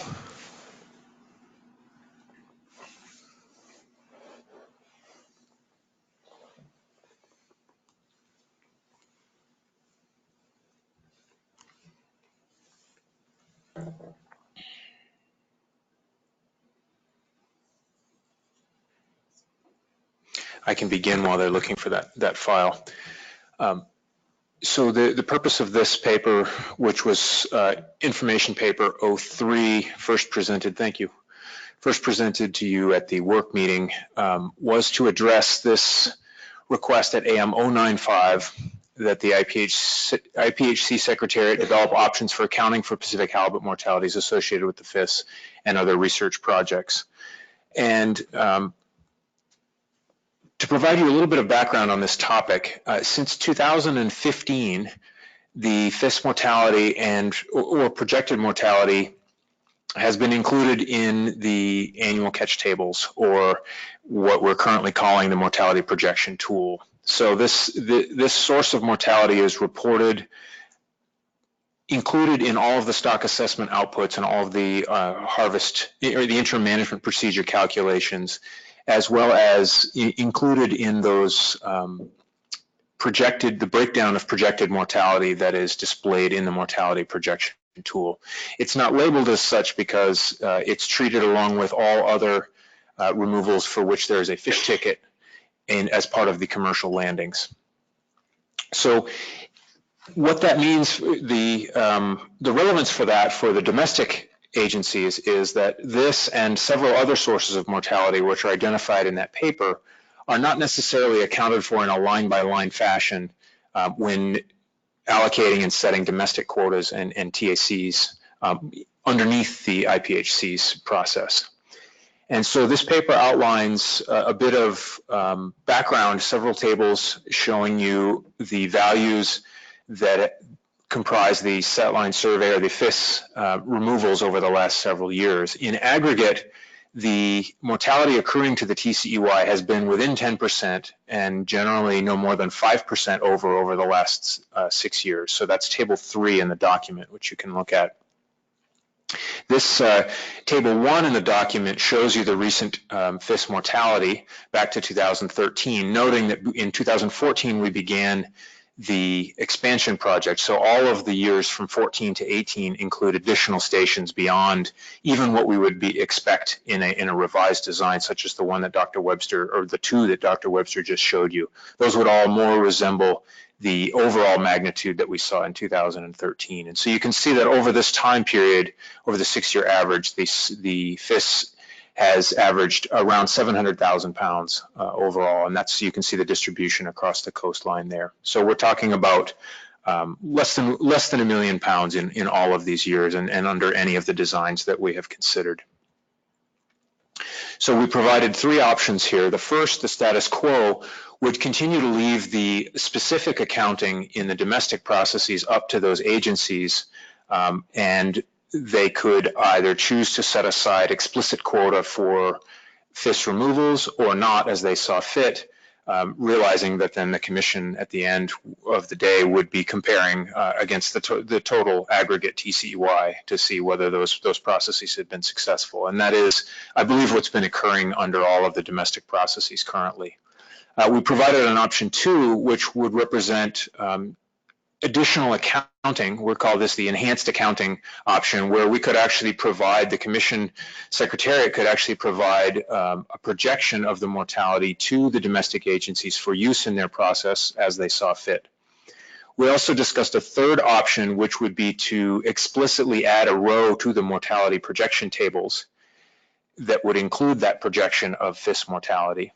This would certainly increase the transparency, with the downside that it would add complexity to that process, and it would also require specification of whether or not these removals were explicitly within or not each of the domestic catch sharing plans or agreements. And so there would be quite a bit of logistics to sort out there, and it would also, I think, introduce some questions about other sources of mortality that would potentially need to be dealt with in a similar fashion.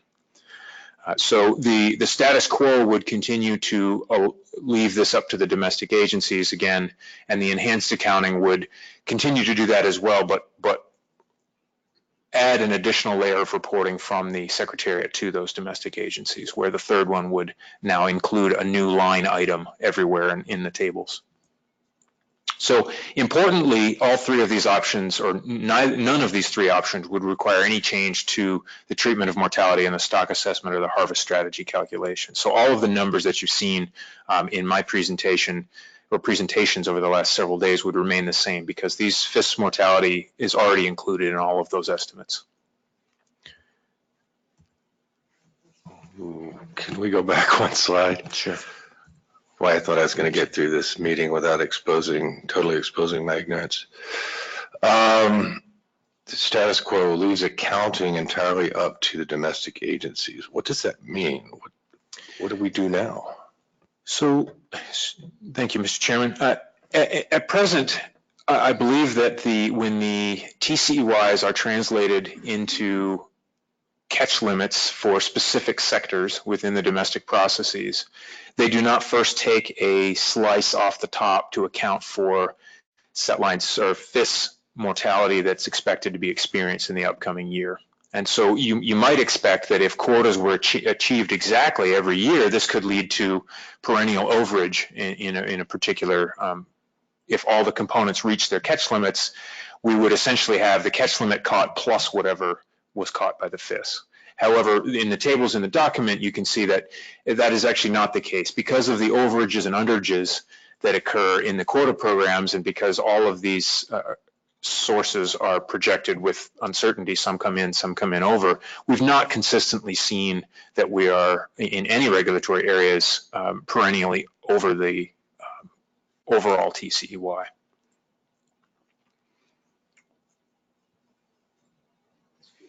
The next slide again, the following slide, all three options require no change.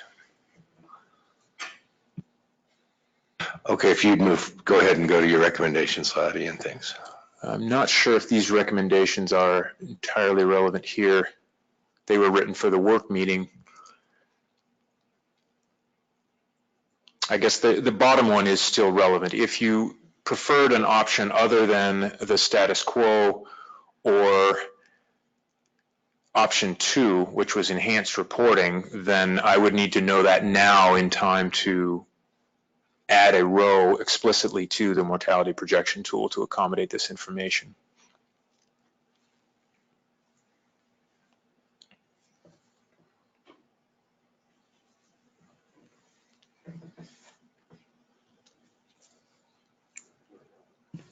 So would that column be reflective of, say, bycatch and what would that row show us? Thank you. Through the chair, all of the other mortality components are there, and in fact, the FIS mortality is also already there. It's just currently combined with the directed fishery landings. And so it would separate that into 2 rows. There would be the directed fishery landings and the landings associated with the FIS. The challenge would be that we would need to work with the domestic parties to specify whether that was inside or outside all of the various catch sharing plans and agreements. So when it's put together, it's not explicitly, it requires no explicit decision about where these FIS landings fall in each of those plans and agreements. So, Mr. Chair, Ian, we're talking about, when you talk FIS landings, you're talking about the landings that come from our survey. Correct. That have fish tickets associated with them and go into the commercial databases such that they are already fully accounted for, both in the domestic processes and in our accounting of mortality. They just don't have a specific set aside associated with them. Well, let's not make life more complicated. I was fixing to say those exact words, Bob. Thank you. Go ahead, Peter. Yeah, this came up for me a little bit because I couldn't actually find the number. Do you use the previous year's numbers, or do you use the 6-year average that you had displayed before? There was some, I couldn't figure out what was being used and how it was being attributed to the model. Thank you. Through the chair, I actually don't have to use a prediction at this point because the TCEYs through the catch sharing agreements dictate what those landings will be. And so those all get populated based on the choice of overall TCEY and distribution method. So it's essentially left up to the domestic parties to decide how that specification of which fraction of that is going to be commercial landings not associated with the FIS and which of those are going to be fish ticketed landings associated with the FIS. Okay, so it's nowhere explicitly put into the model then. Okay.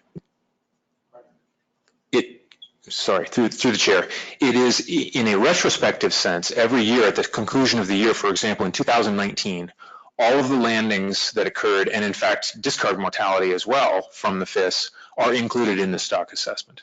So they're lumped right in with the commercial landings. For my purposes, for modeling, it doesn't matter whether the survey caught them or the fishery caught them. They're included in the landings.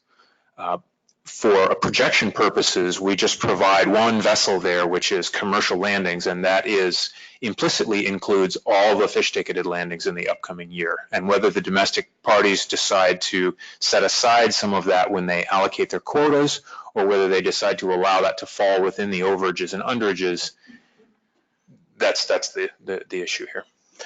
Yeah, I do recall some of the discussion at the work meeting, and I understand that option 3 created a lot of regulatory problems for particularly the U.S.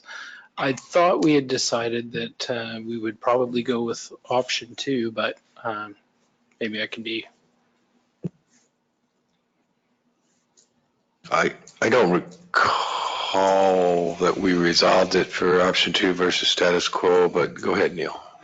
Well, I mean, I agree that we don't want to make things complicated here, and I don't think we want to get into the an option where we're taking it out of individual regulatory areas. I mean, it's one survey. It serves our scientific understanding for the whole stock. I think what we were really interested in is clear, more explicit accounting. I mean, it's not commercial catch. It is sold, but it's for a different purpose entirely. It's a survey. And if I'm following, we don't currently project what we expect to catch in the coming year, and then try to adjust what we might allocate at a coast-wide level as the collective TCEY across all areas. And I think at least what we had been talking about amongst ourselves on the Canadian side was it's a small source of mortality. I mean, this is not like, it's not going to kill us or anything, but it does seem like good practice to explicitly identify it and project it, take it off the top, and then everything that follows is left as is. Do you foresee that would be like complicated or potentially have issues associated with it? Thank you, through the chair.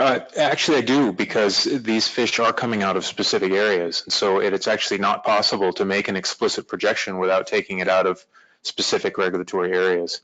So we either allow it to be within the range of the overages and underages, or it very much comes out of each regulatory area specifically. And I would have to account for that on an area by area basis. I don't think this level of mortality probably has a strong feedback. And as I said in the projections, it's the question really is, are we perennially exceeding the TCEYs due to this part of the projection which isn't being explicitly dealt with in the domestic processes? It's really not a question for the IPHC at the coast-wide level. It's a question of accounting and whether or not in fact, the overage and underage policy with the domestic parties also doesn't account for this, because if to the degree that any of those are projected to go over, that's not consistent with what's being assumed in the stock assessment. So my initial question is why I laid the tables out the way we did in this paper, was to see if we are perennially exceeding those catch limits, and if so, then we have a problem that we need to solve through the accounting system at the IPHC level. But if we're not consistently over those limits and can't attribute that to this particular source, then I don't think there's an issue. It's not easily tractable at the level of the commission without going to full specification. Well, I guess I will expose my ignorance further, because I was very much aligned with Neil's comments. I thought it came off the top. And if you're talking about a situation where we're going to add yet another explicit deduction, similar, for example, and maybe I'm making a bad comparison to the U26, we probably need a break. So, thank you, Mr. Chairman. I guess in a general sense, it comes off the top, because if it's not explicitly accounted for in the projection, but it is included in the subsequent year's analysis, then it's there. So the dynamics that you see reported from the stock assessment reflect these removals. And so in that regard, it is, in a general sense, coming off the top. Yeah, I guess my thinking on this is colored by my experience in salmon and test fisheries, where there's a host of test fisheries that the department undertakes in Canada. And those amounts, and some of those test fisheries are in the U.S. as well. And so those amounts come off the top, and they're recognized and they're explicitly laid out. And so neither party is penalized one way or the other for that collection of data that's important for the management of the fishery. And I guess we're thinking the same sort of thing here on halibut, say, and I don't know, hypothetically, for whatever reason, we wanted to have a lot of survey stations in one area, area X, if you will, and a lot of fish were killed. But we had a really valid reason for undertaking that, and I don't see that that would then penalize area X as either over or not, because we've made a decision that that's for the benefit of getting the information to manage the resource. So whether that was within, regulatory area with 2B or within the U.S., my view would be exactly the same. We've decided we wanted the information, and it would not be at a cost to that regulatory area for getting that information. And so I think it's back to being transparent about what the numbers are. And as Neil said and others, it's 600,000, give or take. Some are larger in each of the areas, but it's not with the goal of trying to find some penalty for one party or other. So I guess my preference would be is going back to the recommendations. And once again, I don't want to get into upsetting the catch sharing plans and spending a lot of time on this. I guess simplistically, I thought that one could take it off the top and the catch sharing plans would not be impacted. And that would be a pretty simple way to go.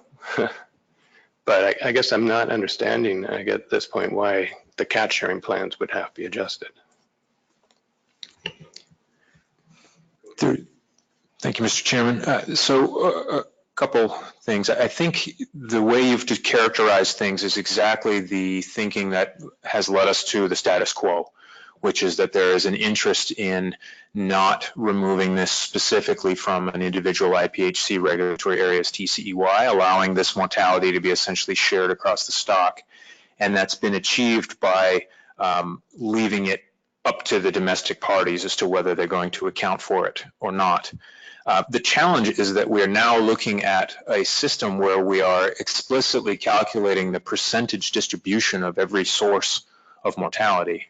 And so I don't have a vessel to add to the mortality projection tool, which is mortality that is not distributed. In fact, when we look at these are going to be 032 removals, and they're going to have a direct effect on stock distribution. And so they really are coming out of an individual regulatory area. To compare with your salmon example, it would be the example of a collection of rivers, and the test fishery on a particular river isn't really shared with that from other rivers. So these are units that we are determining the relative harvest rates and stock and subsequent TCEY distribution on. So I think that the challenge, maybe to back up a step, in terms of transparency, I'll note that the fishery statistics document every year clearly reports all of the fish removals for that year. So we have in the accounting, and as Commissioner Davis noted, they are always delineated from the commercial landings in that environment. So in the standard annual reporting, you have the commercial fishery landings as a separate line item in each regulatory area from the fish landings. And so that is transparent in a retrospective sense, that in each year we can determine what those removals actually are. In a prospective sense,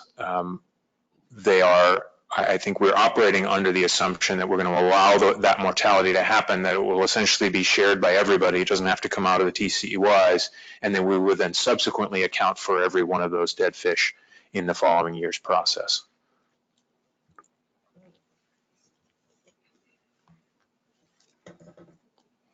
So should we go back to the three options to make sure we all understand what those three options are? Because based on my understanding of all this, which is still a little confused, I would be heavily in favor of status quo at this particular moment in time. But are you saying that's not a viable option? No, my apologies, Mr. Chairman. I think the status quo is a viable option as long as everybody's comfortable with this concept that this mortality is essentially coming off the top in a general sense. As we go to option 3, then that requires actually explicit delineation by IPHC regulatory area. Option 2 provides an intermediate where we can provide projections as part of the annual meeting process, noting that we won't know exactly what we catch until we get there. It might provide some additional transparency, and at least there's an expectation of what those removals are. But the structure of the mortality projection tool, for example, wouldn't change. So the mortality projection tables and the breakdown by sector would look the same.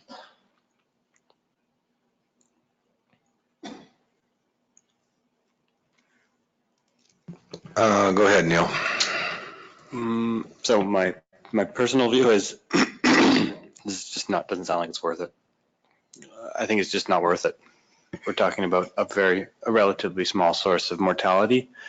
I mean, I don't think it changes my thought on the interest in trying to be transparent and just do full accounting for all the sources of mortality.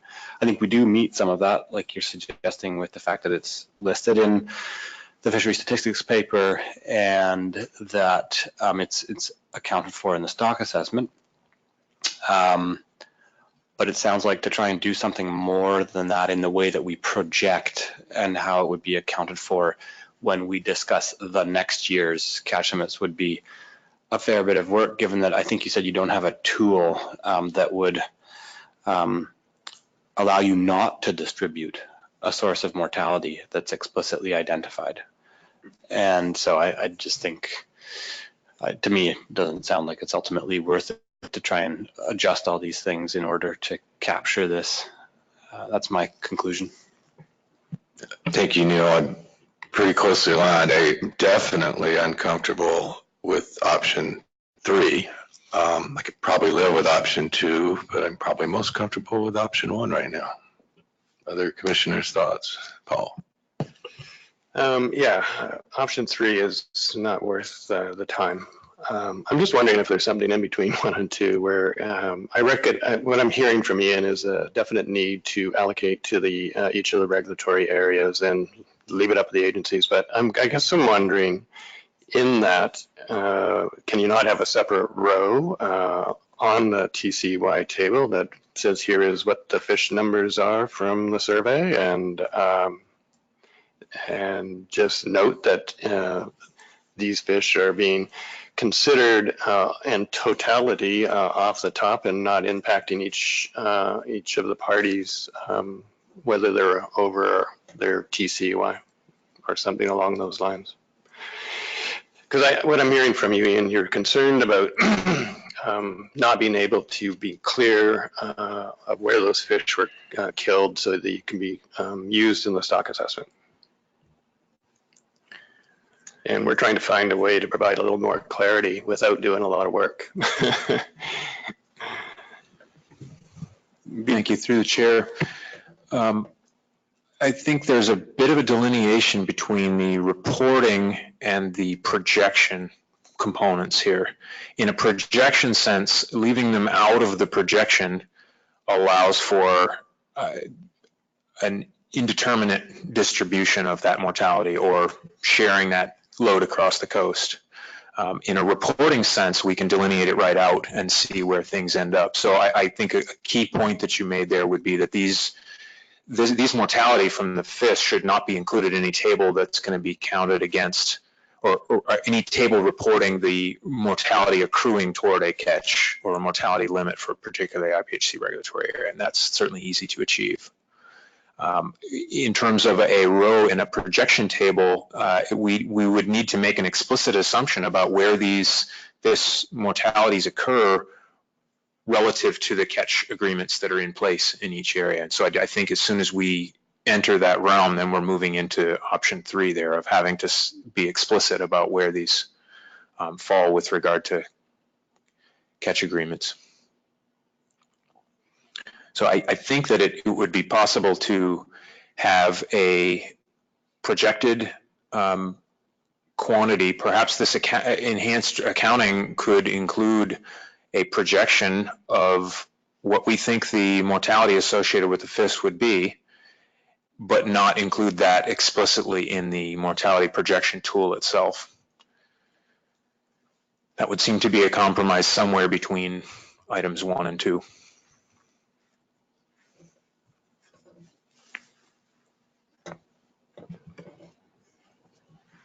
Well, the more this discussion progresses, the less comfortable I'm becoming with anything other than the status quo, because I'm clearly, for speaking just for myself, a little confused about the other options.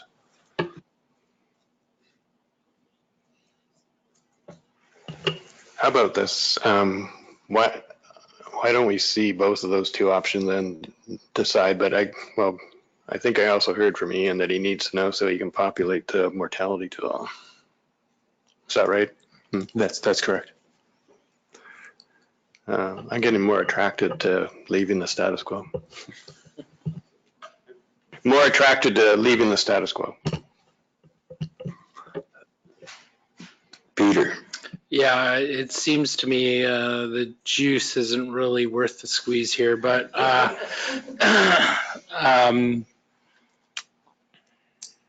yeah, I'll leave it at that.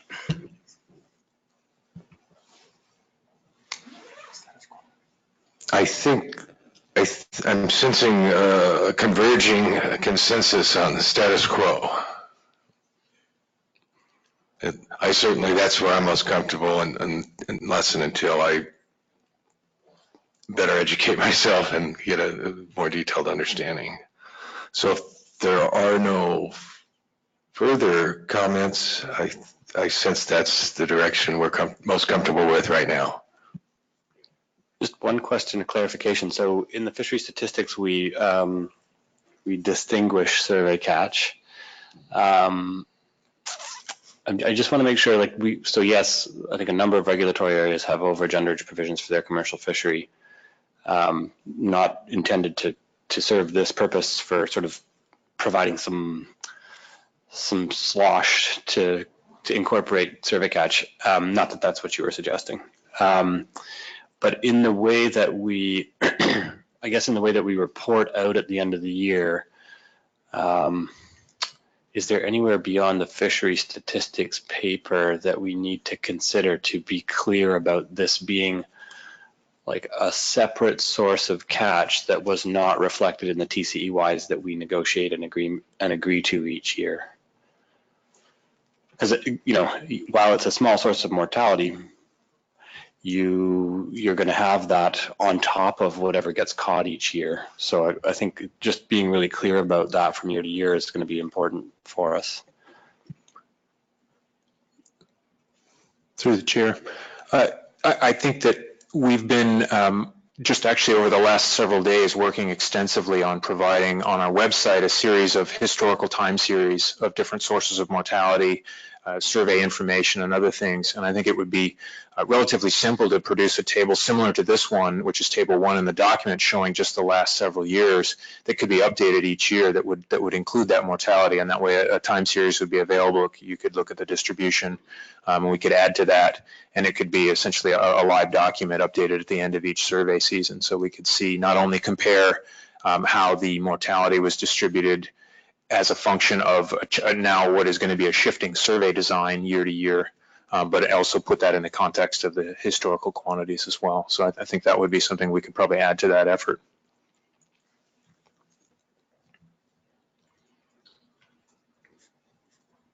Okay, anything further on this?